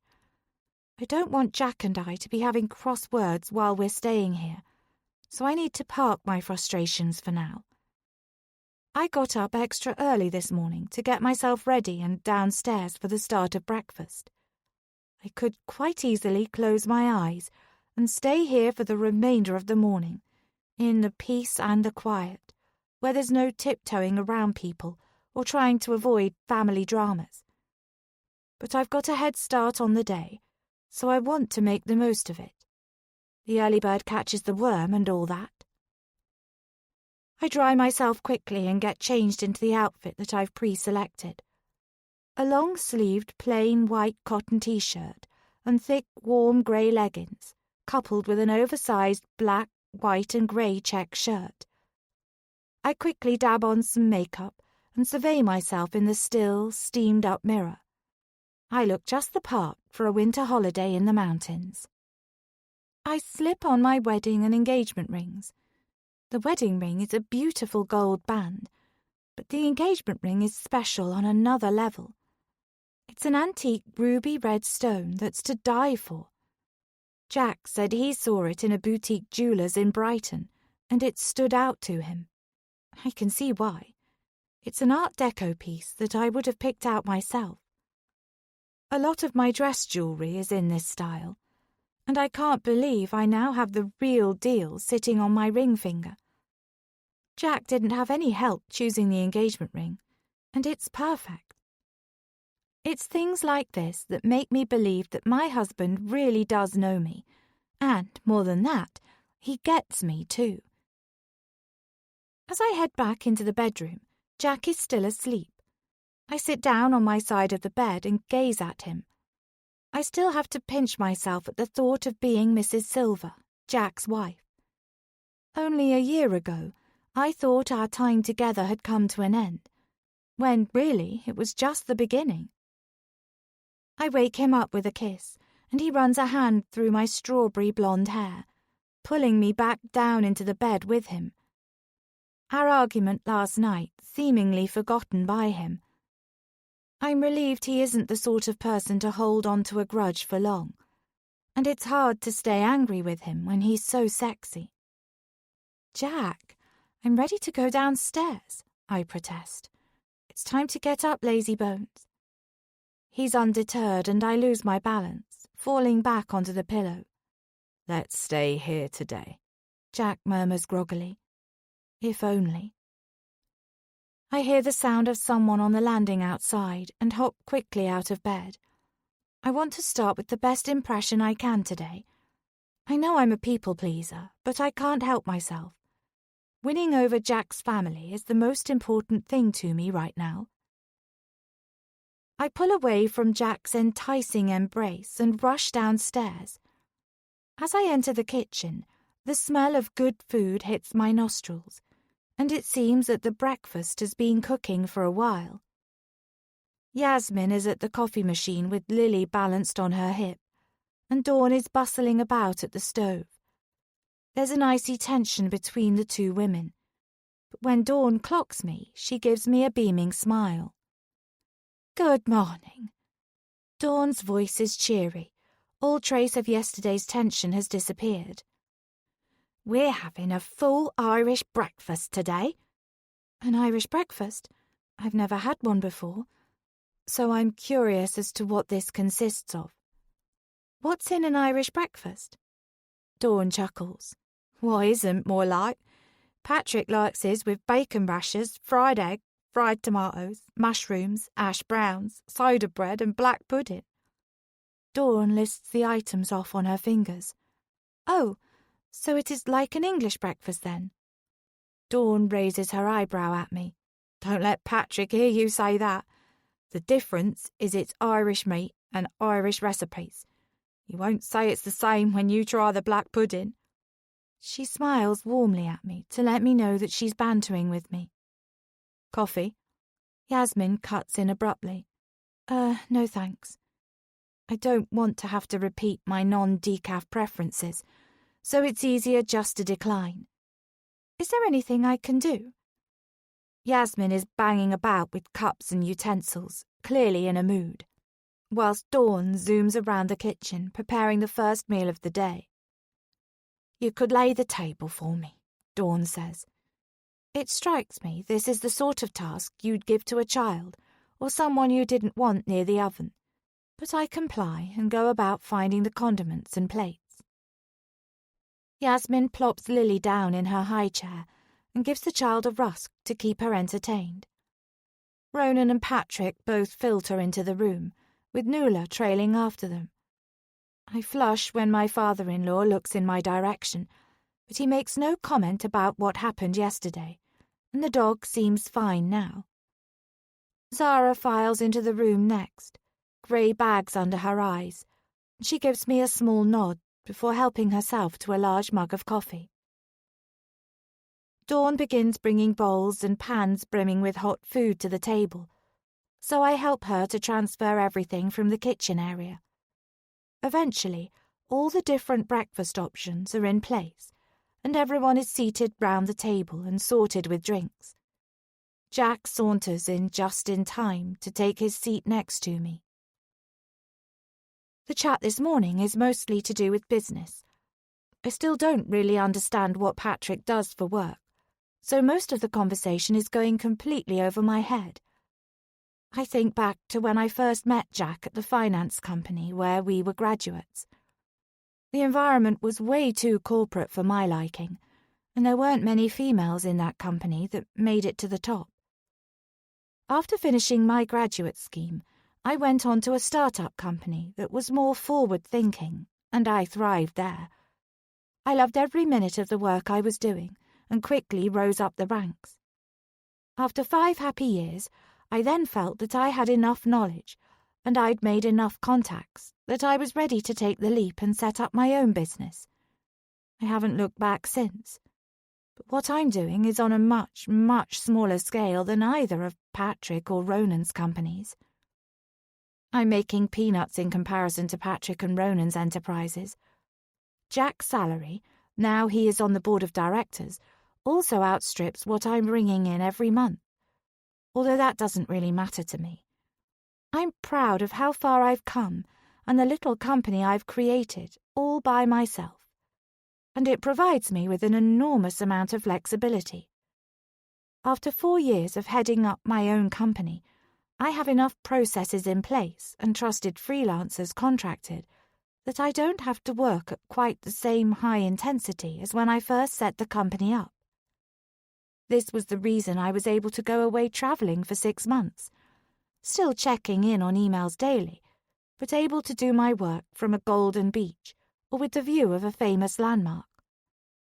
I'm happy with how the work is ticking over now, and I've managed to make a living for myself that I know my mum and dad would be proud of. And in many ways, my little business has not only given me a stable income, but it also set about the chain of events that led to Jack and I getting married. "How's your work going, Alicia?" Dawn asks me, as though she is honing in on my thoughts. I appreciate how much my new stepmother-in-law is trying to include me in things. "Good, thank you. I'm not back until the 8th of January, so I have a nice stretch of holiday. I have a team in place who are safe hands while I'm off." "Good for you," Dawn replies.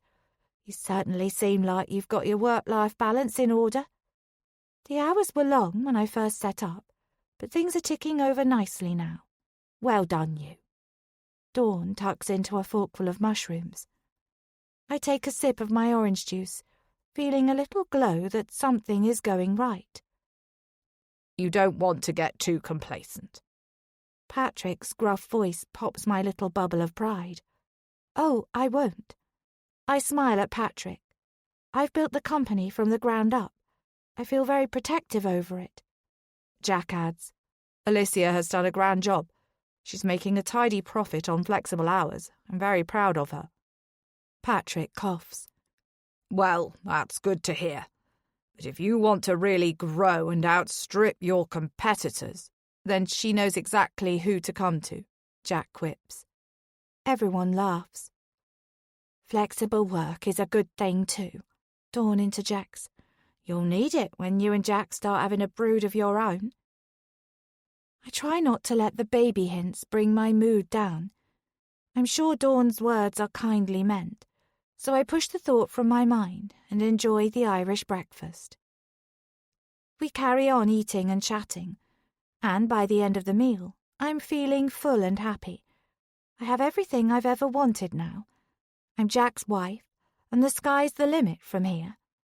That's why I'm so intent on making this time with Jack's family go well. I just need to make sure that I don't screw anything else up. Jack. The time today seems to have rolled around quickly, and Christmas Eve is upon us. We've had a quiet day, as the continuation of the snow has meant that we've been stuck inside once more. We've all been engaging in simple, untaxing activities. Dawn has mostly been reading and gossiping on her phone with friends.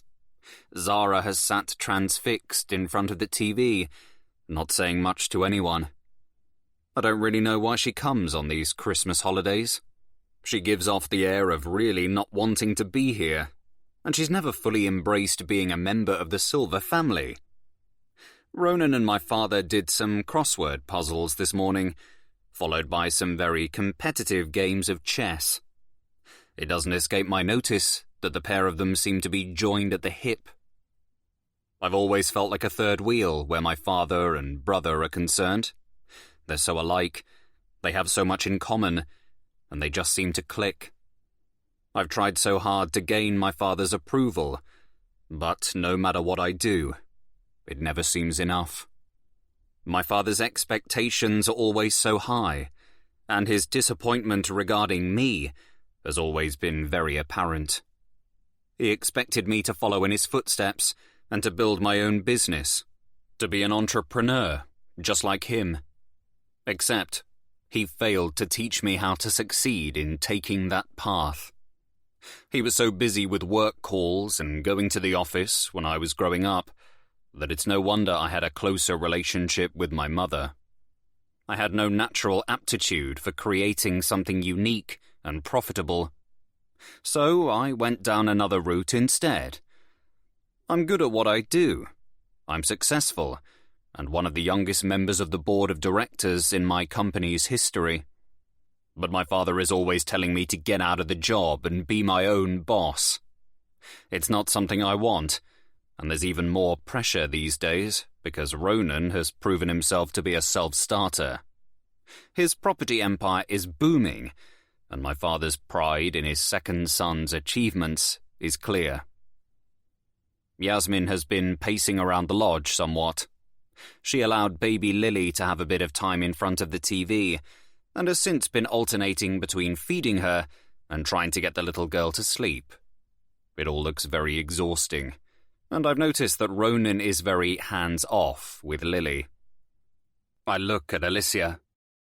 Kids were never on my agenda, but now I'm married, I sometimes find myself wondering what having a child would be like. What would we name a boy or a girl? Would I be a good father? Would I be better than my own dad has been to me? I've spent a lot of time curled up with Alicia in front of the roaring fire in the last couple of days. We've been watching movies in the lounge, with Zara sitting in the armchair opposite us. I've also been sampling different Irish beers, as the fridge is fully stocked with a variety, and I'm feeling relaxed. Alicia has been her usual self with me, despite our argument yesterday. As the day has gone on, I felt confident that she can't have connected the dots and realised the truth behind me marrying her. Although I did let her in on a little family secret last night. Given how nervous and jittery she has been, I needed to give her more context to the Silver family dynamics, as well as explaining why certain family members have been behaving so badly. I was worried at first that Alicia wouldn't understand, and that she'd be unable to keep a lid on her feelings about the news I'd unveiled to her. But she seems to be calm and collected today. Hopefully, her new understanding will give her a fresh perspective on her place in this family, and make her a little less anxious about this holiday. Anyway, secrets can't stay secrets forever. In the next few days, with us all in such close proximity, and with so much alcohol in the lodge, I'm pretty sure that things are going to unravel. And I, for one, can't wait to see it all play out. Because there's more than one person under this roof who's hiding something. Who's up for a family game night? Dawn bustles into the lounge, an apron over her latest fluffy jumper. Zara immediately sighs with scorn, but Alicia is eager and nodding enthusiastically at the idea.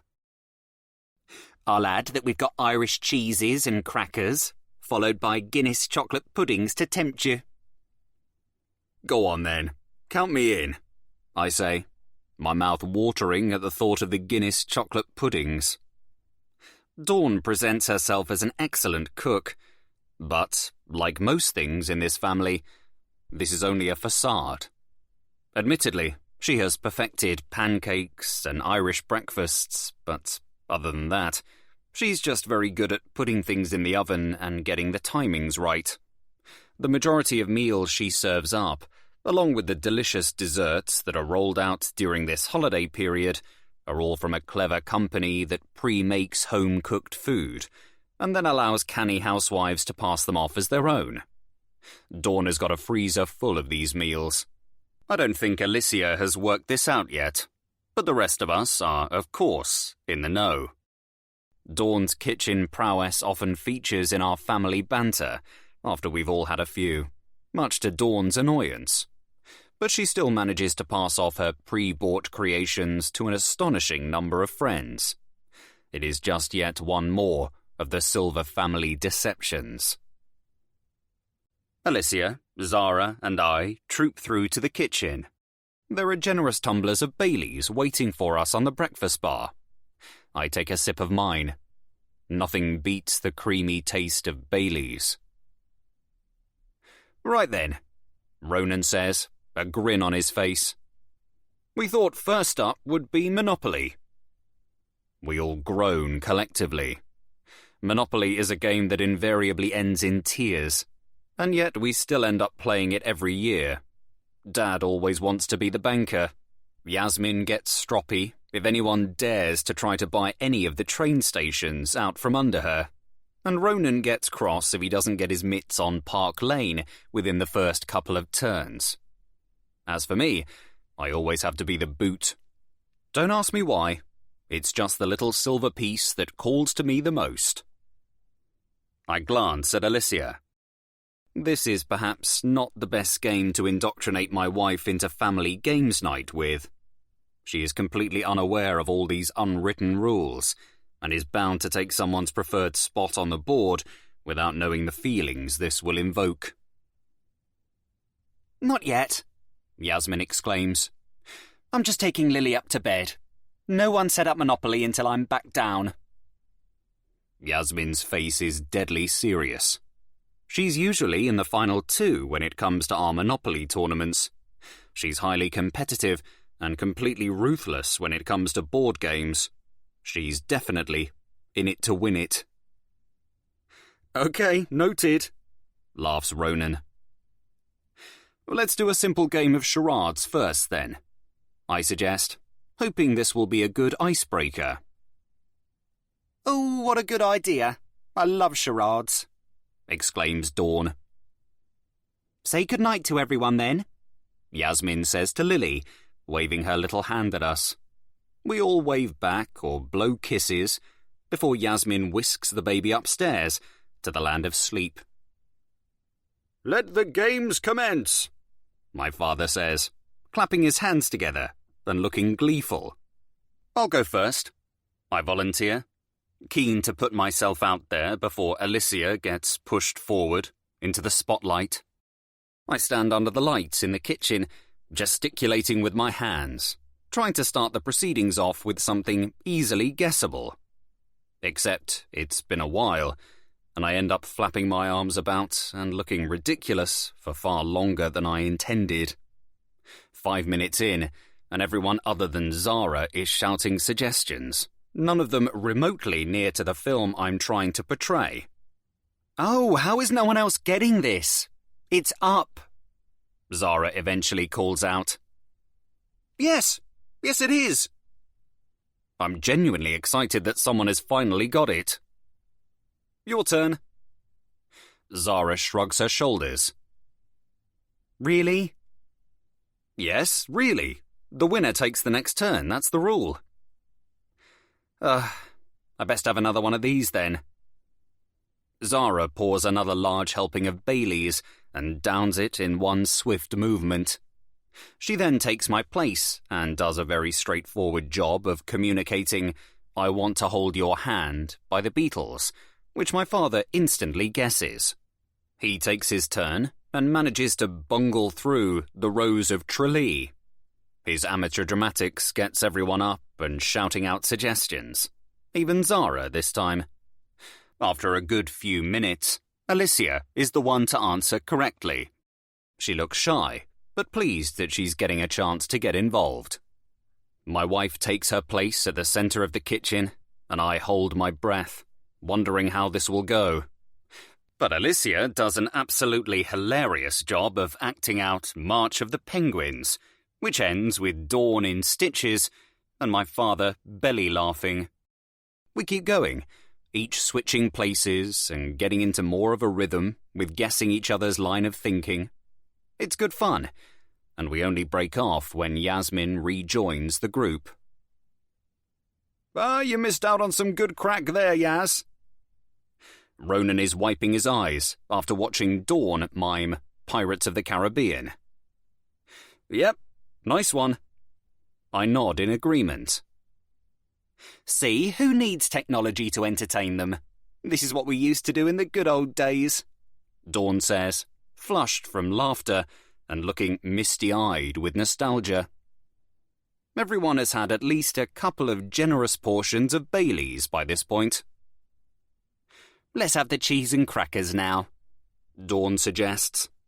She begins dishing out assorted crackers, chutneys, piccalilli, and some of Ireland's finest cheeses. It looks like Dawn has had a great old time at a Christmas market or two, judging by the selection she has on offer. Alongside the cheese board options, there are a number of dips, grapes, sliced meats, and vegetable crudités. There's not quite enough fruit and veg to balance out the sheer amount of dairy that's now dominating the table, but I'm very much okay with that. As we're working our way through cheese and wine, I manage to give Alicia a quick heads up on everyone's Monopoly preferences, and my wife seems to appreciate getting the lowdown ahead of the game. I'm trying to give her a bit more guidance, but I'm still very new in my role as someone's husband. I eat far too much, and I'm left feeling like I'm going to need a crane to yank me up from my seat. But it's Christmas, and if you can't overindulge at Christmas time, when can you? As the evening passes, our group chats amiably. The wine and the Baileys has gone down very well, and the atmosphere is more chilled than it has been. The undercurrent of tension seems to have dissolved for now, or maybe I'm just a bit drunk. Let's get going on the main event then, Yasmin says, laying out the Monopoly board. Boot, please, I pipe up. As if I could forget. Yasmin gives me a knowing grin. Where is the top hat? My father's sausage-like fingers are riffling through the little velvet bag, containing all of the Monopoly pieces. Don't sweat, it's here, Yasmin replies, placing the silver figure in front of him. You better nab a piece now, Dawn jokes to Alicia. Oh, I don't mind. What do you usually go for? I haven't played Monopoly since I was a child, so I honestly don't mind. Well, you're in for the game of your life, then, my father promises. It's good to see him warming to Alicia. It's important to me that he likes her. We all settle down at the table, strategies being turned over in alcohol-soaked minds. The dice is rolled, and the first few rounds are played in earnest.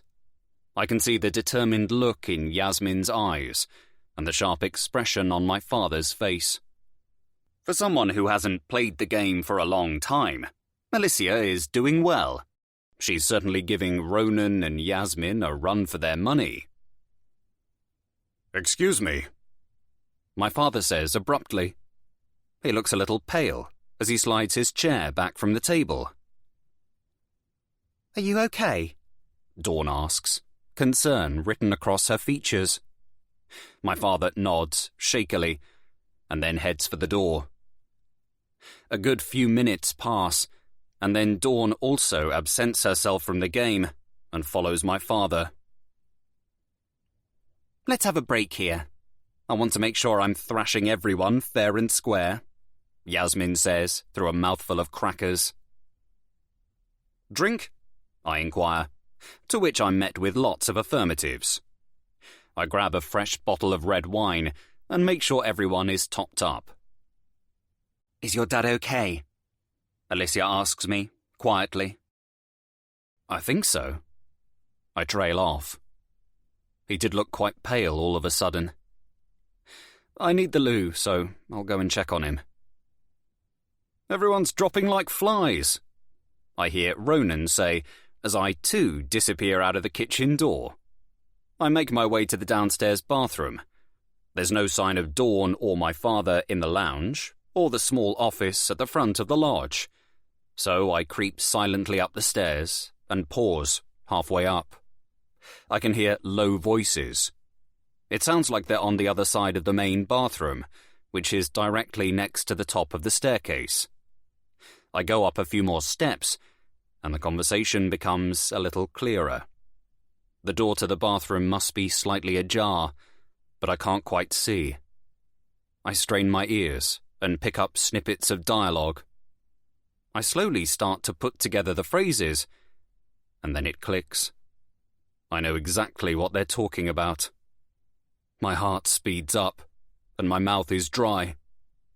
I finally have the answer to a question that's been bothering me for a long time, and confirmation the risky plan I have set in motion is working. Now, it's really time to let the games begin. Yasmin. "Is your internet connecting?" Zara queries, glaring down at the glow of her phone screen. "Yeah, I'm sure mine is." Alicia picks up her phone from where it was resting at the side of the Monopoly board and checks it. "Oh, no, mine's gone too." "Me 3, chimes in Ronan. 0 bars of connectivity." "You're joking me," Zara moans. "I hope this isn't going to last for long." I give Ronan a furtive look, and Zara catches it. "What? What does that look mean?" Zara blurts out. Spending time with Zara is often uncomfortable because she's so straight-talking. She doesn't bother to dress up her words or even try to sound a little bit more polite. "It means this has happened before," Ronan tells her honestly. "And?" Zara's voice is laced with impatience. Everything about her grates on me. "And it took a while before normal service resumed." Zara is looking at Ronan like he's severed access to the internet, as though it's my husband's fault that the bad weather is interfering with our connectivity. "A while, as in minutes or hours?" "As in days." "Days, seriously." "Calm down, Zara," I snap. I've had enough of her abrasiveness. I don't know how she gets away with it all the time. Dawn never calls her out on her behaviour, and somehow even Patrick lets it slide. We're in a remote part of Ireland. The internet connection can be a bit patchy here on a good day, let alone in the middle of winter. We've been lucky with it so far.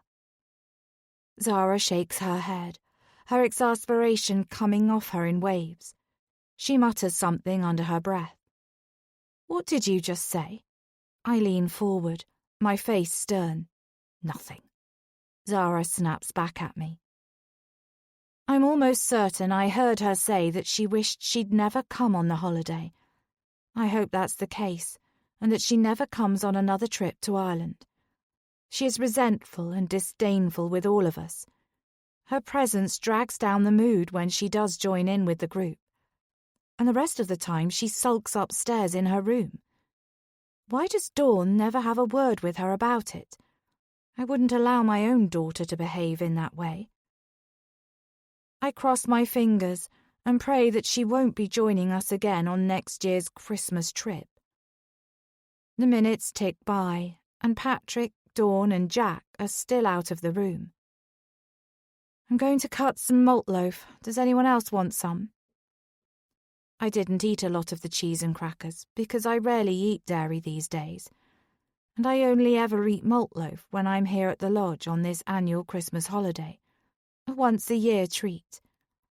It's the perfect mix between savoury and sweet, the treacle and raisins combined with the chewy, stodgy goodness. Zara comes over to the kitchen area. I'll have some. Her voice is even. I can't tell if she's in a strop or if she's got over her strop about the internet already. I take a knife from the block and start slicing. Ronan is over on the far side of the kitchen, fumbling around with something, and then he says, hate to break it to you, but the landline has gone as well. Oh, what? This place really is out in the sticks. Zara lets rip with her annoyance once more, yanking open the cutlery drawer and snatching up some forks. Look, I snarl at her. Just stop whining. If Patrick comes back in and you're griping about the internet and the phone, it's going to end in another terrible evening. Zara's face blanches, and it is only then I realise I still have the knife in my hand. Zara's body is just inches from the tip of the sharp blade, and she looks more than a little afraid. I allow the steel knife to hover for just a second longer than I should, and then I let it clatter onto the shiny kitchen worktop. Zara quickly retreats back to the table, and I resume my task of plating up the malt bread before handing it out. Minutes later, Jack slips back into his seat, and not long after, Dawn and Patrick are back in the room too. Patrick seems subdued, and I'm guessing that he and Dawn have had words over something. The game of Monopoly resumes and quickly picks up pace. Now Lily is in bed, it's my time to shine, to show everyone how quick-thinking I still am, and that I've still got it when it comes to banter. Jack is sitting beside me, and we end up laughing and talking together in a way that we haven't done for a long time, not since he proposed to Alicia. One by one, people begin to fall out of the game. First Dawn, then Zara, then Jack. I'm impressed by some of Alicia's moves. She's more strategic than I thought she was going to be. I manage to outmaneuver my husband, and he goes crashing out of the game when I bankrupt him. Unfortunately, Ronan's lack of grip over his finances mirrors reality, and I think this hits home for him too, as he moodily announces that he's off to bed. I don't let my husband distract me, though. I'm playing to win. It's me up against Patrick and Alicia. To my surprise, Patrick is knocked out of the game next. He usually puts up more of a fight, so it's just down to me and my new sister-in-law. The thrill of being neck and neck with someone, almost at the finish line, spurs me on. All the more so because it's my real-life rival. I love playing games like this because, after all, isn't that life? It's all a game, really. We're all just working out what our next move is going to be. We all want to be winners, but there have to be some losers too. I've been on a winning streak ever since I married Ronan, but things have been slipping through my fingers lately. My winning dice rolls aren't so frequent anymore. I need to sharpen my focus and make sure that I'm upping my game. It's true that I've been dealt some good hands in my time, especially since I've been Yasmin Silver. My younger years also taught me how to play a poor hand well, too. Finally, in one deft move, I managed to clear Alicia out of money. Those remaining at the table give me a round of applause, and Alicia gives me a gracious shake of the hand. I've won. I've kept my crown as the Queen of Monopoly. And I plan to keep on winning at the game of life, too. Alicia. Christmas Eve morning rolls around, but no one is up quite so early today. Patrick announced before the end of yesterday evening that he was going to have a lie-in this morning. Jack told me when we went up to bed that his father having a lie-in was practically unheard of. I'm just pleased to not be up at first light again. Even though yesterday we mostly lounged about, we've been up past midnight every night. I like to have a solid 8 hours of sleep, otherwise my head feels as though it's been stuffed with cotton wool and I can't function properly. This morning's breakfast offering is potato cakes with salmon and cream cheese. I was so impressed with the array of authentic Irish food that has been served up. But Jack told me the majority of what we've consumed has not been made by Dawn's fair hands. The meals have come from a high-end home-cooked meal company. I was astonished to discover the food was basically posh ready meals, but I've enjoyed eating it all the same. As soon as we've eaten and cleared away, everyone has paired off to do their own thing again. As much as I've enjoyed watching festive films in front of the warming fire, I'm feeling a bit caged up and antsy today. I tend to go out running every morning, and I feel a bit out of sorts because I don't have my usual routine in place. So I decide that before I slump down onto the squashy sofa, I'm going to do something productive. What do you want to do then? Jack teases, laughing at me for already being bored of relaxing. How about some yoga, I suggest. No, I ate way too much cheese last night. That's the point. Jack holds his stomach. Maybe later. The thought of bending over my cheese baby right now makes me feel ill. How about teaching me to play chess? Jack leans in close and whispers to me. I don't really understand the rules. I snort with amusement.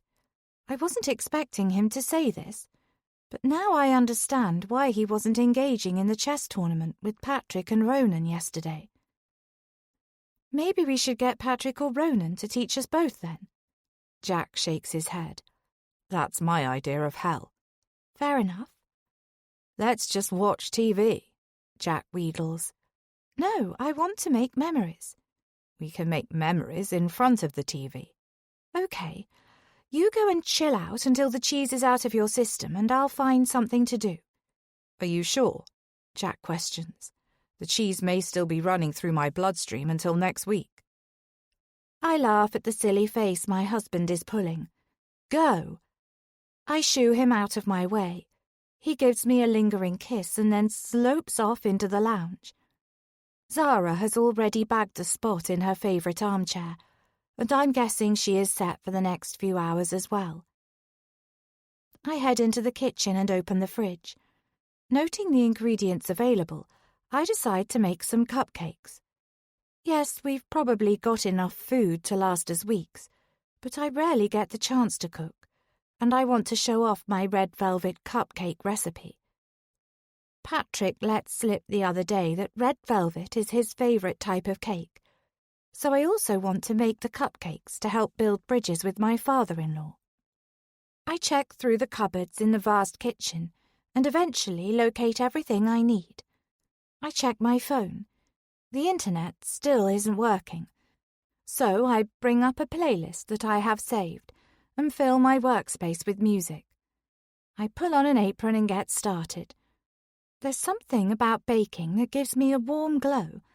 I think it's because I spent many happy hours baking with my mother when I was a child. Yasmin comes into the kitchen with Lily on her hip. Hi, I say to them both. I'm making red velvet cupcakes. Lily's face seems to light up at the mention of cake. I'm putting beetroot in the mix. Is that okay for Lily? I ask Yasmin. She nods in response and transfers Lily to her other hip. Lily is stretching out a chubby hand for my wooden spoon. Will she be okay with the other ingredients? I gesture to the various packets scattered across the worktop. Yasmin pulls another wooden spoon out of a kitchen drawer and hands it to her little girl, who's now babbling away. Yeah, that should all be fine. She'll either eat it or she won't. You never know with kids. Yasmin disappears again, and I'm left on my own. It doesn't take too long to make the cupcakes. They're looking good, and as I pop them in the oven, I'm confident that I'm going to get a good rise on them. Washing the worktop and then my hands, I set the timer on the oven and hang up the apron, which has remained pristine throughout my stint in the kitchen. I'm now ready to surrender myself to a few hours of checking out in front of the TV, safe in the knowledge that I've achieved something today, and hopefully my good deed will work towards improving the relationship with my in-laws. These are delicious. The red velvet cupcakes are freshly iced, and Patrick has already devoured one of them. I might just have to have one more. He reaches for another cupcake. I beam with joy. This was exactly the reaction I was hoping for. My recipe has been tried, tested, and perfected over the years. I've made it many times, and I think this might just be my best batch yet. We're all gathered in the elegant kitchen once again. We've just had a lunch of traditional Irish stew, and the cupcakes were the perfect thing to round off the meal. They're good. Compliments from Zara seem like a rarity, so I take this as a win. Nice work, my husband says, licking his lips. You'll have to make these a regular occurrence at home. They are divine, Yasmin adds. Yes, I think to myself. I finally won my sister-in-law over. Can you give me the recipe? She asks. Of course, I chirp happily. It was my mum's recipe, but I've tweaked and changed it over the years. Yasmin nods thoughtfully. There's a hint of something that I can't quite put my finger on. Lemon? I supply. No, it's not the lemon, although the subtle hint of citrus is a nice touch. It's something else. Yasmin takes another bite and ponders for a bit. What ingredients have you used? Jack asks, taking a sip of his freshly brewed coffee. Eggs, butter, sugar, lemon. I reel the list of ingredients off by heart. There's some beetroot in there. Seeing the beetroot in the fridge was actually what gave me the idea to make the red velvet cupcakes in the first place. It's a great natural ingredient and means you don't have to use red food colouring. Flour, of course. Oh, and my secret ingredient. I pause for effect. I use half flour and half ground almonds. The almonds give such a great texture. Beetroot in cake? I would never have guessed, grins Ronan. It tastes good. Almonds? Zara queries. Yeah, there wasn't quite enough flour in the cupboard, so I just topped up with the ground almonds for the quantity needed. What? Patrick is on his feet and looks suddenly enraged. My heart plummets. Oh no, what have I done now? You put almonds in there. Dawn follows up quietly. Yes? Dawn is allergic to nuts. Patrick fumes. Oh my God, I didn't know, I exclaim. No one had told me that Dawn had a nut allergy. I'm so sorry, Dawn. I didn't realise. This is such a disaster. Patrick has turned puce by this point. It's okay, Dawn states unconvincingly. At least we know about it now, so I can deal with it as quickly as possible.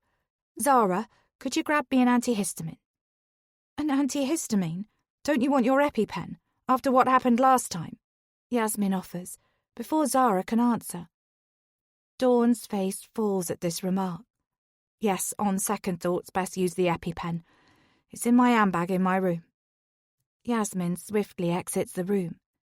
Is there anything I can do? My stomach feels hollow. I can't believe I've messed up again. No, don't worry. I notice a small red rash beginning to flare up on Dawn's hand. I feel nauseous. What a colossal mistake to make. Yasmin rushes back in and hands the EpiPen to Dawn. Patrick continues to glare at me. I wanted to do something that would win the favour of my in-laws, but instead I've just made things much worse. Dawn fumbles with the case of the EpiPen. Her left hand is suddenly a glowing red. The reaction has come on quickly, so she must have quite a strong allergic reaction to nuts. Why did no one tell me this? Alicia, you didn't know, Yasmin says, her eyes narrowed as she's looking at me. Except, now the first wave of panic has passed, I realise I had checked the ingredients with Yasmin when she came into the kitchen. I asked her if Lily was okay with beetroot, as I know some people can have reactions to that. And Yasmin also said Lily would be fine with the rest of the ingredients. She didn't mention anything about nuts being an issue for Dawn. Everything was out on the kitchen worktop. Surely Yasmin saw the packet of ground almonds there as well. It also strikes me as odd that there would even be a bag of ground almonds in the cupboard if Dawn has a severe allergy to nuts. But then I remember that Dawn and Patrick only use the lodge a few times a year, whereas Ronan and Yasmin use the place several times a month. So I guess the ground almonds must belong to Yasmin. I can feel the frustration bubbling inside me, as my sister-in-law set me up again. I open my mouth to protest, but Yasmin scoops up Lily, cooing, "Nap time," to her daughter. She whisks Lily out of the room, leaving the rest of us to deal with the fallout of Dawn's reaction. Patrick now has an arm around Dawn, and Zara is handing her stepmother a glass of water. Jack is frowning at me, with a look in his eyes that I don't like. Did my sister-in-law deliberately withhold information, or was she just distracted? Now. I'm sitting in the high-backed chair, my whole body trembling with cold and with fear. I've been marched into the little office at the front of the lodge, and I've been sat here, unable to move, for at least 15 minutes. 2 of the Garda officers are planted in front of the door, my only exit route, as if there's a risk that I might jump up and try to run back out into the sub-zero conditions. This has to be a mistake, a nightmare that will quickly be put right. The police found me out in the snow, just meters away from the gruesome body on the ground. It was a case of the wrong time and the wrong place. I was outside as part of the search party. I was trying to help, and now look where that's got me. I'm cursing my choice to come on this holiday. I could have said no. I could have stayed at home and not had to deal with interacting with the Silver family or getting caught up in their twisted family dynamics. After what seems like hours, I hear a commotion outside the room I'm in. Someone is shouting, but I can't make out who, and lots of voices are fighting with each other to take control of whatever argument is happening. What's going on? Neither of the officers answer me. Things go quiet. I'm left to my own thoughts circling round and round. I have to make them understand that I played no part in the murder of the poor person out in the snow. A more senior officer barges into the office, the door banging loudly behind him. "Mrs. Silver," the gruff voice asks. "Yes," I croak out my reply. "I've got some questions for you." Yasmin. Toy. Lily's face is a picture. With some help from Ronan, she's just ripped open the bright red wrapping paper and discovered her first Christmas gift inside. She squeals in delight at the big pink pig and cuddles it tightly. I snap a photograph. Lily's first Christmas morning is a special milestone, and I want to make sure that I capture as much of it as possible. I automatically go to upload the photo to Instagram, but then I remember that I can't because the Wi-Fi is still down. I sigh. As much as I berated Zara about her grumpiness over the lack of internet signal, it is a pain. We're so used to being able to ping a message to a friend, quickly Google the answer to something, or connect with a wide network of people across social media platforms. Not having access to phone signal or the internet is making this whole snowed-in experience a lot more intense. Without the option to escape from the current situation with a few minutes of social media scrolling, or the ability to gossip with one of my friends via instant messaging, things feel a lot more claustrophobic. The days seem to be dragging on, and even though it was only the night before last that we lost access to the outside world, it seems a lot longer. The lodge stands in a remote part of the Wicklow Mountains. There aren't any other buildings for a good few miles. A cluster of old cottages forms part of a boutique holiday resort, about 6 or 7 miles away, but we don't have any close neighbours nearby. This, I'm sure, was part of the appeal for Patrick when he first purchased the lodge many years ago, before his sons left home. In the summertime, it is glorious. There's acres of space to enjoy, and I can't wait for Lily to be able to learn to ride a bike up here or climb a tree in the woodland area just down the hill. Ronan and I have been using the place regularly in recent summers. There are enough rooms in the lodge that we can invite friends and have a proper weekend getaway. But the winter is a different matter.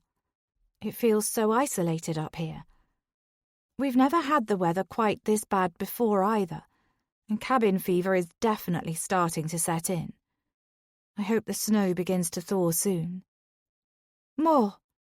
Lily claps her hands and reaches for a small, square-shaped present that Patrick is handing to her.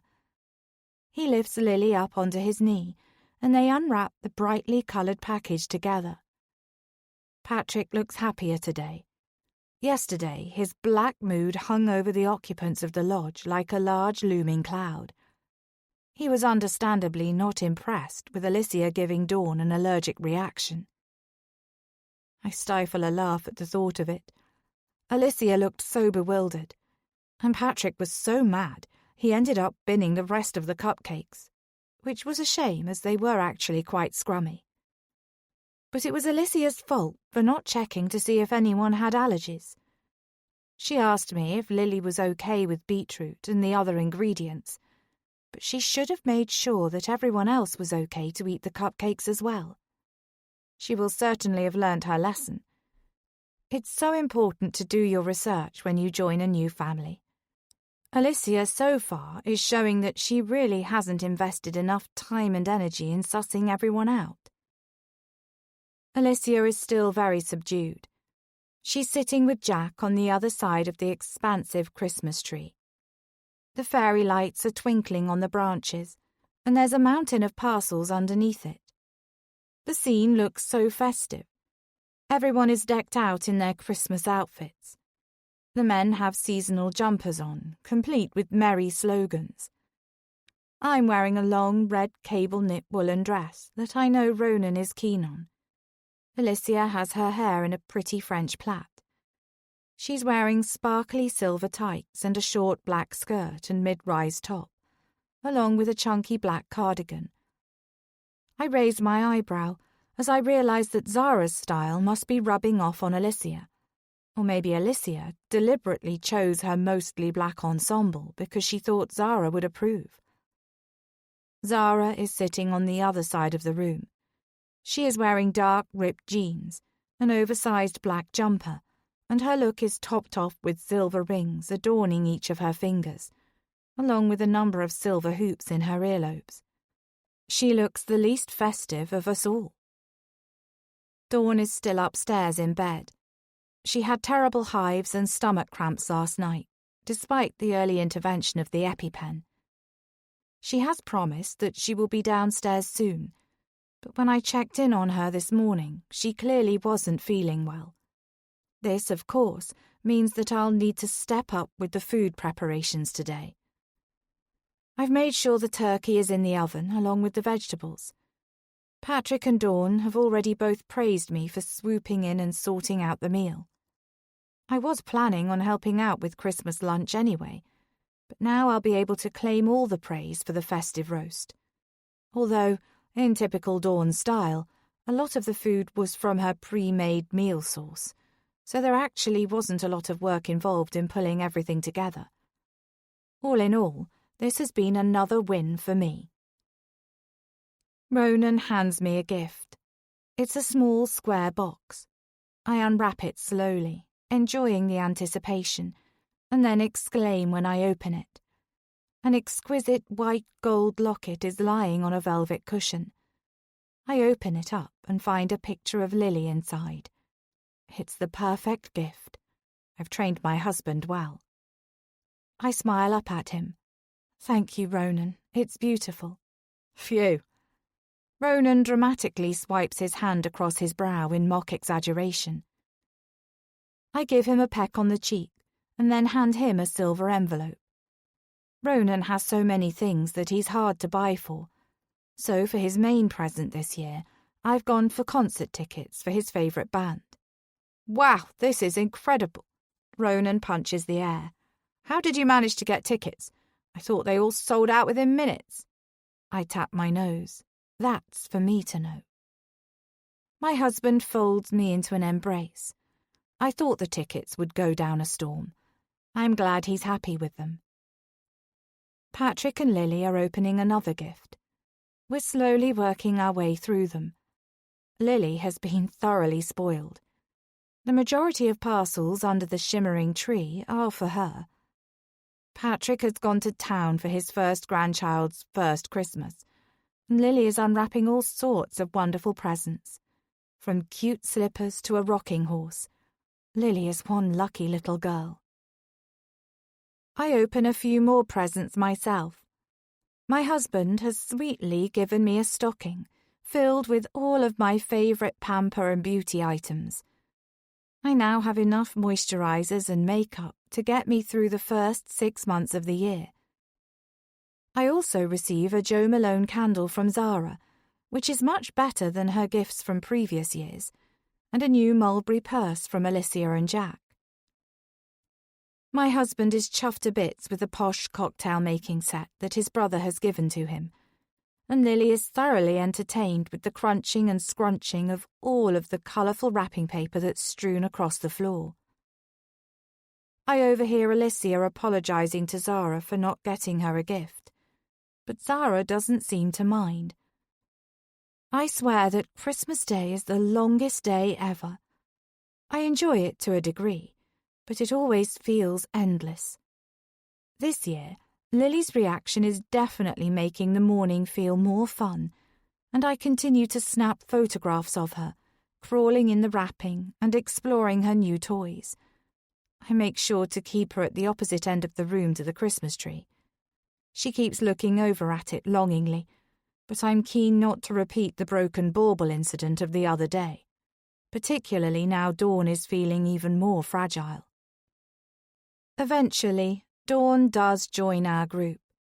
She looks a lot better than she did yesterday, but still not quite right.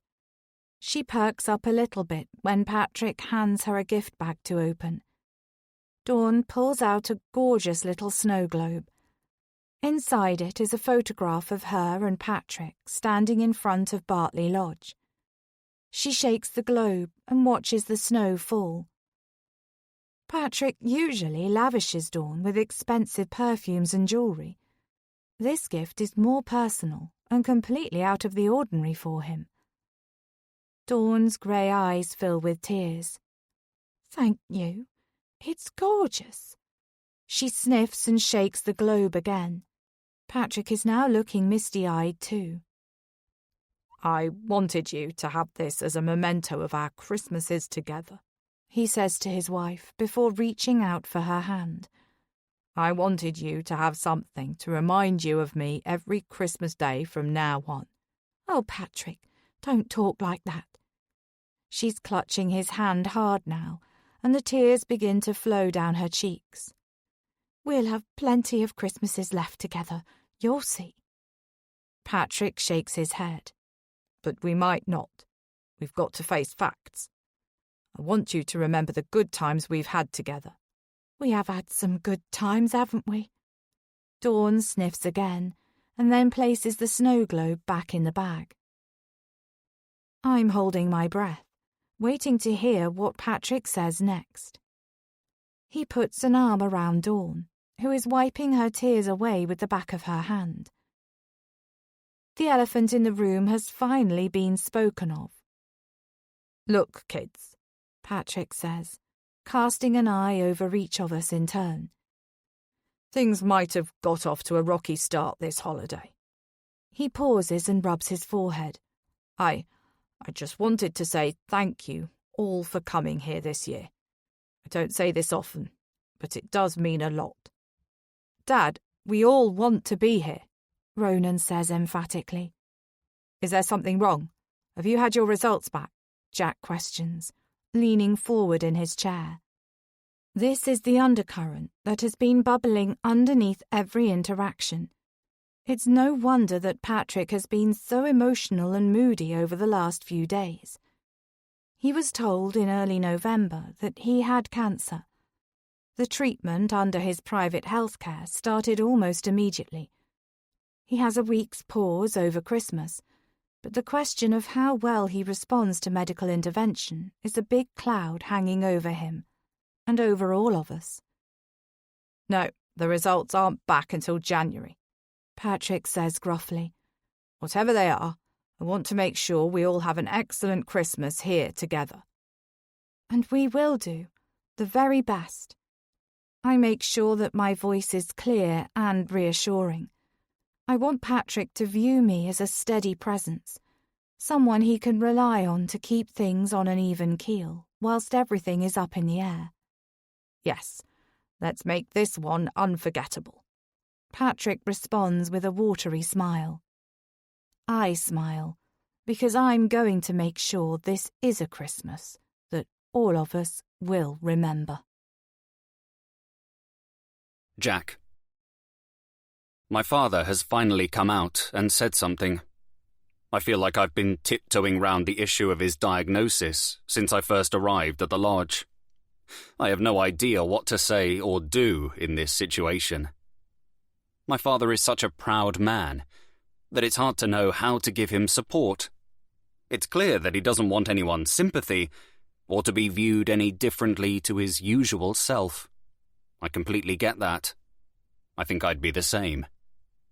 But everyone handles situations like this differently. When you're faced with a health prognosis such as this, it puts mortality into a very stark light. My father called me in November to let me know about his cancer diagnosis. I was stunned. He has this air of indestructibility about him. I didn't see a bill of ill health on the horizon for him. Yet here it is.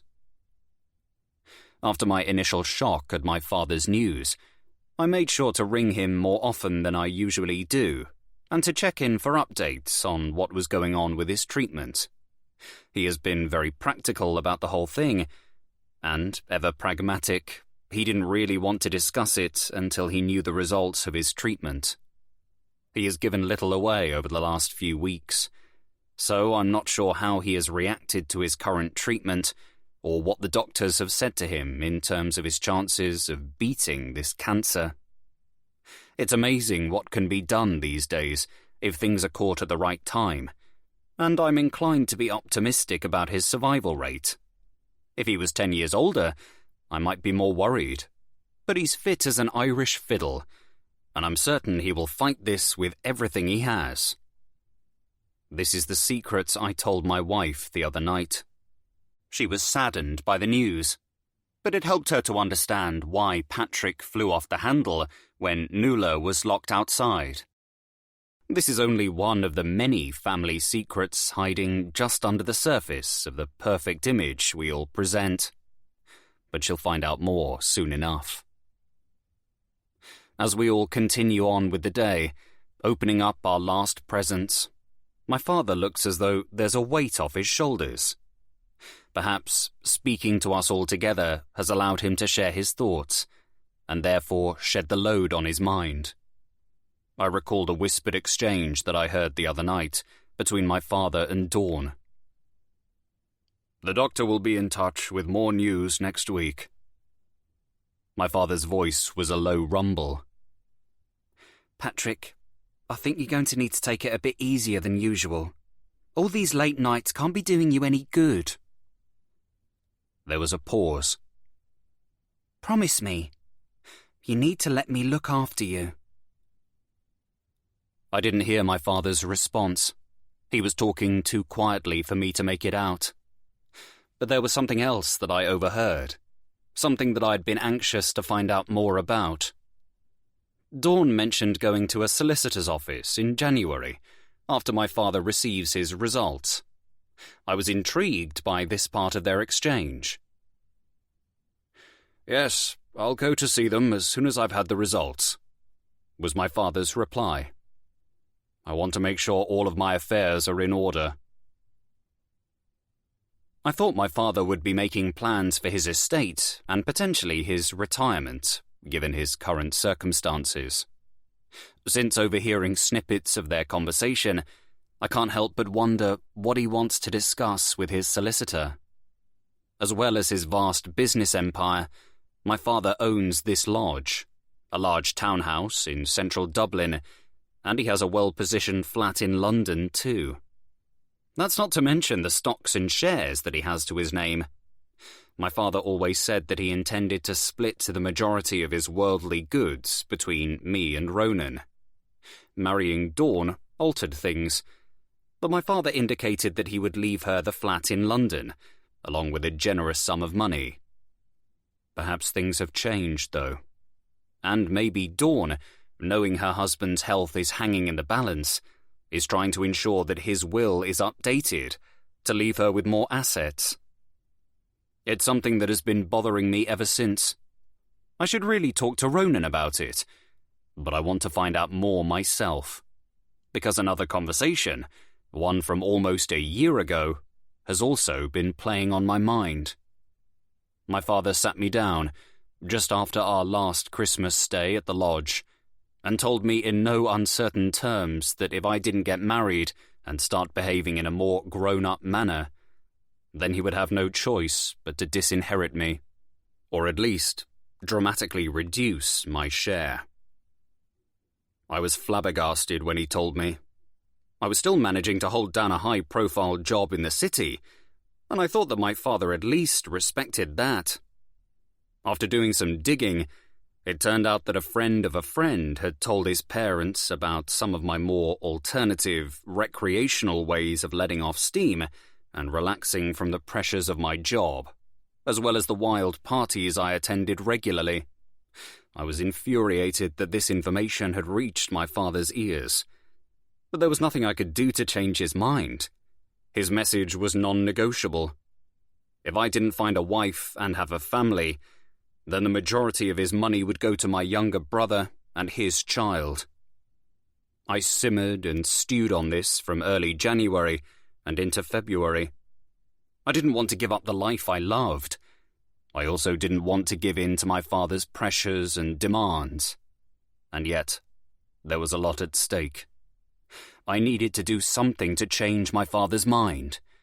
I resented him trying to push me into making decisions that I wasn't ready for, and perhaps never would be. I discussed the matter with a close friend, and the solution quickly became clear. Alicia was the woman who had stuck by my side throughout our 20s. Even though I had never wanted a steady girlfriend, Alicia seemed happy to slot into my life in whatever way I wanted. She had never put any labels on our relationship, and I trusted her. The only problem was, Alicia had gone travelling, and I wasn't sure when she was returning to the UK. Around that time, she stopped replying to my messages in her usual eager way, and took forever to get back to me. Her social media feeds showed her having the time of her life in Thailand. She was pictured frequently with a fair woman with a short blonde bob, and in big groups of men and women, all with tousled hair, enviable tans, and smiling faces. Just when I needed Alicia the most, I thought I'd lost her. I'd never really given much thought to how I might feel if Alicia stepped back from my life. She had been such a constant presence for so many years that it wasn't even a question that had entered my mind. But she was gone, precisely when I needed her the most. I managed to extract from her when she was coming back to England, and I made sure I was at the airport with a big bunch of flowers, waiting for her as she stepped off the plane. She came running straight into my arms. After that, I wined and dined her for several weeks, and then whisked her off to Paris to propose, in a bigger way than my first attempt the night she returned from globe-trotting. It was romantic, and even I was swept up in the moment. But the real reason I was marrying Alicia wasn't for romance or love. It was because I didn't want to lose my inheritance. The inheritance that was due to me. My poor mother would turn in her grave if my father did follow through with his threats. But I knew what my father was like, and he wouldn't think twice about cutting me out of his will. He divorced my mother because of her alcohol addiction, and he was clearly appalled by my use of recreational drugs, and prepared to cut me off as well. It was all I could do to stop him carting me off to rehab, which was completely ridiculous and unnecessary. I knew the only way to turn things around was to do what he'd asked. Alicia and I planned our wedding quickly, with a date set for early autumn. We'd known each other for such a long time, so there was no reason to wait. My father was pleased with the abrupt turn of events in my life. I thought that would put a stop to any notion of him changing my inheritance. But perhaps not, if he plans on going to see his solicitor. Perhaps I was wrong, and he is going to reduce my share of his estate anyway. Maybe my marriage this year was too little, too late. Maybe Alicia has made one mistake too many over the holiday. I need to make sure he doesn't go to that solicitor's office and make unfavourable changes to his will. I need to come up with a plan to change his mind. Because my future depends on it. And it's not just my financial future hanging in the balance. There's much more at stake. I've made a few mistakes in my time, but in this last year, I've got myself into a situation that is far more perilous than I'd bargained for. So, it's not just money at risk if I don't receive my full inheritance. My life is in danger too. Alicia. It's a fine thing to be surrounded by all of your family, Patrick announces as he holds his glass aloft. Give over, old fella. Ronan heckles him. Don't worry, I'm not going to go overboard with another speech. I just wanted to make a little toast. Patrick raises his glass once more and says, To Christmas and to family. To Christmas and to family. We all echo his words and raise our glasses as well. You can all crack on with your food now. We all follow his suggestion eagerly as we pick up our knives and forks. It's another incredible spread. My plate is brimming with roast potatoes, stuffing, turkey, and an assortment of roasted vegetables. I'm bound to have put on a few pounds by the end of this holiday, with the combination of tasty food and lazing about for most of the day. I'll have to get my running shoes on pronto when I get back to London in January. I'm relieved that Patrick's illness is now out in the open. It was awkward knowing about it, but not knowing if I should say anything.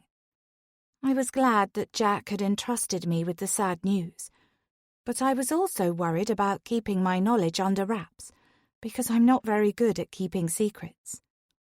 "The Christmas crackers!" Dawn cries. Yes, we mustn't forget them. Yasmin agrees. A clattering sound echoes around the table as we each abandon our cutlery. I run the fingers on my right hand over my left arm.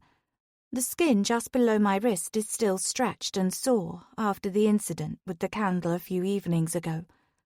At least there aren't any candles alight on this table. Just be careful today, Ronan jokes. We don't want any more accidents, Alicia. His tone is jovial enough, but I inwardly cringe at the comment. I'm sure everyone was thinking the same thing. but did he really need to highlight it? That will be a tale to tell in years to come. Jack winks at me. I can't think of anything to quip back at him, so I give him a small smile instead and pray that he's right. We pull our Christmas crackers without anyone getting hurt this time. Colourful paper hats are placed on the top of everyone's heads. Yasmin puts a crown on Lily, and it slips down over her eyes. Patrick croons over his sweet granddaughter. I'm starving by now, but before we all tuck in, everyone takes a turn at reading out their jokes. It's amazing how a little cardboard tube and some cheesy lines that everyone has heard a million times before can bring joy to the faces of each person around the table. Ronan and Jack then descend into exchanging the most awful banter they can think of. For the first time, I get a glimpse of how the two men may have interacted as children or teenagers. They're all too keen to keep egging each other on, until Jack goes one step too far with a rather vulgar limerick. Enough, Patrick commands, raising his voice over the now giggling grown-up men. We don't need that kind of language at the dinner table. There's a twinkle in Jack's eye as he turns away from his father's gaze to look at me, biting back a grin. I'm reminded of Jack's natural spontaneity.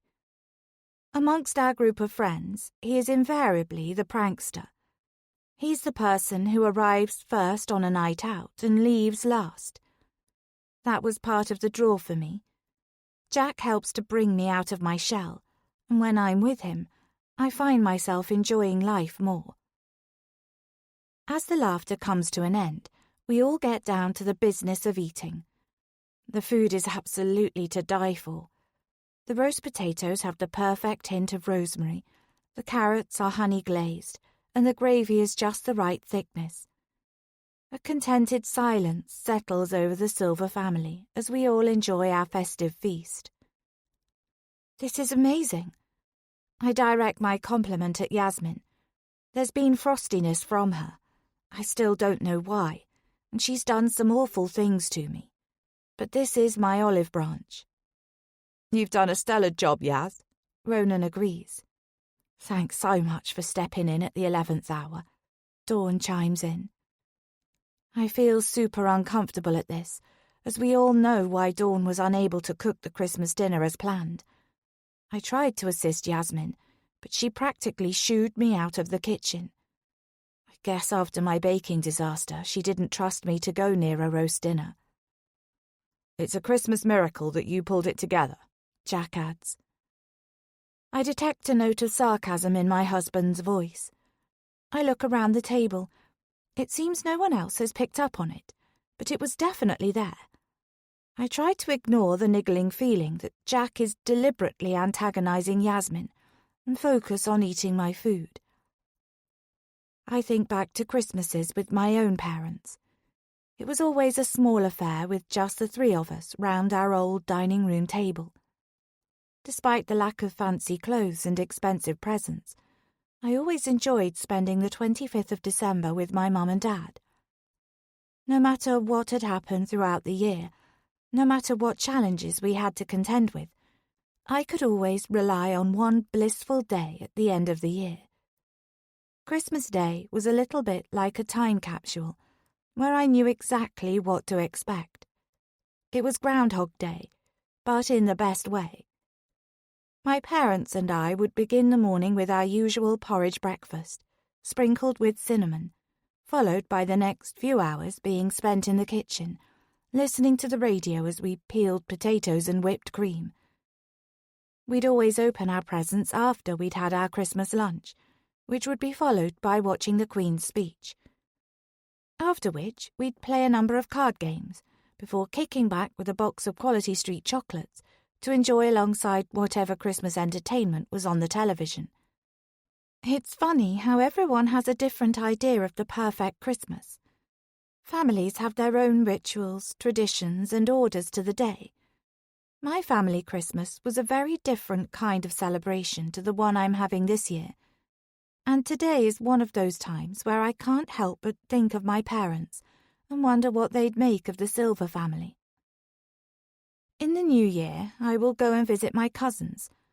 I have a cluster on my mother's side who live up in Liverpool, and 2 elderly cousins on my father's side who are on the other side of London. I tend to see my Liverpudlian cousins only once a year, unless there's a wedding or a funeral. But I try to stop by and see my older cousins on the other side of London once every 6 weeks or so.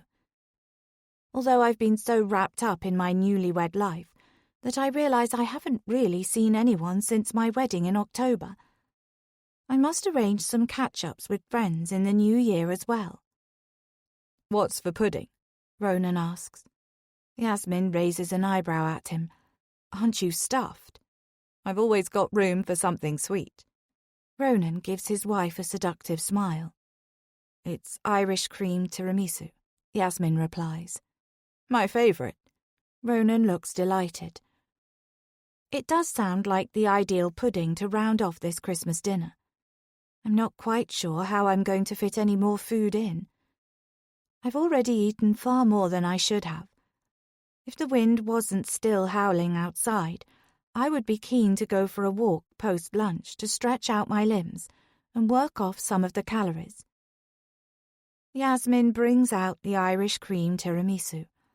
It looks every bit as scrumptious as it sounds. She divides up the pudding and hands me a bowl containing a generous portion. I hesitate, inhaling the strong smell of coffee. I really shouldn't eat this. I know it will cause me a major headache, and probably contains more caffeine than the average latte. But it would be super awkward to refuse to eat any. I glance around the table. Everyone else is tucking in, and it's clear that Jack hasn't spotted my dilemma. So I dip my spoon in some of the cream and resolve to just take a few bites to be polite. I taste my first mouthful, and it's completely delicious. The blend of coffee, cream, and liqueur is heavenly. So I eat a bit more, savouring the flavours that I usually deny myself. Usually I'm so strict about my caffeine-free diet, but the alcohol has softened my resolve. I'm guessing this must be one of Dawn's pre-made specials, as it tastes so good. Perhaps Dawn is right, and I should let go a bit more. Perhaps I've been too overcautious by restricting caffeine completely. I can't seem to stop myself, and before I know it, I'm scraping the bowl clean. I sit back, totally stuffed and rapidly regretting my actions immediately. The tiramisu was mouth-watering, but I really haven't had caffeine in years, so I'm likely to pay for this later. I quickly guzzle down some water, hoping to hydrate myself and reduce the severity of any headache that's coming my way. I'm relieved the meal has gone smoothly, as this is the main event of the entire holiday.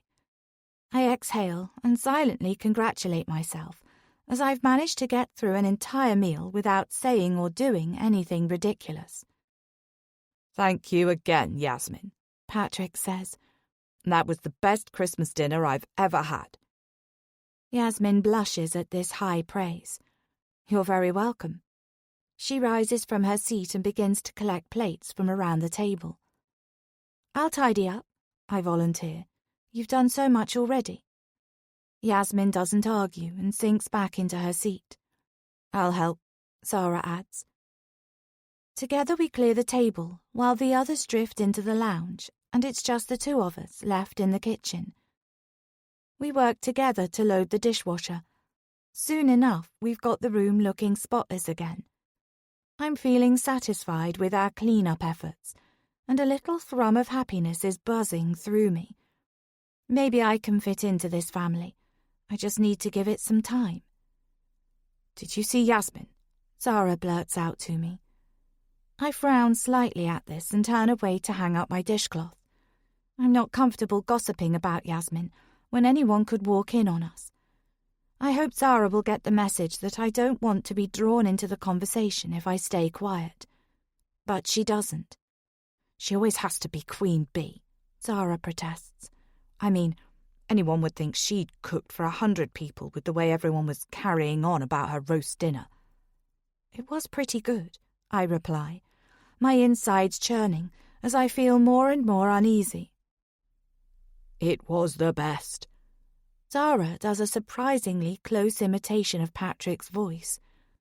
All she did was shove the food in the oven. I can't help but snigger at this. Zara, stop. I glance over my shoulder and praying no one can hear Zara impersonating Patrick.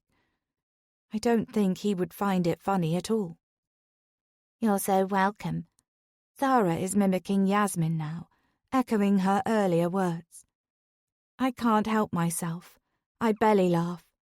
Zara sounds so convincing, and she's right. The fawning over Yasmin was all a bit much.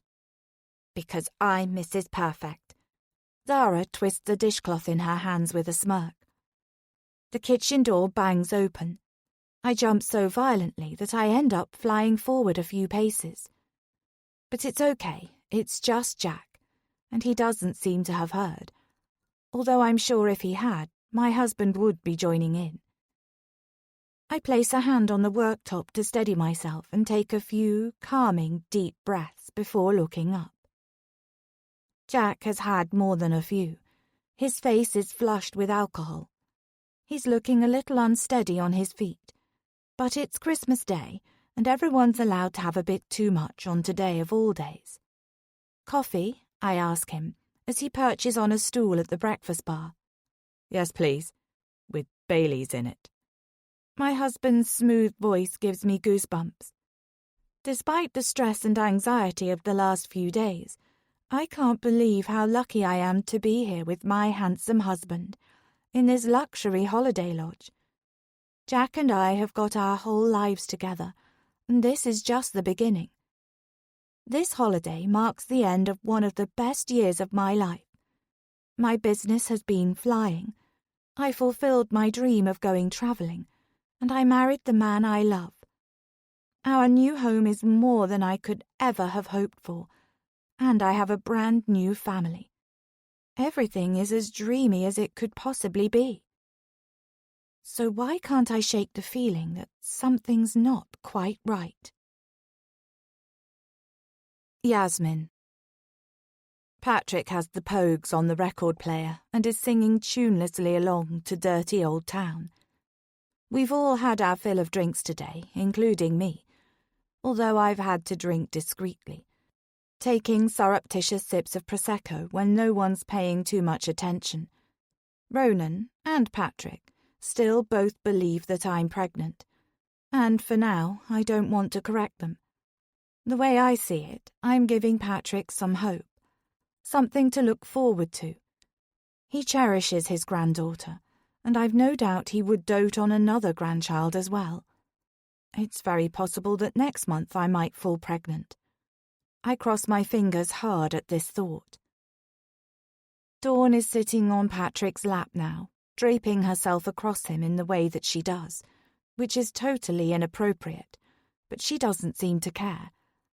At least he's stopped his singing now.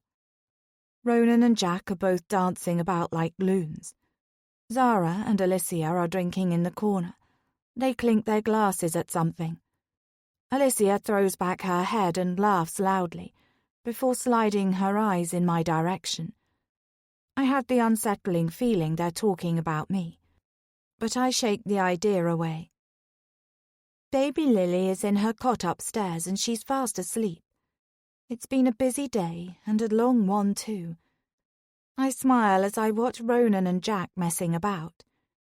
With the music in the background, the alcohol flowing and the family all together, it's times like this that I can almost forget our financial woes. This feels like a brief moment when everything is frozen in time and my worries are suspended in mid-air. They're still there, shimmering above me like a rain cloud.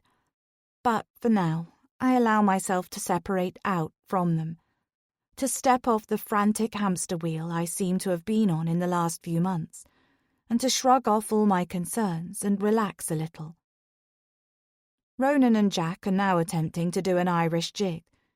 It's probably been years since either of them successfully performed any Irish dancing where alcohol wasn't involved. Their arms are entwined, their feet flying. Patrick and Dawn are clapping them. I join in, and so do Zara and Alicia. Ronan and Jack quickly become breathless with exertion, and then Jack staggers, knocking into Ronan, and they both end up falling over each other. They land in a tangle of limbs on the sofa. We all clap madly, and then Ronan stands up and takes a bow. He sees me, flushed with laughter, and steps towards me. His breath is hot and heavy with the smell of beer. "Come here," he says in a low growl before landing me a kiss on the lips. I pull away from him, a recent habit. Things have been so up and down between us lately. Ronan shrugs off my rejection and crosses the room to grab his can of drink. I notice my husband pulling his phone out of the pocket of his chinos. He checks the screen and immediately stuffs the phone back. At least the lack of signal has stopped Ronan going on his phone since the connection has been down. I swear he's addicted to that device. I can tell he's getting antsy at the lack of contact with the outside world. We agreed between us to leave the issue of Wi-Fi and phone connection to tomorrow. It's been a few days now, but realistically, there's no point in trying to get things sorted on Christmas Day. At least it's given us the opportunity to properly disconnect from work. That's the problem these days. It's so easy to have a quick look at your email inbox or check the latest notification that's buzzed through. It's been a bit of a relief to not have the lure of the laptop or the interruption of a ringing phone for a bit. Jack and Ronan are back up and dancing in the middle of the room again. I go and join them, taking my husband's hands and smiling at him. I was too quick to push him away earlier. There's been so much strain on us both in the last few months due to the problems with the business. Patrick and Dawn join us, and we all dance about for another song or two, until Jack pushes past me and makes a hasty retreat from the room. I assume by his manner that his alcohol intake has finally got the better of him, and he's off to be sick in the toilet bowl. I sit down, feeling suddenly tired, and check the baby monitor. Lily is still sleeping soundly, despite the noise we're making down here. I fiddle with the white gold locket around my neck. It was a touching gift from Ronan, but I hope he didn't pay too much for it. "Oh, look!" Dawn points out of the floor-to-ceiling window. "Fireworks!" We all gather in front of the glass as the pitch-black sky lights up with greens and golds. "So pretty!" Dawn exclaims. "I wonder who's setting them off?" Zara asks. "Could be down at the Mount," Patrick answers. The sky glows once more, this time with blue and purple colours. We all stand transfixed, holding our breath for the next round of the display. The crackle and fizzle of the fireworks fade away. I begin to think there will be no more, and then, suddenly, boom! A rocket whooshes upwards, and the skies ablaze with every colour of the rainbow. "Wow!" Alicia breathes. "That's quite something." And she's right. It's magical as the fireworks display reaches its crescendo. They're absolutely stunning, and a gorgeous way to end our Christmas day. I realise that Ronan has his arm around me, and we stand there, leaning against each other, until the night returns to a black, blank canvas once more. It has been an important day for me. Lily's first Christmas, and my first 25th of December as a mother. I'm proud of myself for not only rescuing the roast dinner, but doing so in a way that resulted in such praise. I'm pleased for Patrick that today has been a good one. A special Christmas for him at such a difficult time, and a keepsake memory for the rest of the family. None of us really know what the future holds. This might be Patrick's last festive vacation, or he might outlive us all. The only thing that I do know is that often when things are on a high, they have to come crashing back down again. And I suspect that's what's going to happen next. Alicia. It's only when the fireworks draw to a close that I realise my husband has not returned to the lounge. He wasn't amongst our little cluster as we oohed and ahed at the display flashing in the sky. So where is he? Perhaps he's decided to call it a night already and has crashed out on our bed upstairs. But surely he wouldn't have gone up without letting me know. Dawn smiles. It's been lovely. Thank you, everyone. I'm going to head up to the land of Nod now. Happy Christmas, I say. Dawn retreats from the room. It has been a nice day. I'm starting to warm to the Silver family. Sure, they have their quirks and flaws, just like any family. But the difference is they're my family now, and I've resolved to embrace them as such. I just hope that they will accept me too. I'm just about to open my mouth to say good night to everyone else, when a shriek from the hallway pierces through the chatter in the lounge. What the? Patrick is barreling through the door in seconds. Dawn, are you okay? He shouts. There's a muffled reply and then an almighty crash. I look at Zara, and Zara looks back at me. Bewilderment is written across both of our faces. Dad, what's going on? Ronan squeezes into the dimly lit hallway, followed by Yasmin and me. Initially, I can't see anything in the darkness of the hallway, but gradually my eyes adjust to the lack of light. I can make out a figure on the floor. My heart jolts when I realise it's Jack. He's collapsed on the wooden flooring. Jack! Yasmin and Ronan shrink back to allow me to pass by them, and someone clicks on the light. Are you okay? Are you unwell? I nearly broke my neck falling over him. Dawn's voice is high-pitched. Just get up. Patrick barks at his son. He extends a hand towards Jack, but my husband rolls in the opposite direction and vomits. Ugh. Yasmin clearly has no sympathy. Disgusting. I hear her mutter, before she makes a dash for the stairs and hurries up to the next floor. I'm cross with her response, her lack of concern. I'm sure she's no angel. We've all done it, had a bit too much to drink and then paid the consequences. I kneel down and pat my husband's leg. I'll grab something to clean up with. I hop up and move as quickly as I can to the kitchen. There's a cupboard stocked up with disinfectant, a mop and a bucket, so I get to work gathering everything I need.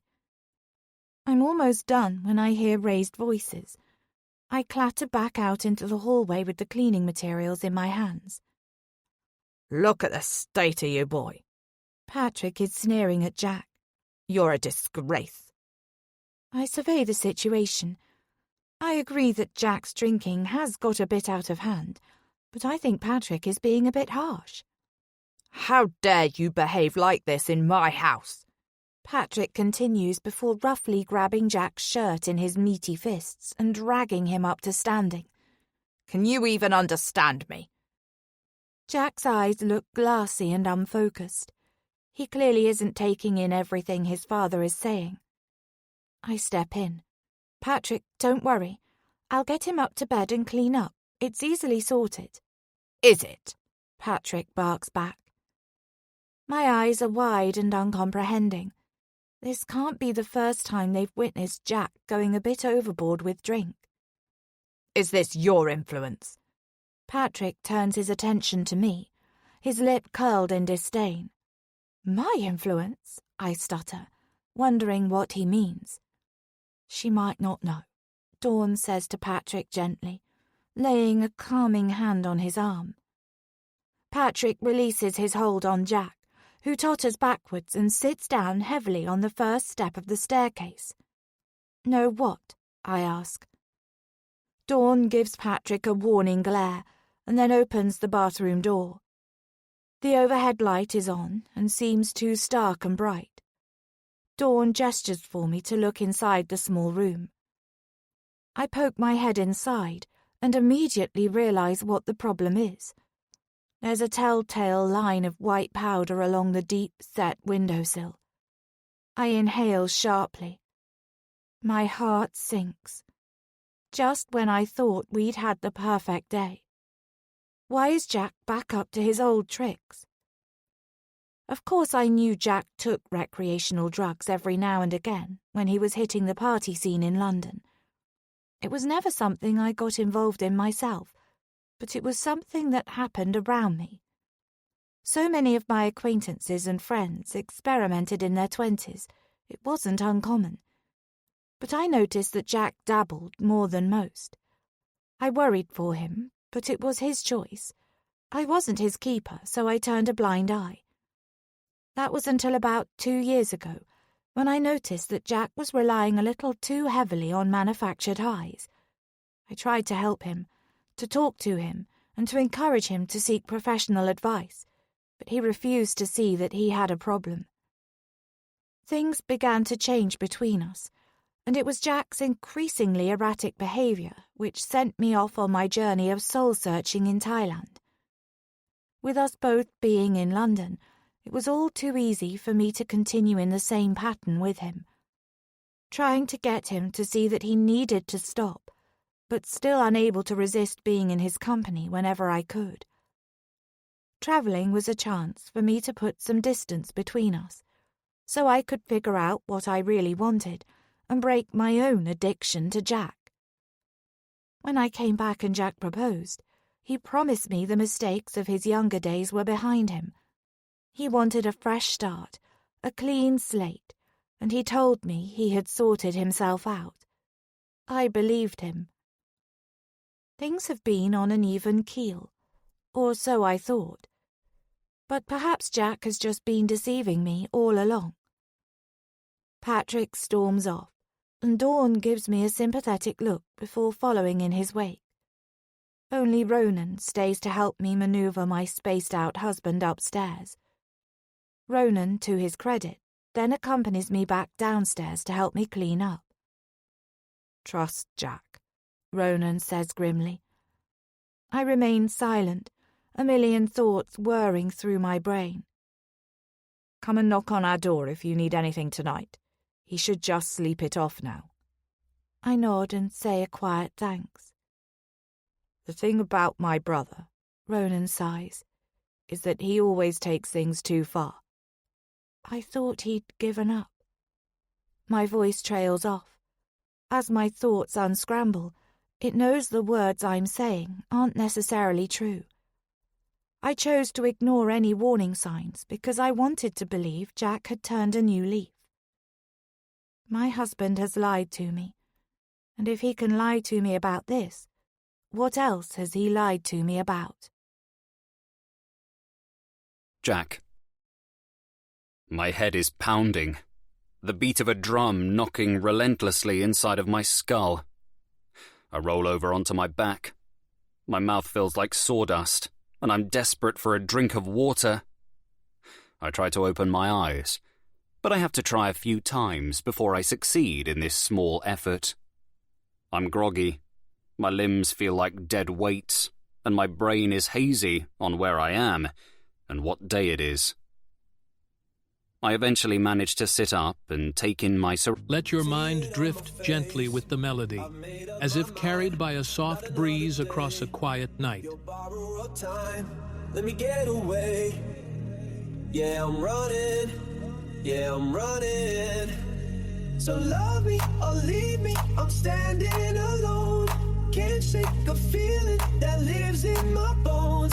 Lie to me, tell me you wish you could, but nothing you gave me is worth what you took. 'Cause I want love, I want love, I want love, I want love. 'Cause I want love, I want love, I want love, I want love.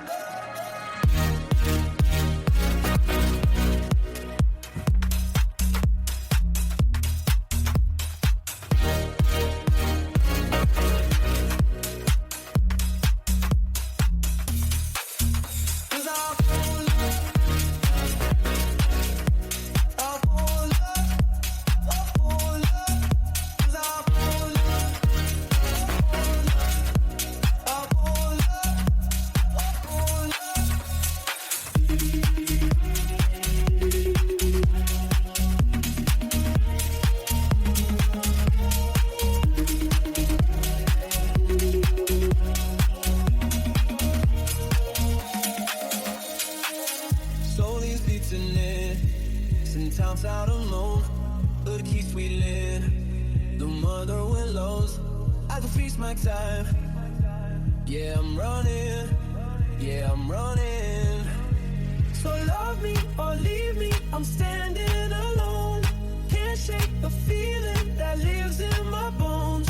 Lie to me, tell me you wish you could, but nothing you gave me is worth what you took. 'Cause I want love, I want love, I want love, I want love.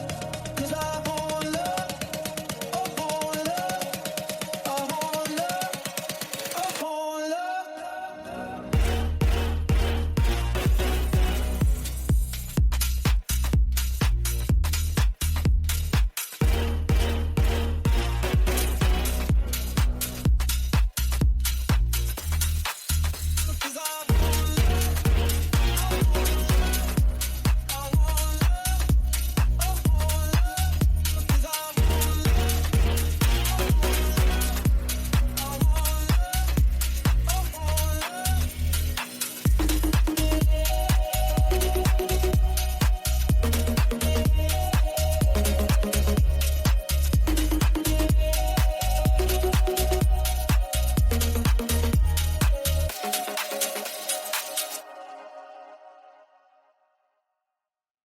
Surroundings. The duvet is twisted around my legs, and I look over to the body lying next to me. It's Alicia. She's uncovered. Her figure is devoid of any blankets, and she's shivering slightly in her thin nightdress. "Sorry," I say, my voice sounding deep and scratchy. "Here." I chuck her half of the duvet back to her. As I focus my eyes, I realize that Alicia isn't half asleep. Her eyes are wide open, and she has a troubled expression on her face. She's positioned in a rigid and unnatural way. Her hair fans out on the pillow beneath her, and her limbs are tense. Something isn't right. I reach for the glass of water on my bedside table and drain the contents, before swinging my legs out of the bed. I sit for a minute, the world spinning around me, and then I curse loudly. I know why my wife is lying wide awake in our bed and looking so stressed out. The events of last night flood through my mind, and I groan. It had been such a perfect Christmas day. Everything had gone so well. And then I ruined it. I have a vision of myself in a heap outside the downstairs bathroom. I remember the faces of my family staring down at me. Their concern rapidly turned to anger when my father discovered the white line of powder on the windowsill. I swear, and then I swear again. Alicia says nothing. I turn to look at her once more. She's staring resolutely at the ceiling now. Her not saying anything makes me feel even worse. "Last night," I begin, before trailing off. There's nothing I can say to defend myself. I hit the bottle too hard yesterday, and then decided to take things too far. I should have known better than to try to get away with something like that right under my father's nose. I groan once more. I'm going to have to grovel a lot. I was meant to be getting into my father's good books, not giving him a reason to add another black mark against my name. I have no idea how I'm going to turn this around. Firstly, I need to apologize to Alicia. "I'm sorry," I whisper half-heartedly to Alicia. "I was stupid." She looks at me and rolls her eyes. "You're not sorry," she replies in a monotone voice. "You're just sorry you got caught." There's no use denying it. She's right. What am I going to do now? Alicia closes her eyes, as if to shut out the problem. "I'm going to need your help," I say. Alicia rolls over, propping herself up on her elbow. What kind of help? Help apologizing to my father. How about dealing with the problem? What do you mean?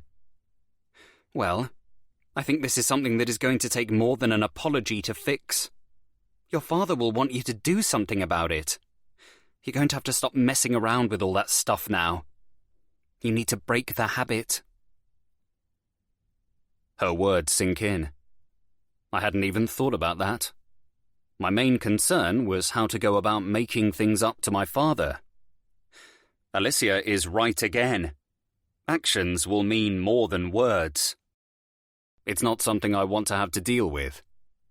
I can at least start by saying I'll put an end to my recreational habits. It's not like I'm an addict. Well, I don't think I am. I'm sure I could stop any time if I really wanted to. I just don't want to.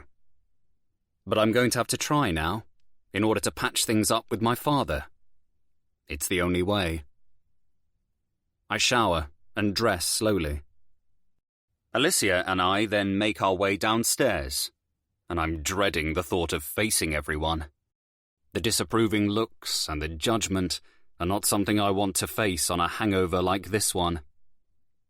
We go into the kitchen, and as soon as I step through the door, I open my mouth and begin my apology. Dad, I'm sorry.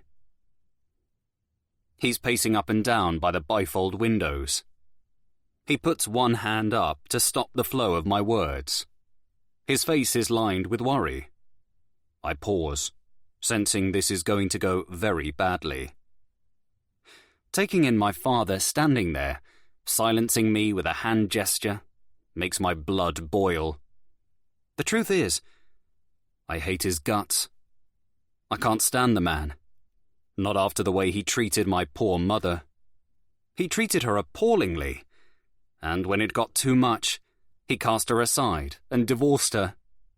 She had her faults, but she didn't deserve to be kicked out of the family home because my father couldn't be bothered to support her when she needed it the most. She was an alcoholic, but it wasn't her fault. It was his. If she'd been married to someone who treated her better, I'm sure things would have been different. I tried to help my mother, but I was still young. I didn't have the means to ensure she was well looked after. But he did. That's why I keep the man that is my father at arm's length. Ronan seemed to be able to forget the way he treated our mother, but I can't. I bite my lip and try to keep the anger that's simmering inside me contained. We were just about to come and get you guys, Ronan says. He also looks uncharacteristically anxious. I wait for him to continue. Something's happened. What's the matter? Alicia steps forward. Ronan frowns. Dawn's gone. What do you mean she's gone? I ask. She's not here. No one has seen her all this morning. She went up to bed last night. Dad said he fell asleep when she was in the ensuite. But she's not here now. Have you seen her? Yasmin asks, looking at me and Alicia. No, I reply swiftly. We've only just got up. Yasmin nods, as if expecting this response. Did you see her during the night at all? Patrick queries. No, we both went straight to sleep, and we've only just woken up. Isn't that right, Alicia? My wife agrees, and the room falls silent. Perhaps she's gone for a walk, I suggest. She wouldn't go by herself. Not in these conditions, Patrick says. Well, has anyone been outside and actually checked? I query. Ronan shakes his head. You're right. We should all go and look for her. She might have gone to take a photo or something and slipped and fallen. My father hastily downs the rest of his coffee and dumps the cup in the sink. I don't suppose your phone signal is working? Yasmin asks. No. Alicia and I both echo together. Yasmin sighs. If only the phones were working, I'm sure we'd be able to get hold of her quickly. The clock is showing 8:30. I can't imagine Dawn would have got up early to go for a walk, unless she couldn't sleep. My father is an early riser, and Dawn isn't usually up before him. Right, Yasmin, you stay here, my father commands, just in case Dawn comes back while we're out looking for her. I'll come with you to look for her, I offer. He hesitates, and I can tell he doesn't really want to be paired with me. I'll go with Ronan. Alicia follows up. She's obviously understood that I want to have some time to speak with my father. Good plan, Ronan says. Zara is sitting in the corner of the room, looking out of the window. She swivels round. What should I do? Stay here with Yasmin, Patrick tells her. Keep trying on the phone. Zara isn't an outdoors sort of person, and she doesn't know these mountains, so I can see why Patrick has told her to stay put. Zara stares back out the window, lost in thought. Dawn is the only family she has, so this must be hard for her. There's a flurry of activity as the four of us haul on our outdoor layers. I grab a slice of toast from the plate Yasmin holds out to me and gulp down a cup of sweet tea. Here's some flasks, Yasmin says, handing out the containers of tea that she's just made up. Hopefully you won't be too long. It's so cold out there. I'm not relishing the thought of trudging outside in the snowy weather, but Dawn's disappearance has shifted my family's focus away from my misdemeanors last night. I step outside the front door, and the temperature hits me. The wind is bitingly cold, and I appreciate my thick winter layers. I survey the misty morning skyline ahead of me. All appears calm and undisturbed. The cars are still parked in the same place they've been for the last few days, tucked away in a garage to the side of the lodge. I notice there aren't any footprints anywhere in my eye line. Our nearest neighbours are miles away, and if Dawn had been outside recently, she surely would have left a trail of footprints. As there aren't any, I can only assume that she left the lodge long enough ago for the footprints to be covered in fresh snow. But why did she leave? And where is she now? Are you sure she's not inside somewhere? Alicia asks, doubtfully. I've searched everywhere. My father growls back. We'll go down the hill, Ronan tells me. You and Dad take the woodland area. Fine. I lean forward and try to give Alicia a peck on the cheek, but she turns away from me. I was foolish to think she'd forgive me that quickly. I watch as my wife and my brother stride away from me. Alicia is already calling Dawn's name. We'll find her, I say to my father, trying to reassure him. He grunts. We'd better do. I think his response is a little odd. The whole thing feels off. Why would Dawn leave the lodge without telling anyone? And how will we find her in this weather? Alicia. I'm counting down the days until this holiday is over. It couldn't have been any more disastrous. I've made so many errors. Jack has disgraced himself with his behaviour, and now Dawn has gone missing. This was not what I was expecting from my first family holiday with Jack's family. When he showed me pictures of the place, I was so excited. It looks completely idyllic, the perfect place to spend Christmas. But it's been anything but perfect. Now I'm in the freezing cold, shouting into the ether, with no real idea of where Dawn might be. It doesn't make any sense. Why would she go outside in this awful weather by herself? It's not snowing at the moment, but we had another heavy load last night. Everywhere we look is just a pure blanket of white. There's no sign of anyone or anything as far as I can see. The hill curves downwards, and there's a thick mist hanging in the air all around us. Ronan and I get further and further away from the lodge. He's walking quickly, and I'm finding it difficult to keep up with his long strides. Can we stop for a second? Ronan comes to a halt immediately. Is everything okay? Yeah, I just need to catch my breath. Oh, sorry. Am I going too fast? Just a bit. I grimace, holding my side. I ate so much yesterday, and I haven't been my usual active self in the last few days. So it's no wonder my body is protesting at this sudden burst of energy. I look back over my shoulder. Bartley Lodge already looks small in the distance behind us. A warm light glows in the front window, and I wish I was back inside right now. Ronan shuffles his feet impatiently. Do you think she would have gone this way? I question. I don't know why she'd leave the house at all, to be honest. So Ronan is wondering the same thing as me. Where does this road lead to? This is the main route down from this section of the mountain. It curves back towards the nearest village. It's the way we went to the mount. Ah. I have absolutely no sense of direction at the best of times. This is new territory for me, and, with the snow everywhere, there's no distinctive landmarks around to help me figure out where we are. Ready? Ronan presses. My brother-in-law is obviously eager to set off again. I can understand his logic in following the main road, but I still can't work out why Dawn would head this way. It's not like she would pop out for milk. We have everything we need at the lodge, and the nearest village is miles away, so I can't see why she would walk such a stretch by herself.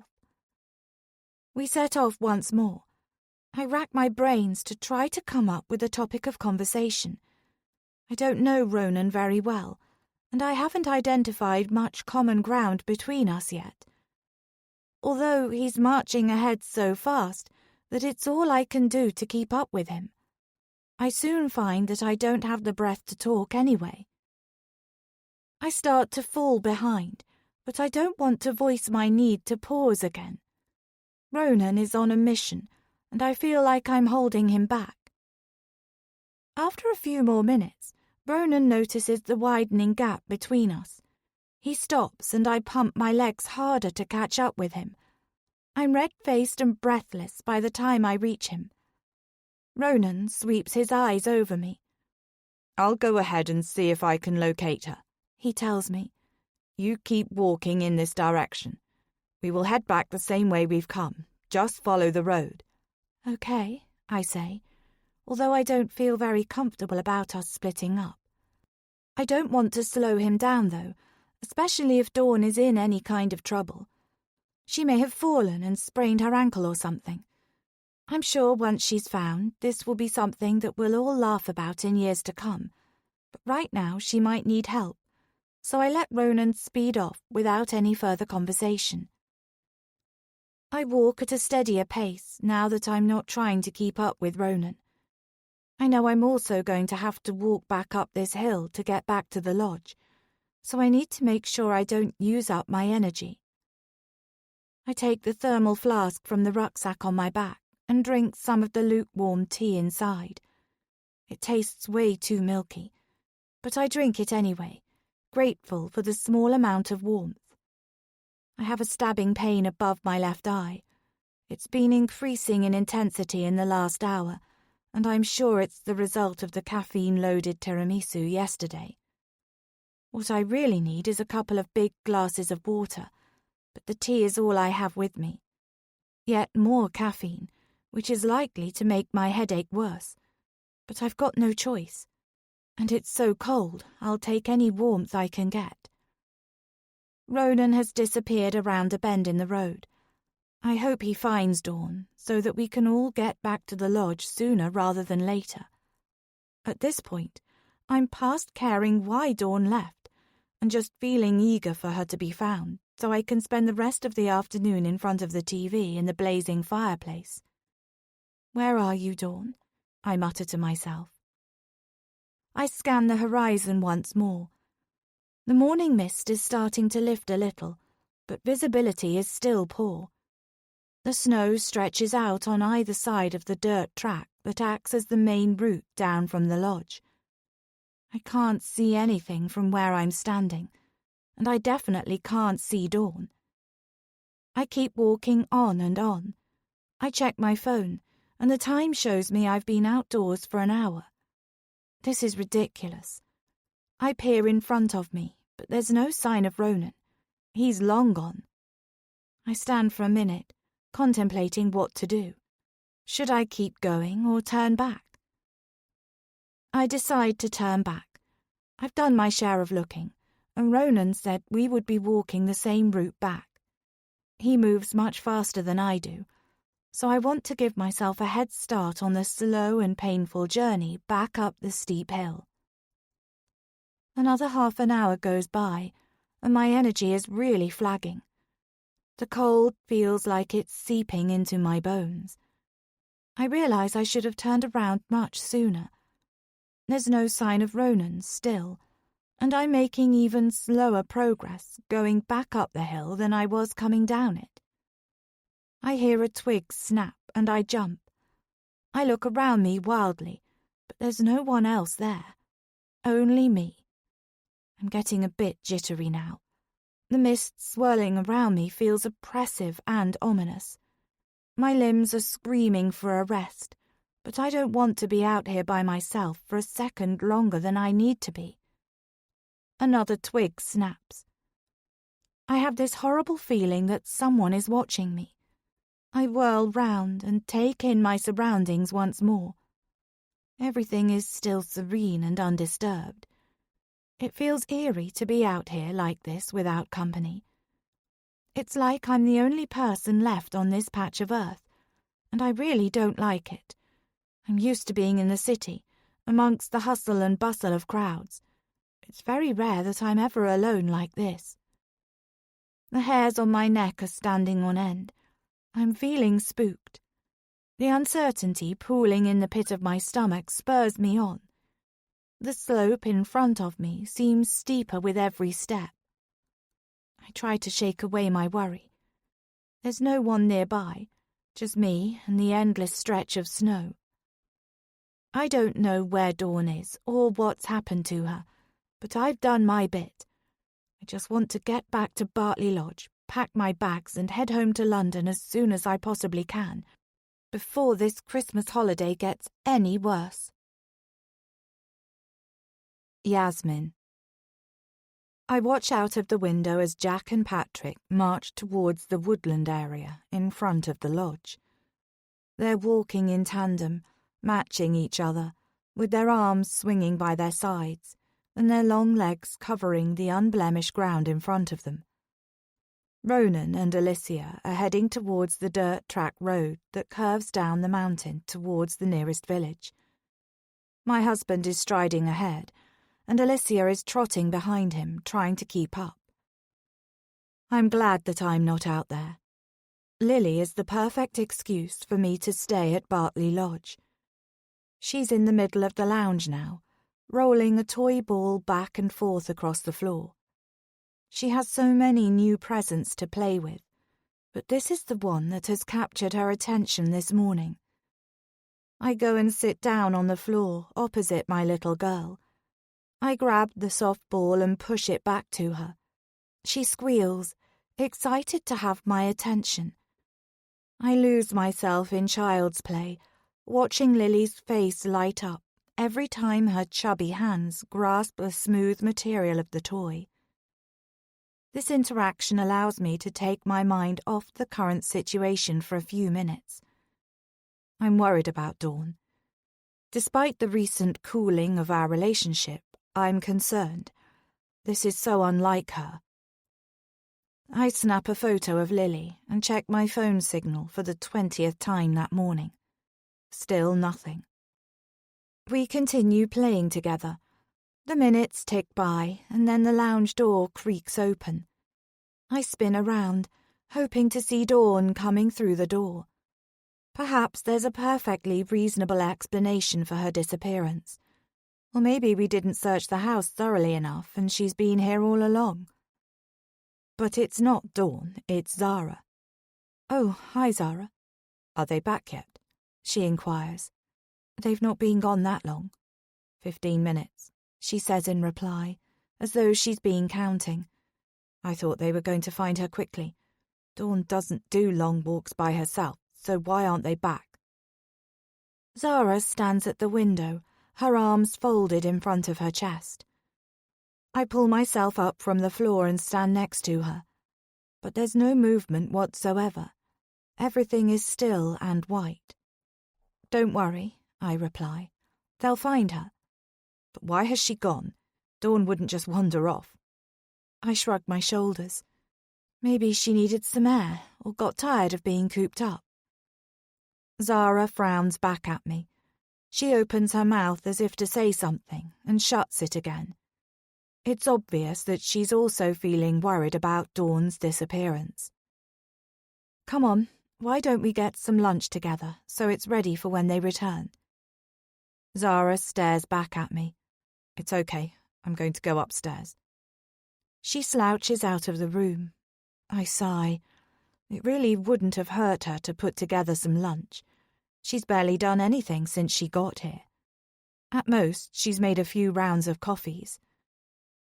I scoop up Lily just as she's making a beeline for the brightly coloured Christmas baubles once more. "I've got you," I laugh, tickling her tummy. "Let's go and get your lunch sorted, baby." In the kitchen, I strap Lily into her high chair and give her a few board books to play with. Then I start putting together a healthy salad. We've all had far too much alcohol and junk food in the last few days, so I'm looking forward to nice, refreshing green leaves and colourful vegetables. I wash the leaves and chop some tomatoes, losing myself in my thoughts as I prepare the lunch. I have no idea where Dawn is or what she's up to. It's not like her to head off or go for an outside jaunt. If anything, she's probably organised some kind of Christmas surprise for Patrick. Maybe she went out for a delivery or something, and it's taking longer than expected. I'm sure that must be the answer. The lunch is ready, but there isn't any sign of the search party yet. So I feed Lily her baby food, then give her some milk and get her down for her afternoon nap. All of this takes a bit of time, and I'm absorbed in my tasks. When I'm finally through the daily ritual of feeding my daughter and putting her to bed, I'm surprised that Ronan, Alicia, Jack and Patrick still haven't returned. I stand at the lounge window and gaze out at the scenery. There are footprint trails in the snow, showing the path Ronan and Alicia took, and the way Jack and Patrick went. The sky is grey, and the clouds are still thick with snow. A few snowflakes are beginning to flutter, and I'm guessing the weather is about to get worse again. Perhaps I shouldn't have sent Ronan off so easily. He only had a hot flask and a few snacks in his rucksack. I really didn't think they'd be this long. I was sure Dawn couldn't have got far. I flick through TV channels, but nothing catches my interest. I can't concentrate properly, and so I just keep scrolling through, half watching ads and trailers, but not really engaging with what's on screen.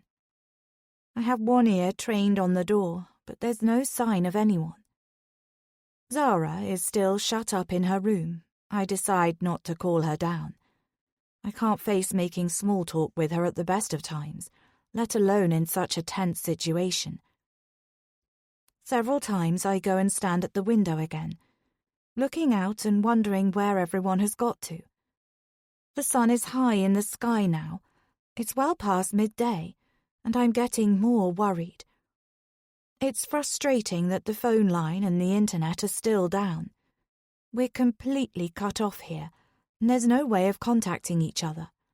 I feel more stressed because of this. And then I hear the front door being pushed open. I fly towards it and see Patrick and Jack's faces. Both of them are sporting red noses and watery eyes. Gosh, you must be freezing. I wondered where you'd got to. I peer around the two figures, but it's just them. Are Ronan and Alicia not with you? Have they not come back? Jack says, frowning. No. Jack looks puzzled. But we've been gone for hours. I know. What took you so long? We haven't found Dawn, Patrick says flatly. It was my fault we were out so long. I wanted to make sure we'd checked all through the trees thoroughly. There was no sign of her. No sign whatsoever, Jack confirms.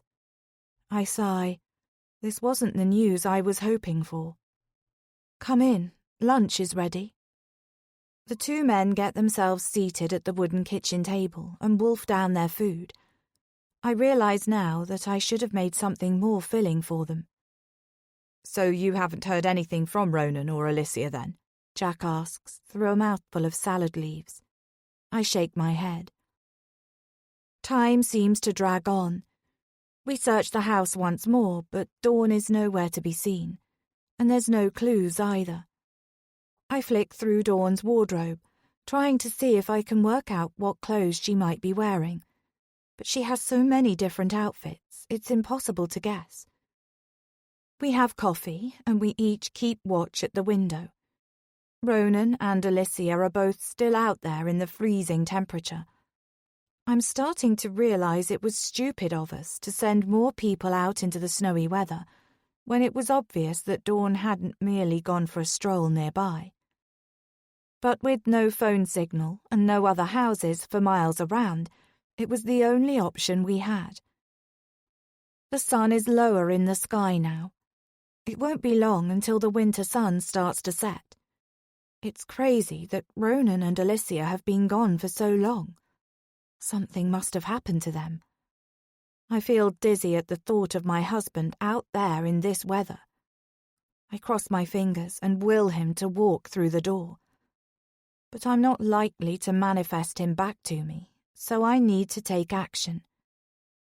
I pull my phone out of my pocket, and finally I can see 2 little bars of signal. I daren't move from the spot I'm in case I lose it again, so I just yell Jack and Patrick's names. They both come speeding into the lounge. What is it? Jack asks breathlessly. I've got some signal. Great, try Dawn's number, Patrick urges. I do as he asks. The dialing tone kicks in, but it just rings and rings. There's no answer. I'll call Ronan. I press the phone to my ear, but his phone just goes straight to voicemail.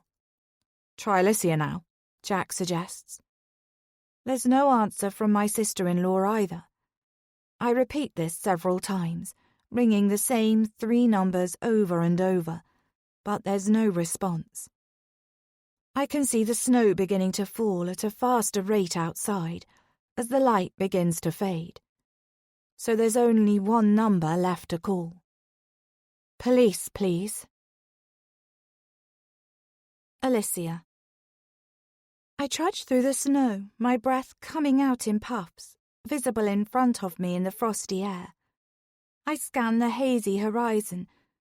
I can barely see anything past the end of my own outstretched hand. My feet sink into the clean snow. There are no other footprints. No one else has been here for some time. So where is everybody? How have I managed to get so lost? I was sure that I'd stuck to the dirt road, like Ronan told me to.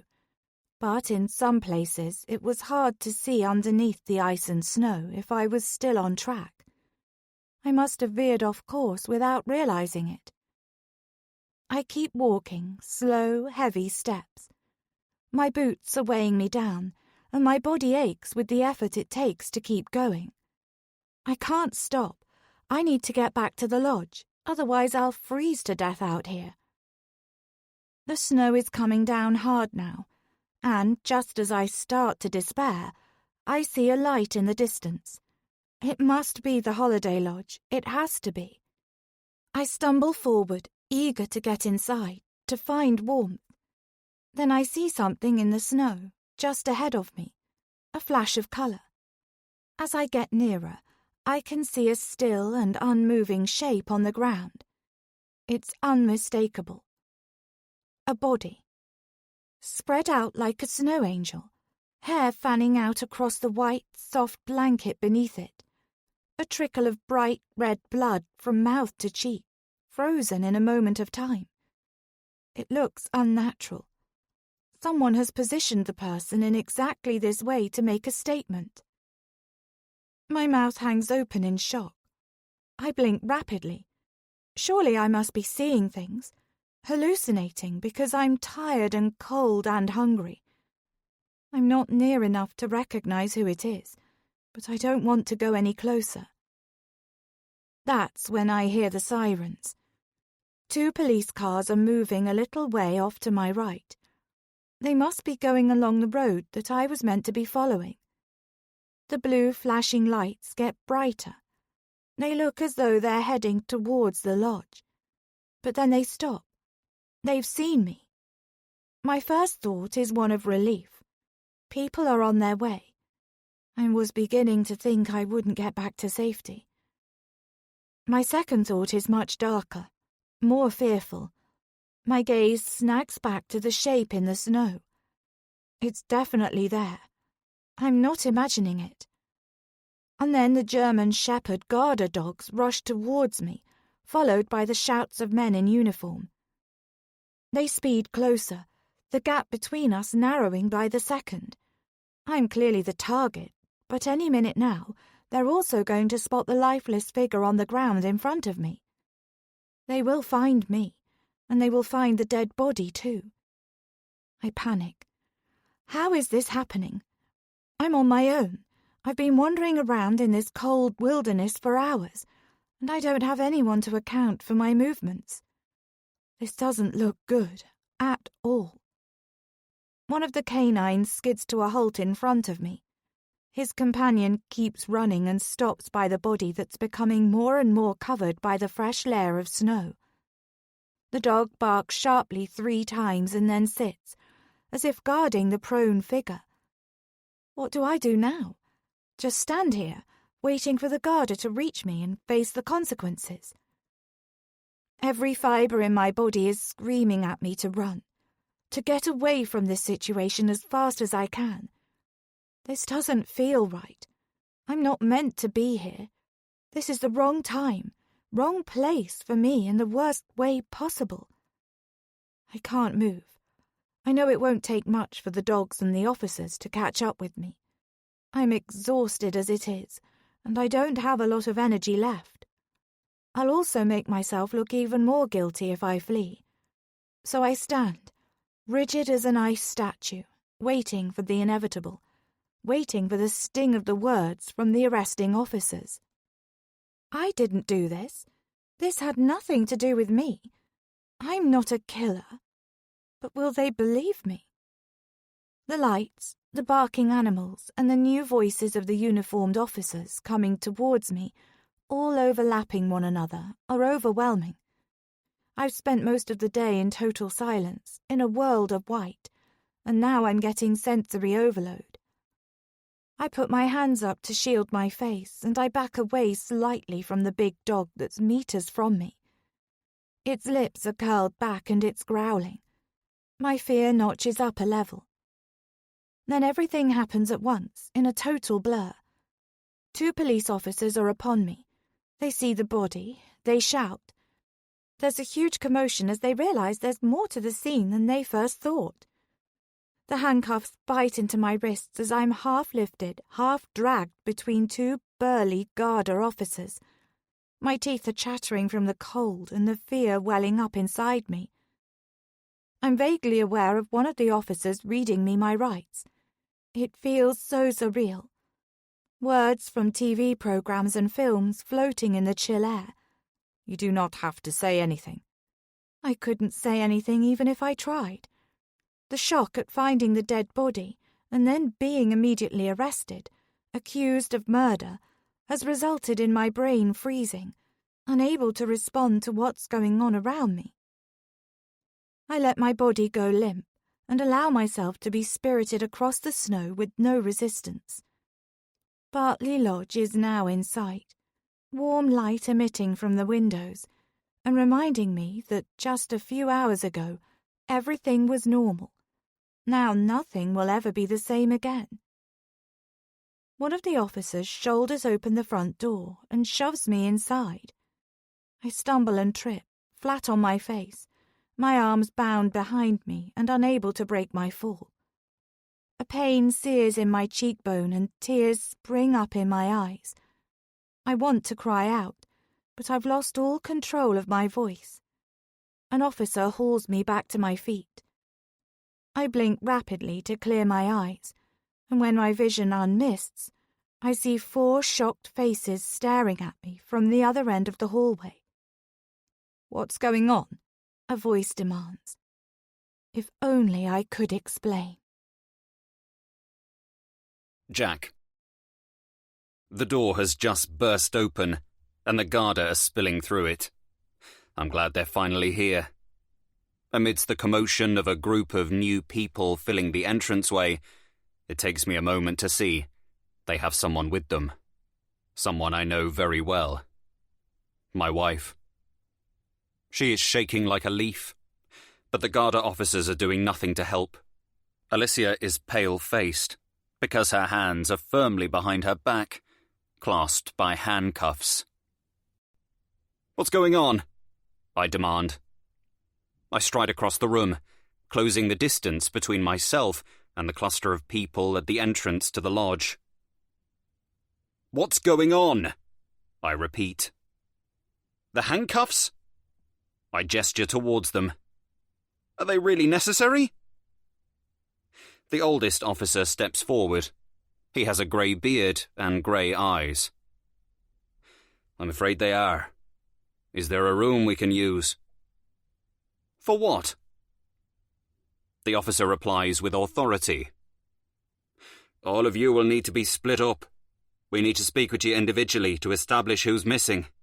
It will be hours until we can get you all down to the station, because of the weather." "What has happened?" I feel like I'm in the dark here. There's a piece of the puzzle I'm not getting. "Where are the other 2? I snap. "Where are Ronan and Dawn? Surely we should make sure everyone gets back here first." The officer gives me a long, cold, hard stare. "We have more officers still searching. We need to move quickly to find the missing person." Thank God. It was ridiculous of us to organise a search party. We were trying to find Dawn. None of us thought it would be so difficult. And the situation is even worse now that more than one of our party is unaccounted for. Although the officer said person and not people. I wonder if it was an error, or if something else is going on. I watch as the Garda officer takes charge, organising my family to be split up, to go into different rooms, isolated from one another. My brain is fuzzy with too little sleep. It's only then it strikes me. If Alicia is in handcuffs, then a crime must have been committed. But what has happened?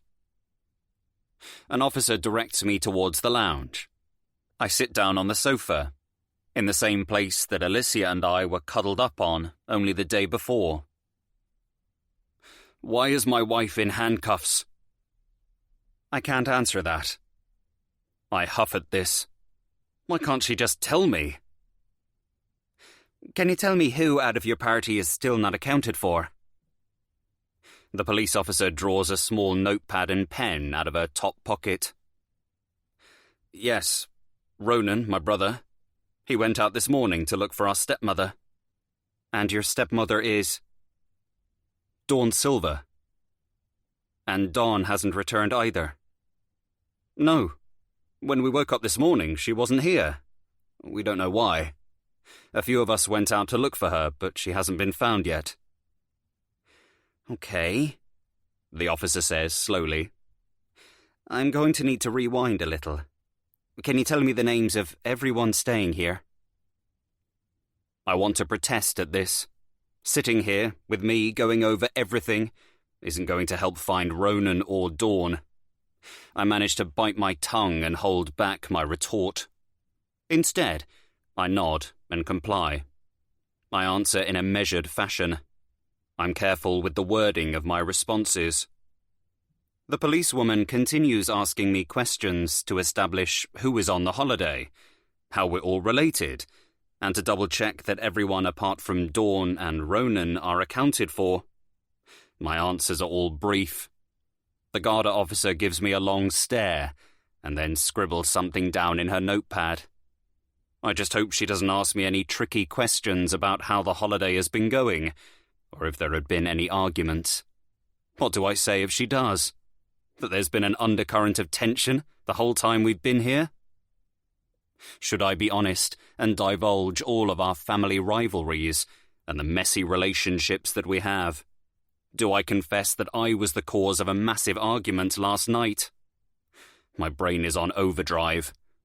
And then I remember that, technically, I can't be questioned too much at this point.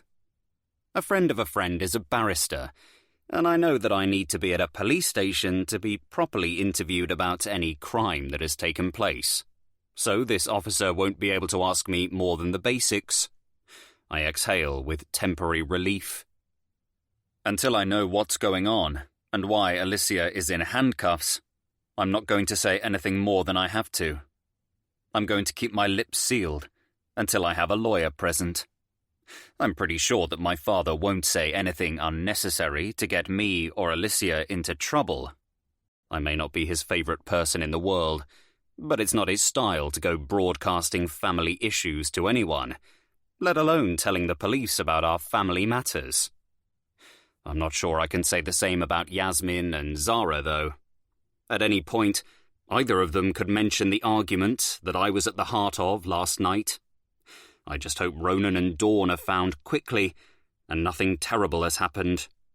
Hopefully this is all just one big misunderstanding.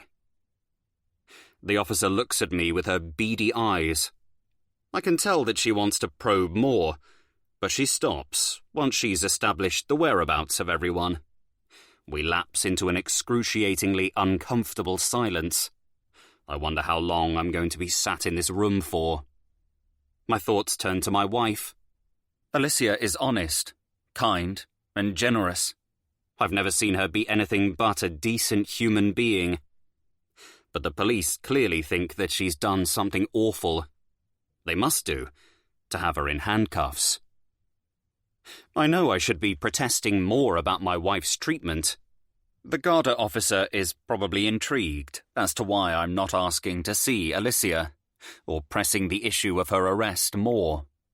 I'm her husband, and I should be Alicia's greatest champion. But I have to be careful with what I say here. I don't want the police digging too much into my own complicated affairs. So I make a decision. I'm going to do all I can to save my own skin. If Alicia has done something, I'm not going to put my neck on the line for her. Alicia didn't marry a selfless man. She married me.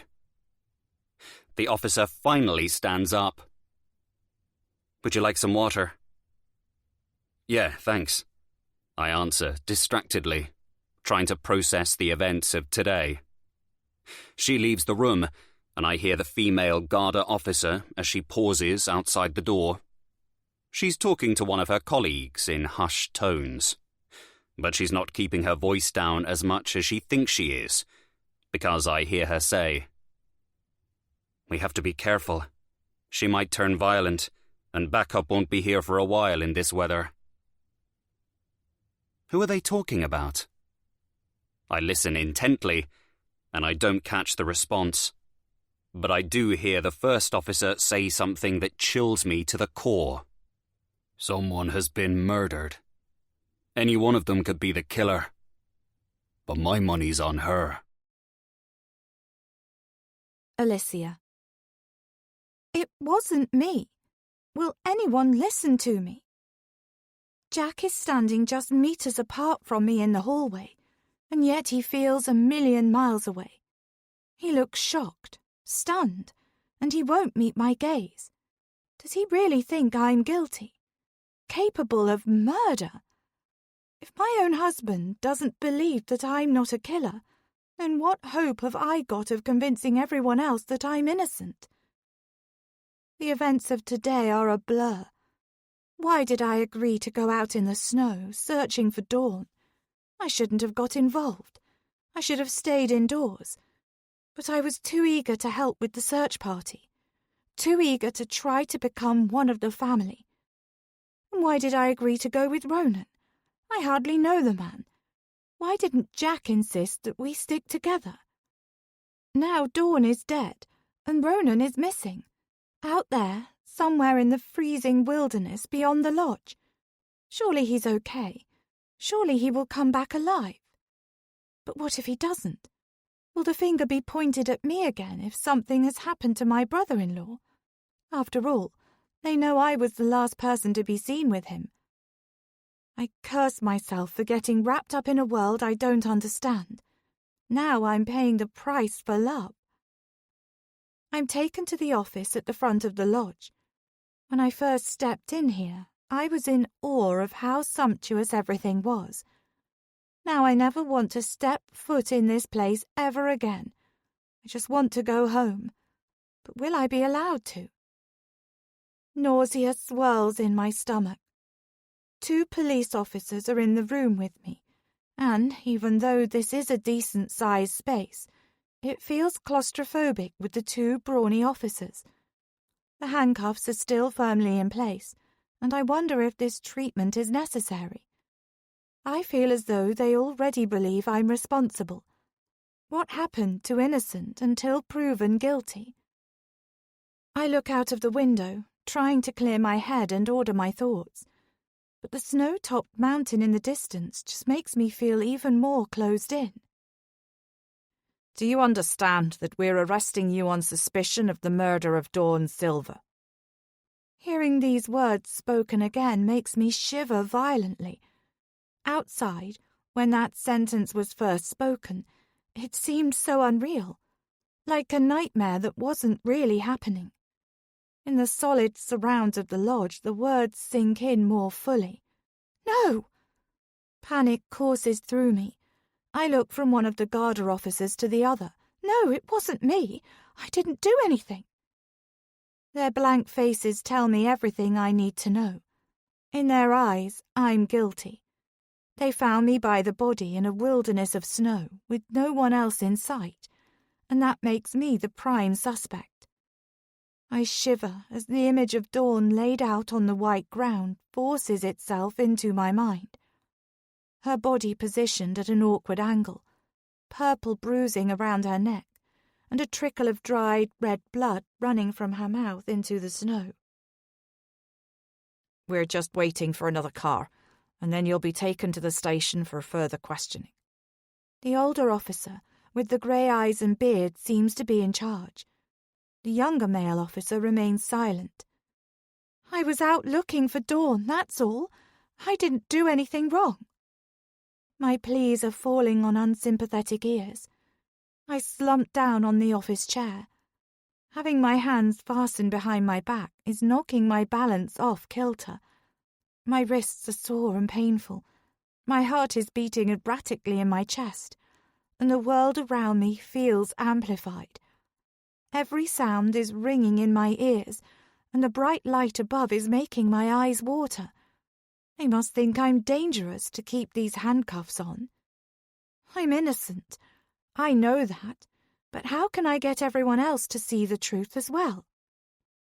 I turn things over in my mind. I need to work out who the real killer is. That's the only way I'm going to be able to clear my name. But how? I have no idea who would do this to Dawn. Could it really be one of Jack's family? Or maybe it was a stranger, a random act of murder. If Dawn was outside by herself, especially if it was night-time, then perhaps she had a fatal encounter with an unknown person. Yet, somehow, that line of thinking doesn't seem plausible. We're in such an isolated spot up here, even more so with all of the snow. It would make it unlikely that Dawn did fall prey to a random killer. We're not in a city. where things like that unfortunately happen all the time. We're in the Wicklow Mountains, far from the nearest village. Somehow, I know that one member of the Silver family is responsible for Dawn's death.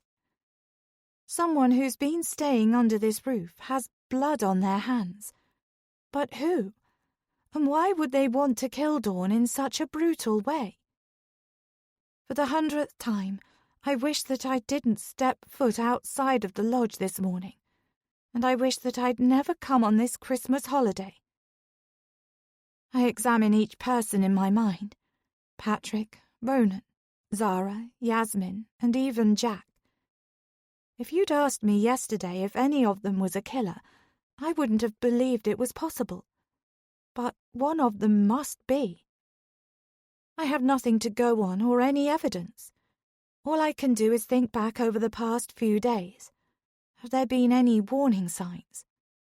My mind is blank. I despair at my impossible task. Please, can I speak to my husband? I beg, praying that Jack holds the answer and that he will get me out of this mess. Because the alternative doesn't bear thinking about. Jack. Marry in haste, repent at leisure. That's how the saying goes. And in this case, it's proven to be true. I thought Alicia was a safe bet, an easy solution to my problems, and a marital partner that wouldn't bring too much trouble and strife with her. Instead, my new wife has ruined everything. I'm alone in the lounge now, watching the flames in the fireplace and waiting to find out what happens next. The Garda officer still hasn't returned, so I'm sitting here trying to make sense of the last few hours. I run my hands through my hair. My reason for marrying was to appease my father and secure my inheritance. But, in a nightmarish twist, Alicia has been accused of murdering my father's wife. When I overheard the Garda officer saying that Dawn had been killed, I felt numb. It didn't take a genius to work out this is the reason why my wife is in handcuffs. Could she really be responsible for killing someone? I'm sure this must be a mistake. I'm stunned. The woman who has been my stepmother and part of our family for the last 6 years is now dead. It's true that she wasn't my favourite person in the world, but then the woman who replaced my own mother at my father's side was never going to be my best friend. Despite that, I wouldn't have wished her any harm. I can't believe that she's gone. Dawn was always so bubbly and so present. She lived in the moment, and she tried her best to make everyone around her feel good. It's weird to think that she's not going to walk back into Bartley Lodge ever again. Her life has been cut cruelly short, her body left out in the snowy fields. My father is going to be distraught. He really did love Dawn, perhaps in a way that he never truly loved my own mother. One thing's for sure, he will want revenge. He will be furious that the woman he loved has been torn from him in such a brutal way. He will be on the warpath for justice to be served. And with his own cancer diagnosis hanging over him, he's not in a good frame of mind. He may feel that he has nothing to lose, so it's possible he will be even more ruthless in his quest to punish his wife's killer. That leaves me in a difficult situation, caught between loyalty to my wife and loyalty to my father. Either way, I'm going to lose one of them. There's no way forward that I can see that will allow me to keep both of them in my life after what's happened today. My wife has been accused of murder. Do I think she's responsible? Honestly, no. Alicia is the most unthreatening person I know. The idea of her killing someone seems absurd. I just don't think she would do something like this. And she has no real motive. Dawn welcomed her into our family. In fact, Dawn was probably the person who welcomed Alicia the most. Alicia has no reason that I can think of to be on bad terms with Dawn.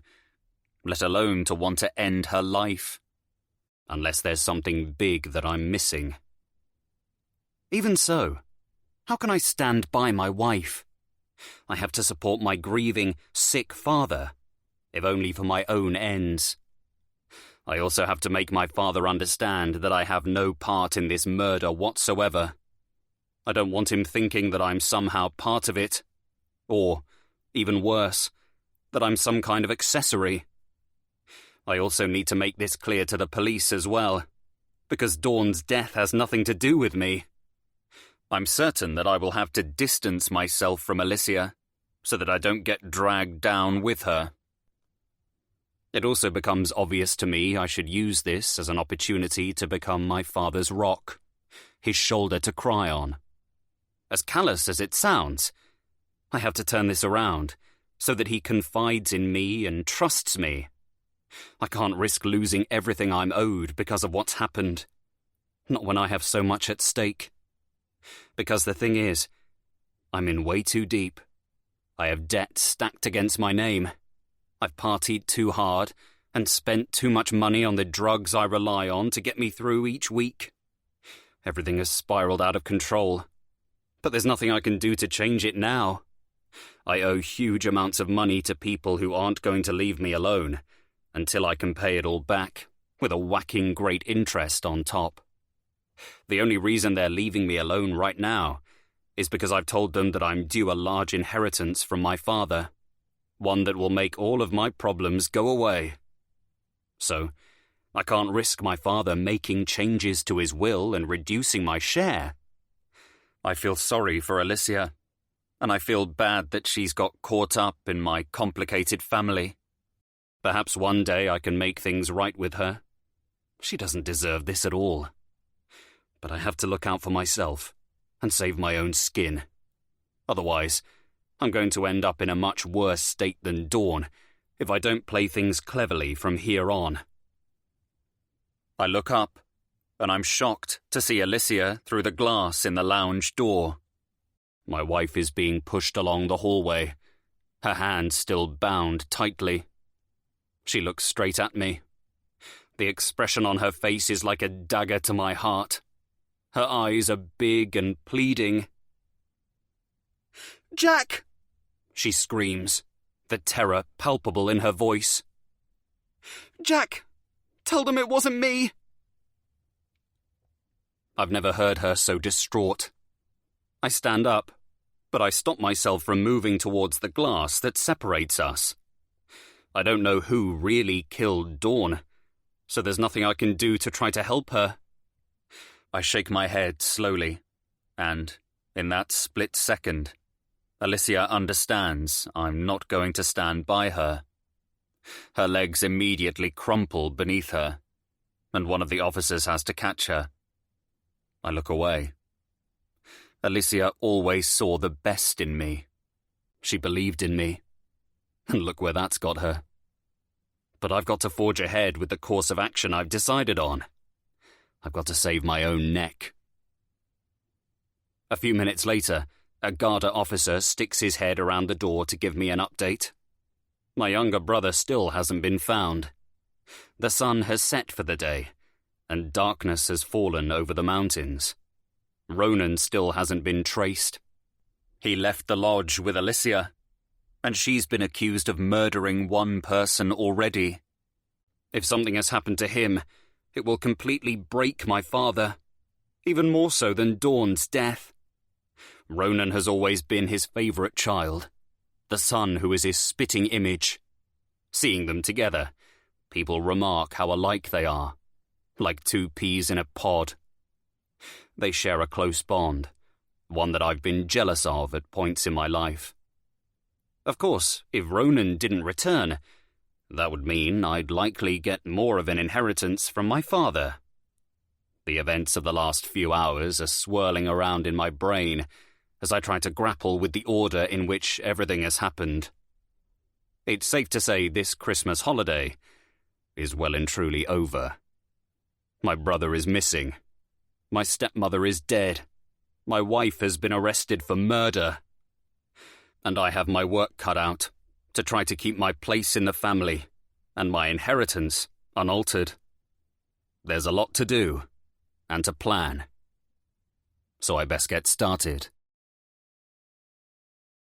Yasmin. My husband is missing, and Dawn is dead. Bartley Lodge is swarming with Garda officers. Their handheld radios are crackling with static as the police inside the holiday lodge talk rapidly to their colleagues at the other end of the line. It's getting late and there's still no sign of them leaving and no further news of Ronan.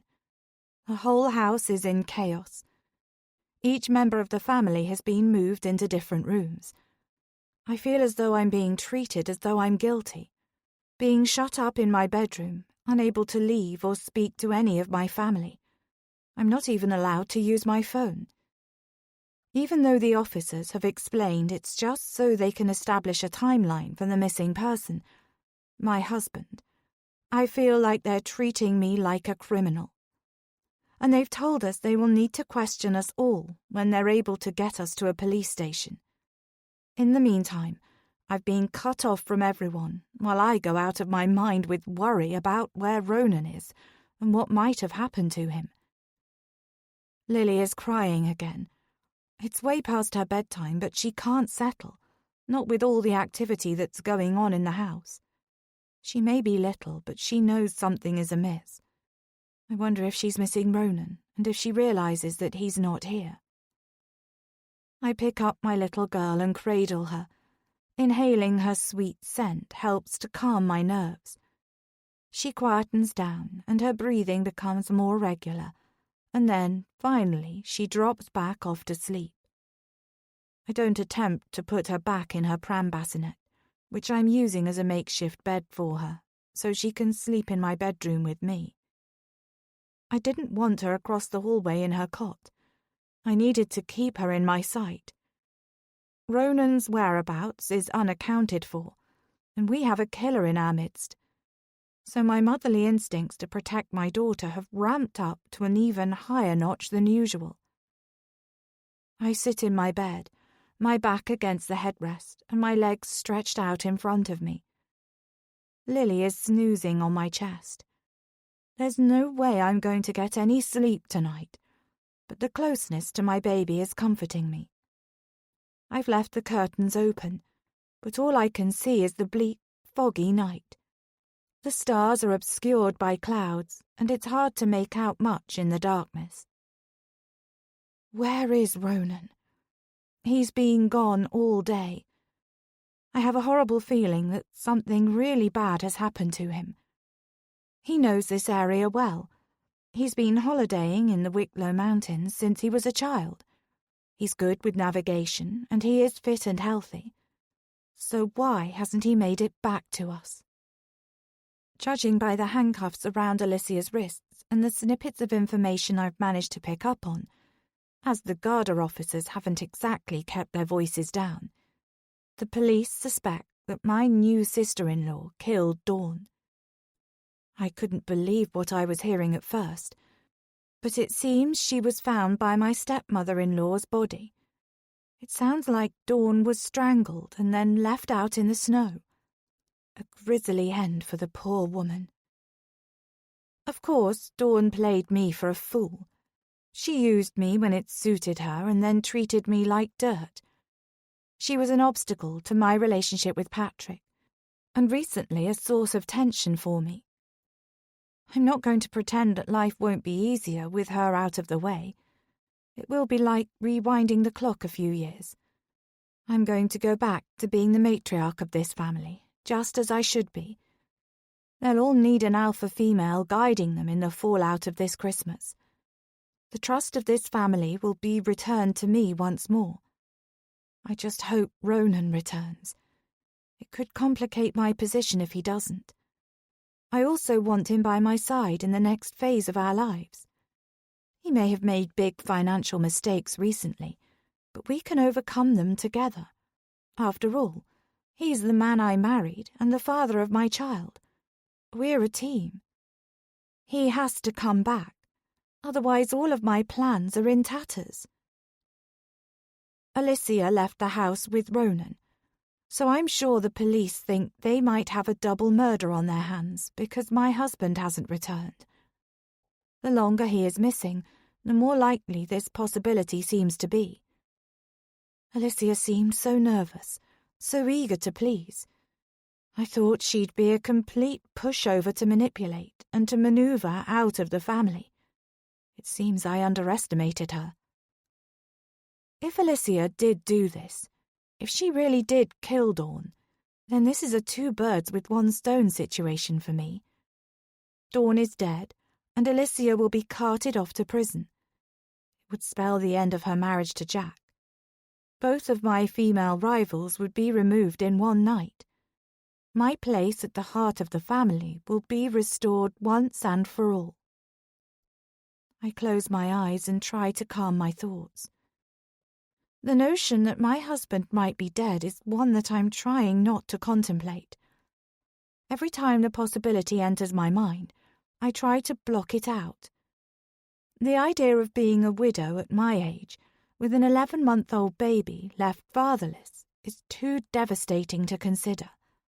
I pray, for the first time in a long time, for my husband's safe return. Alicia. I'm sitting in the high-backed office chair. My whole body is trembling with cold and with fear. I've been allowed a toilet break, with 2 officers marching me to the bathroom and back again. I caught a glimpse of Jack sitting in the lounge as I was escorted back to the office. Only yesterday we were entwined together on the sofa, and now I'm torn apart from my husband. Because when he looked at me, with that hang-dog expression on his face, I knew he wasn't going to stand by me. He gave me a long, sorrowful shake of his head. My legs buckled from under me as the truth hit me at full force. Jack Silver has never truly loved me. I came to that realization before I went travelling, and I should have stuck to it. I should never have allowed him back into my life. Perhaps if I hadn't, I'd be on a sunny beach somewhere right now.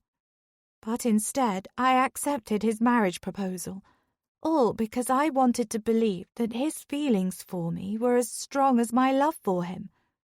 Tonight he's shown his true colours. I've been in this room, unable to move, for at least 15 minutes. The study feels stuffy and claustrophobic. This has to be a mistake. A nightmare that will quickly be put right. I'm cursing my choice to come on this holiday. I could have said no. I could have stayed at home and not had to deal with interacting with the Silver family or getting caught up in their twisted family dynamics. I'm heartbroken at how this has all played out. My marriage is about to end before it's even started. One of the officers has taken a bit of pity on me, as a silver foil blanket is draped round my shoulders and a hot mug of tea is pushed into my still frozen hands. It's my second lot of tea today, and my head is still pounding from the caffeine I consumed earlier. But it's the least of my problems right now. I take a gulp of the hot liquid and it scalds my tongue. It's not pleasant, but at least it jolts some feeling back into my body as the tea slips down my throat. After what seems like hours, I hear a commotion outside the room I'm in. I hear shouting, but I can't make out who it is, and lots of voices are fighting with each other to take control of whatever argument is happening. What's going on? Neither of the officers answer me. Things go quiet. I'm left to my own thoughts, circling round and round. I have to make them believe that I played no part in the murder of Dawn Silver. A more senior officer barges into the office, the door banging loudly behind him, and the wail of a blue siren in the background. Mrs. Silver, the deep voice asks. Yes? I croak out my reply. I've got some questions to ask you. My stomach drops, and I know this nightmare is only just beginning. The guard of police remove me from Bartley Lodge. From the luxury holiday home, where I thought my life of wealth and happiness was just beginning. It takes several hours for them to drive me through the perilous conditions to the nearest police station. I'm put in a cell to begin with and told to get some rest. But there was no way I could sleep on that hard bed with a thin blanket. I've lost all sense of time, and I have no idea how long I've been awake for. There's no natural light in this cell for me to work out if it's day or night. Hours later, I'm asked if I want a solicitor in the interview room with me. No, I say defiantly. I'm innocent, so I don't need defending. I'm taken into the too bright white room. The questioning begins, thick and fast, with no time to think properly. 2 officers sit opposite me. Can you confirm your name is Alicia Silver? That's correct. And you were at Bartley Lodge on holiday with your husband, Jack Silver, and his family? I nod. Can you answer for the purposes of the tape recording, please? Yes, correct. To state at the start of the recording, you have been arrested on suspicion of the murder of Dawn Silver. You do not have to say anything, but it may harm your defence if you do not mention when questioned something which you later rely on in court. Anything you do say may be given in evidence. Understood. My heart is beating wildly in my ribcage, but I try to remain calm. And you've declined to have a solicitor present. I'm innocent. I don't need a solicitor. I repeat the same line I said earlier, although now I'm feeling less confident. If you change your mind at any point, let us know. I will. I'm already starting to regret my decision not to have a solicitor. But surely I don't need one. Surely they will realize soon enough that I have nothing to do with this. So, you were spending Christmas with your in-laws? The man from yesterday with the grey eyes and grey beard is leading the interview. Yes. My hands are shaking. I'm keeping my answers brief because I'm afraid I will say something wrong. It's not easy being on holiday with your in-laws, is it? I gape at him. It seems jarring for him to make a flippant comment like this. But I get why he's doing it. He's trying to strike up a rapport with me. I've watched enough crime series on TV to know that. And you're recently married? I nod and then remember the tape. Correct, I croak. Jack and I married in October. It seems bizarre saying this now. So much has happened in the last few days. My happy wedding day seems like another life. What happened after you left Bartley Lodge yesterday morning? I had been paired with Ronan to go looking for Dawn. Was that your choice? The burly female officer cuts in now. I can tell by her expression that she doesn't want to spend time on chit-chat. She just wants to get her job done. Sorry? What do you mean? Who paired you with your brother-in-law? Well, I guess Jack did in a way, because he wanted to go with his father. And why was that? Jack has let me down, but I'm not about to tell them there was an almighty row between my husband and his father. I shrug my shoulders. Do you know Ronan Silver very well? Not massively. Jack and I only got married in the autumn. This holiday was an opportunity for me to get to know Jack's family. My answer is met with stony silence. The tables have turned. I fiddle with my hands in my lap, looking down and trying to avoid the gaze of the Garda officer interrogating me. Do you know where Ronan Silver is? No. I hang my head. I get the feeling I may be facing a double murder investigation if Ronan isn't found alive. Out of the corner of my eye, I see the older officer shakes his head very slightly. Are you aware that Dawn Silver was severely allergic to nuts? I blanch at this. Did my red velvet cupcake somehow contribute to her death? I resolve to tell the truth.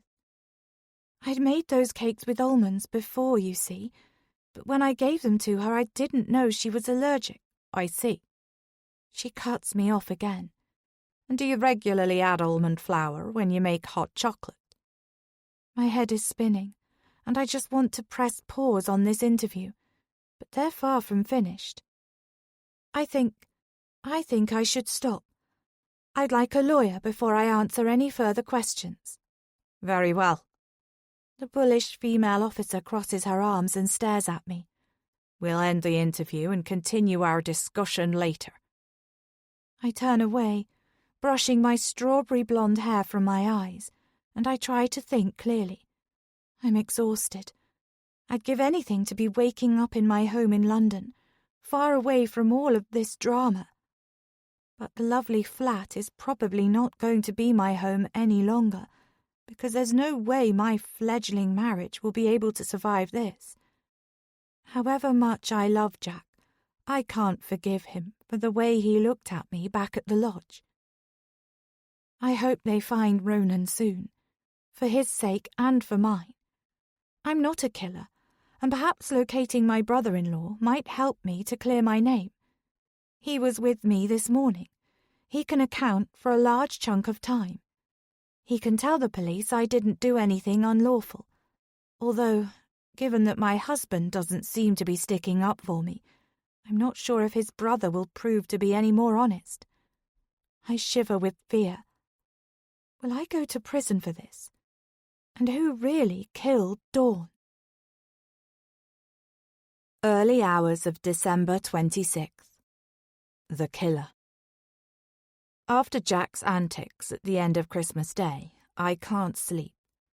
The late night gives way to the small hours, and I lie awake thinking about everything that has happened on this holiday. And I burn with anger. I've noticed that Dawn has a habit of getting up in the early hours of the morning and going to the kitchen to get a glass of water with ice. I listen, straining to hear the familiar tread of her footsteps. I hear a door creak. I sit up. It's her. And now she's padding down the stairs. Cautiously, I inch out of bed. I'm still fully clothed. I follow Dawn downstairs, being careful not to make a sound. As I step into the brightly lit room, I hear the whir of the ice dispenser and watch as several cubes fall into the tall glass that Dawn has in her hand. "Oh, hello. What are you doing up?" Dawn asks me. She's wearing pink fluffy pajamas and matching fluffy slippers. Couldn't sleep. I keep my answer as short as possible. I turn to the cupboard where the alcohol is kept. Fancy something stronger? Hot chocolate with Baileys? "Oh, go on then." Dawn doesn't take much convincing. Everything is going exactly to plan. I let Dawn jabber on in the background, talking about anything and everything. She doesn't even pay attention to what I'm doing.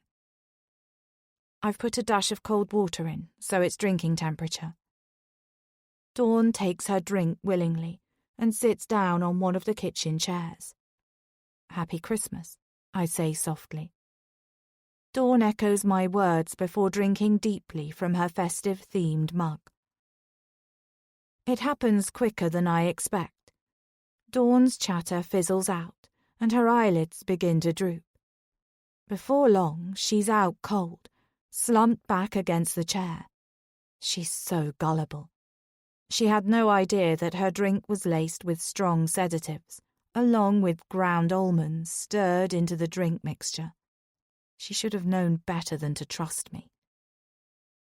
The next part of my plan is going to be easy. I head into the hallway and stand for a minute, listening in the darkness. There's no movement. The rest of the house is quiet. I pull on my boots, gloves, and thick coat and go back into the kitchen. I check Dawn. She's completely unaware of anything that's going on around her. I wind her bright pink scarf around her neck before sliding open the enormous bifold doors at the far end of the kitchen. The cold air hits me immediately.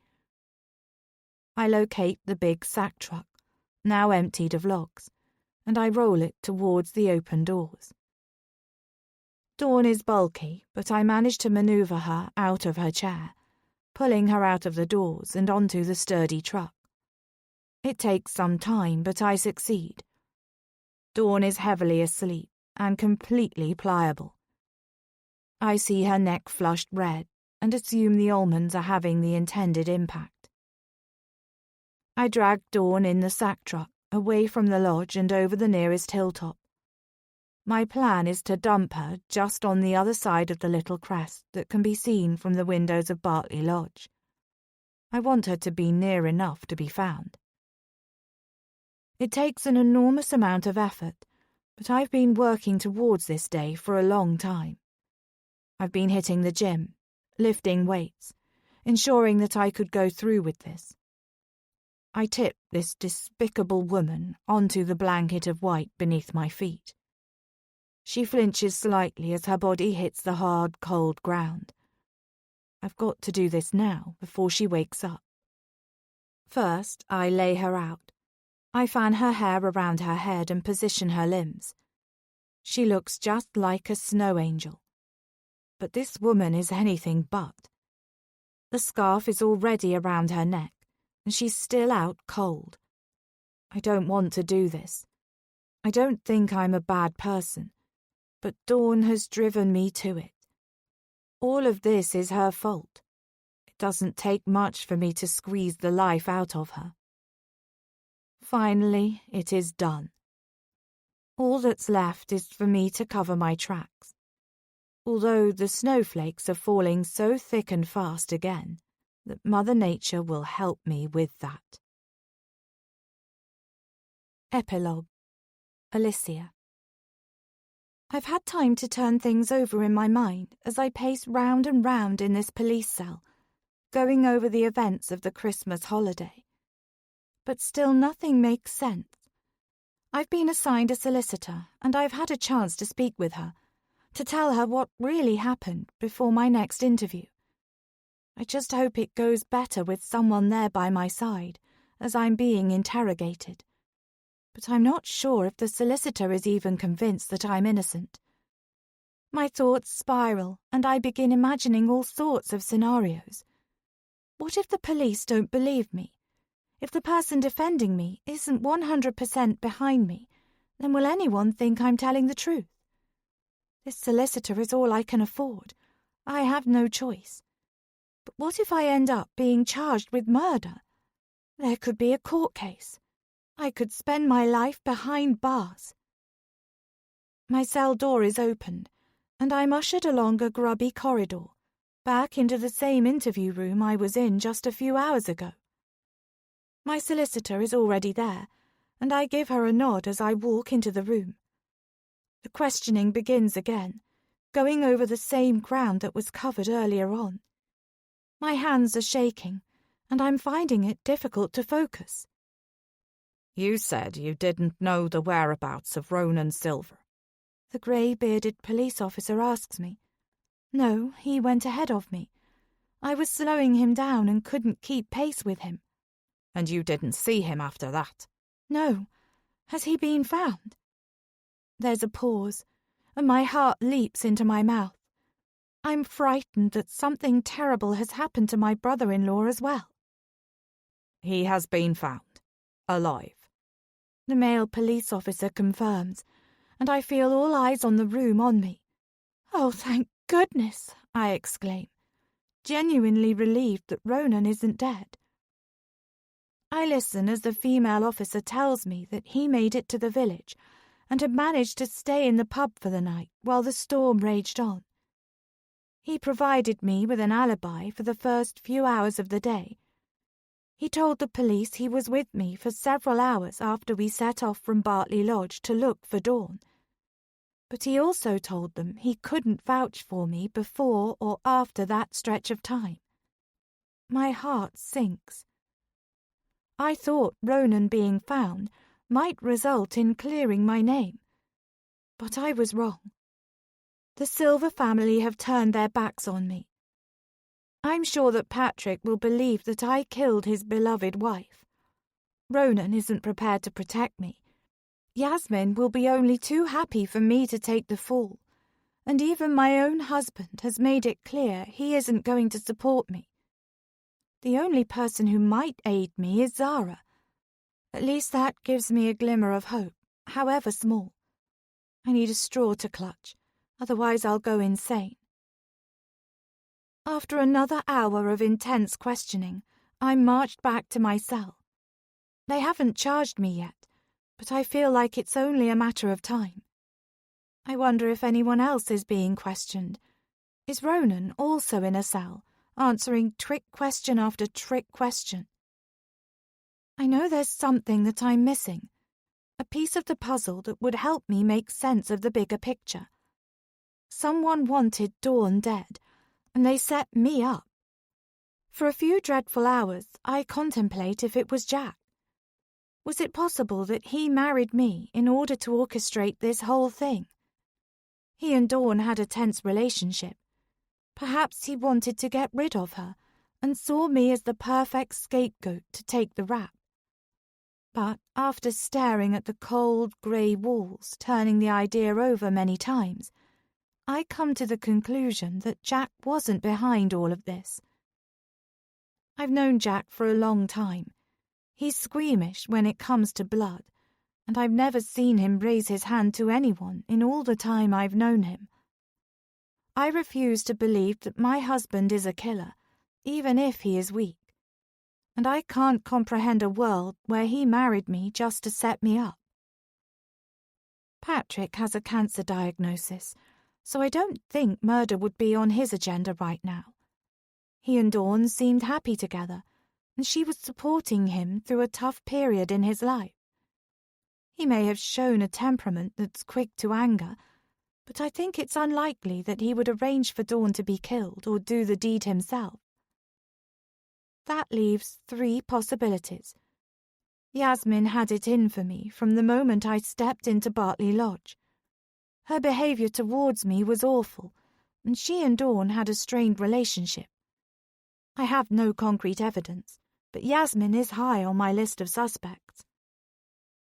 I keep pacing round the small cell as thoughts whir round my brain. My brother-in-law Ronan left me on my own in the freezing cold, in treacherous conditions. The more time I've had to think, the angrier I feel about him abandoning me. Not only was it dangerous for me, but it's also the reason why I have a chunk of time in the day unaccounted for. And so does he. He went missing for a number of hours before being found safe and sound in the nearest pub. Yasmin and Ronan are 2 distinct possibilities, but I have no proof, only suspicion. Zara befriended me, and she is the only person I might be able to reach out to for support. I don't think she would set me up, but she also had a challenging relationship with her stepmother. I don't want to rule her out of my list of potential suspects. As she might be the one person who can help me, I will concentrate on trying to unmask Yasmin or Ronan. Maybe, as husband and wife, they both had a reason to want Dawn out of the picture and so work together. Yasmin's interactions with Dawn were brimming with tension. If I can work out why, find a motive. It's going to be difficult, trying to dig into what really happened, but it's the only thing I have to hold on to. I have to find out who killed Dawn. I can't be sent down for a murder I didn't commit. I'm innocent. I just hope the police believe me. I lay down on the hard, narrow bed, but sleep doesn't come. Instead, flashbacks of the past few days keep me awake. There are 3 things I keep coming back to. Dawn's broken Christmas bauble, her nut allergy, and everyone's reactions on the morning she disappeared. Someone staying at Bartley Lodge was responsible for Dawn's death. There was a murderer among us, and I'm determined to work out who it was. There's a clanking sound at the cell door, and I sit bolt upright. A sliver of natural light streams into the dark space I've been confined to for the last few hours. Squinting, I look up at the face of the young female police officer who's staring down at me. Time's up. You're free to go. Free to go, I stutter, hardly believing her words.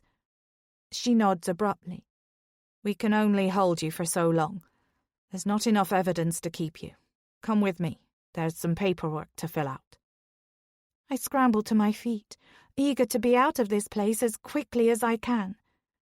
After another agonizing half an hour, I'm stepping outside of the police station.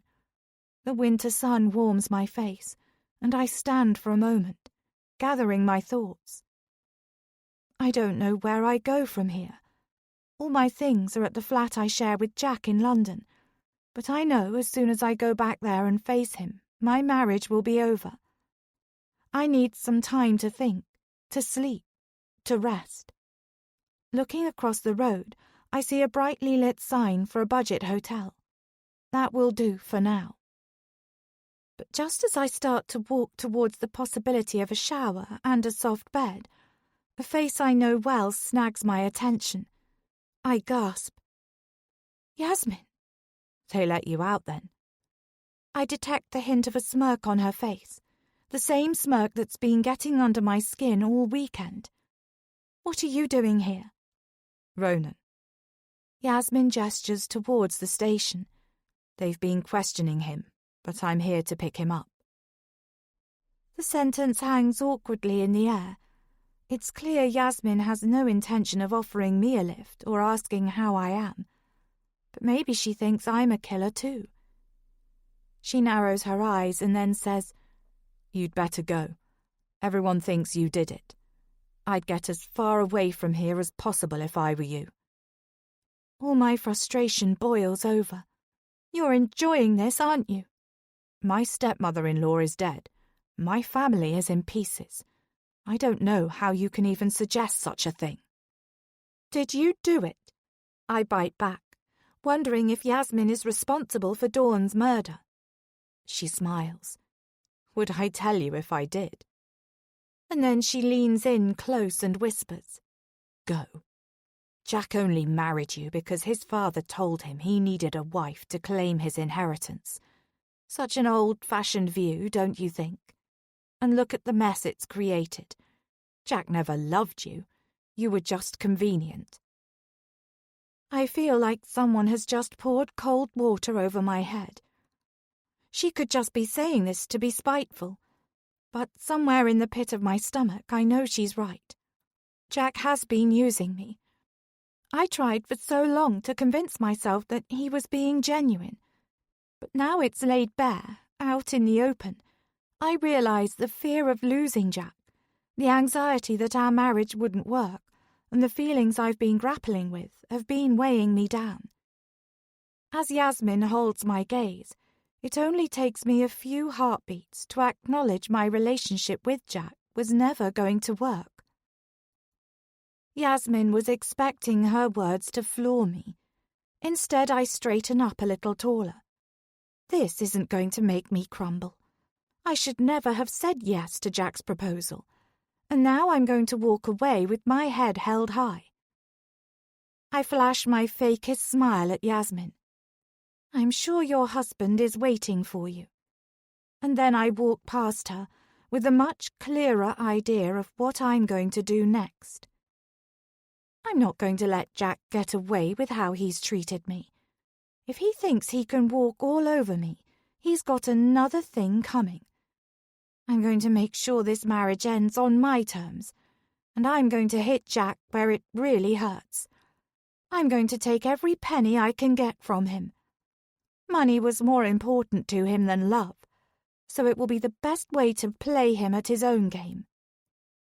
For the first time in a long time, I feel lighter, and the fog that's clouded my thinking begins to lift. Then all of a sudden it comes back to me. A snippet of a conversation from the past week sticks out in my mind. Watch your back. I know who set me up, and I know who killed Dawn. So I turn on my heel and run back to the police station, ready to make my voice heard and to fight for the truth after the lies and the damage the Silver family has caused.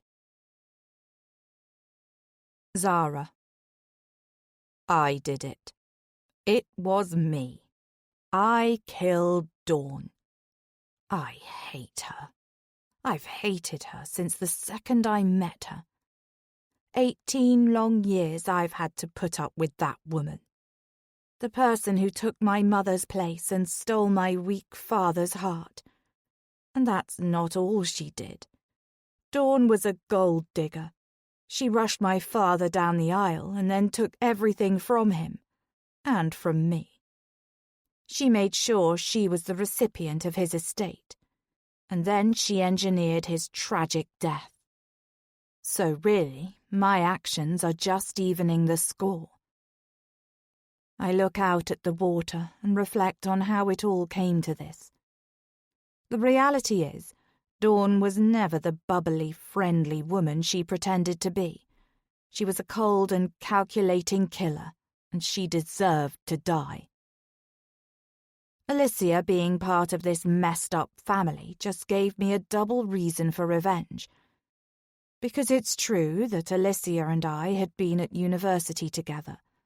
Not that she remembered, not properly. She recognized my face, but she didn't recall the details. Whereas I remembered it all. Every single moment. Alicia befriended the girl I had chosen to be my friend on the first day living in halls.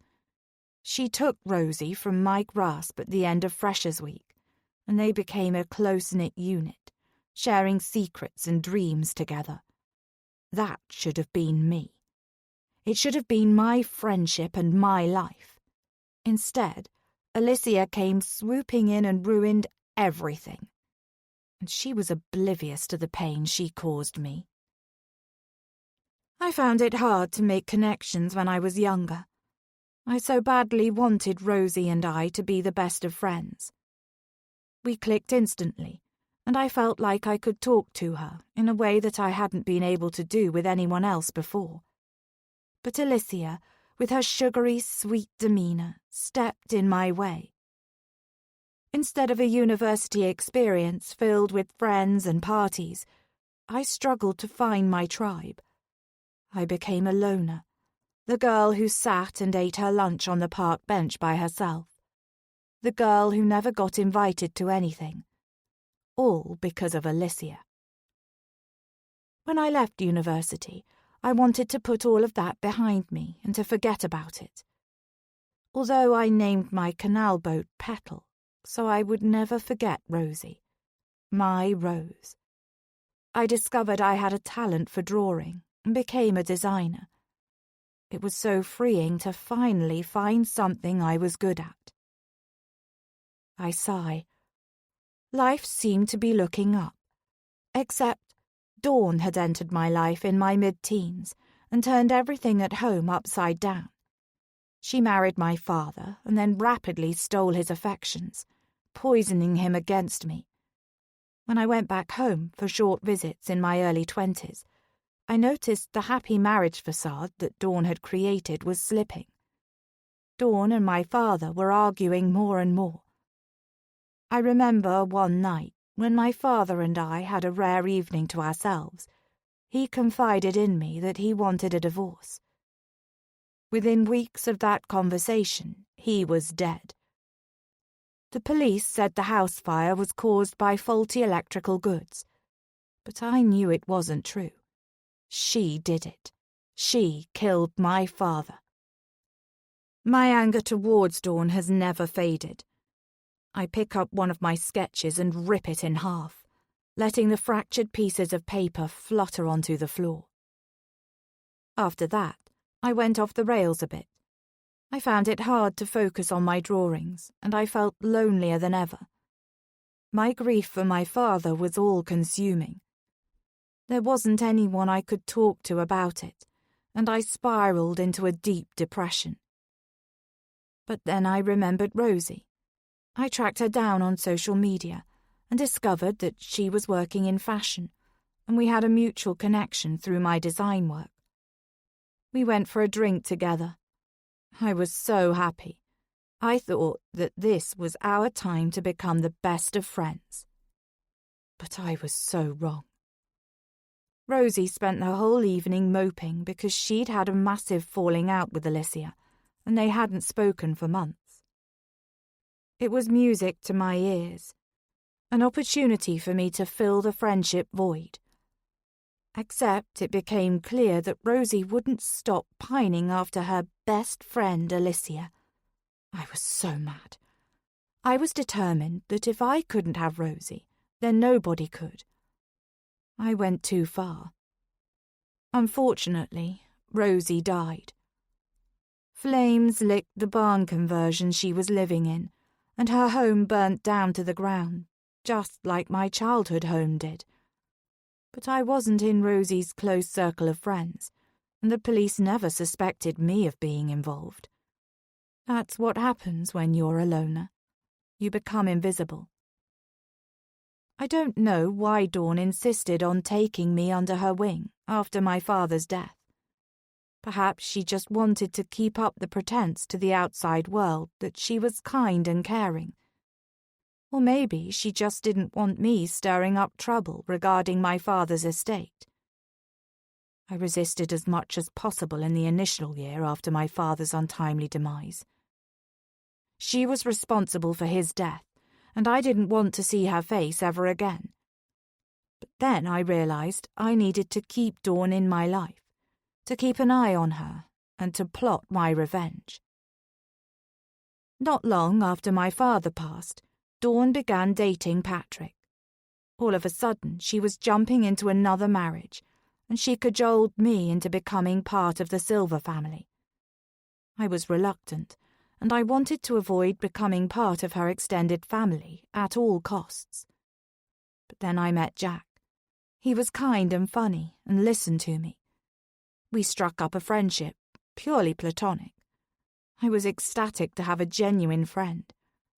We'd meet for after-work drinks in London, and our message exchanges were full of the kind of memes that we both found hilarious. It was good to have someone on my side, someone who got me. Things began to settle. I thought I'd be able to put the past behind me. Jack was my lifeline. As long as I had him, everything would be okay. Except, in a strange quirk of fate, Alicia popped up in my life again. She was determined to be Jack's girlfriend, even though he didn't love her. He told me so himself. But she wouldn't let up, and she kept finding ways to infiltrate his social life until she wore him down. I hated her. She stole Rosie from me, and in some twisted déjà vu, she was stealing Jack as well. The worst part was Alicia didn't even acknowledge my existence. She was so focused on her own obsessions. Jack and Alicia's wedding sent me over the edge. I only stayed for part of the day. I couldn't stand celebrating a matrimony that I knew Jack didn't believe in.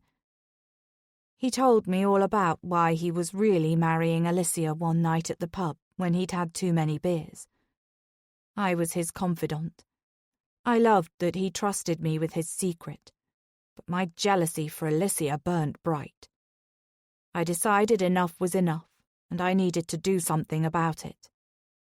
So I set the whole thing up. I bided my time, just waiting for the right opportunity. I'm not sorry for what I did. Dawn killed my father, and I was just exacting my revenge. Dawn probably had similar plans for Patrick anyway, so I did the right thing. The best bit was framing Alicia. She didn't see it coming. It was tricky, but I'd calculated the different reactions of each of the family members. When Dawn's disappearance was first noted, I spun the idea that she might have gone for a walk in the woods, knowing Patrick would want to search there. And I indicated to Ronan that he should search along the dirt track that dipped down to the village. It was 50-50 as to whether Alicia or Yasmin would accompany Ronan and discover the body. I guessed Yasmin would stay home with the baby, and everything played out just as I wanted. I even went as far as planting some sleeping tablets in Alicia's coat pocket and leaving a mug of untouched hot chocolate on her bedside table in the room she was in at Bartley Lodge. 2 reasons why the police were suspicious of her. Finally, I've made Alicia feel all those things that I felt, because of her. Lonely, scared, frightened for the future. And when she's behind bars, I will have Jack to myself. Things can go back to the way they were. And even better, Dawn got what she deserved too. It's not the first time I've killed, and it won't be the last. I'm not done yet. So many people have wronged me.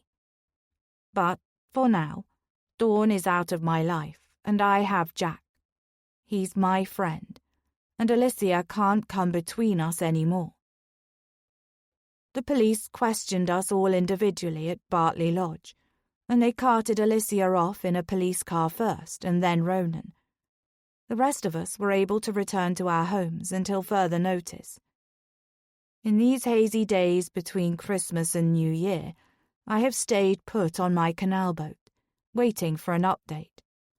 No one has reached out to me since I left Ireland, not Patrick or Yasmin, or even Jack yet. So I'm holding my breath, waiting to see what happens next. As I sit, staring out of the window at the icy water that's currently frozen solid, I'm aware of the blare of sirens in the background. Every time I see blue flashing lights or hear the distinctive sound of a police car, I wonder if they're coming for me. It's New Year's Eve today, and I've covered hundreds of blank pieces of paper with my doodles. Then it happens. There's a loud knock on my window, making me jump in surprise. It's the police. They want to come in. I thought they'd call me first. I hesitate. But then I wrap Dawn's blood-spotted scarf that I kept as a memento of that night around my neck, and slowly open the door to let the officers into the sanctuary of my little boat. Even when they see all the photos of Alicia on my corkboard and find the hundreds of letters that I'd written to Dawn but never sent stuffed in my desk drawers, I remain calm. Even when they say the words, "You're under arrest," and clasp my wrists tightly together, I say nothing. I have no regrets, because, all in all, it was the best Christmas holiday I've ever had. This concludes The Christmas Holiday by Mikayla Davids, narrated by Rachel Beresford and Elliot Fitzpatrick. Copyright 2022 by Mikayla Davids. This unabridged audiobook is published by arrangement with Mikayla Davids and was produced in the year 2025 by Tantor Media Incorporated, a division of Recorded Books, which holds the copyright thereto. Please visit tantor.com for more information on our growing library of unabridged audiobooks.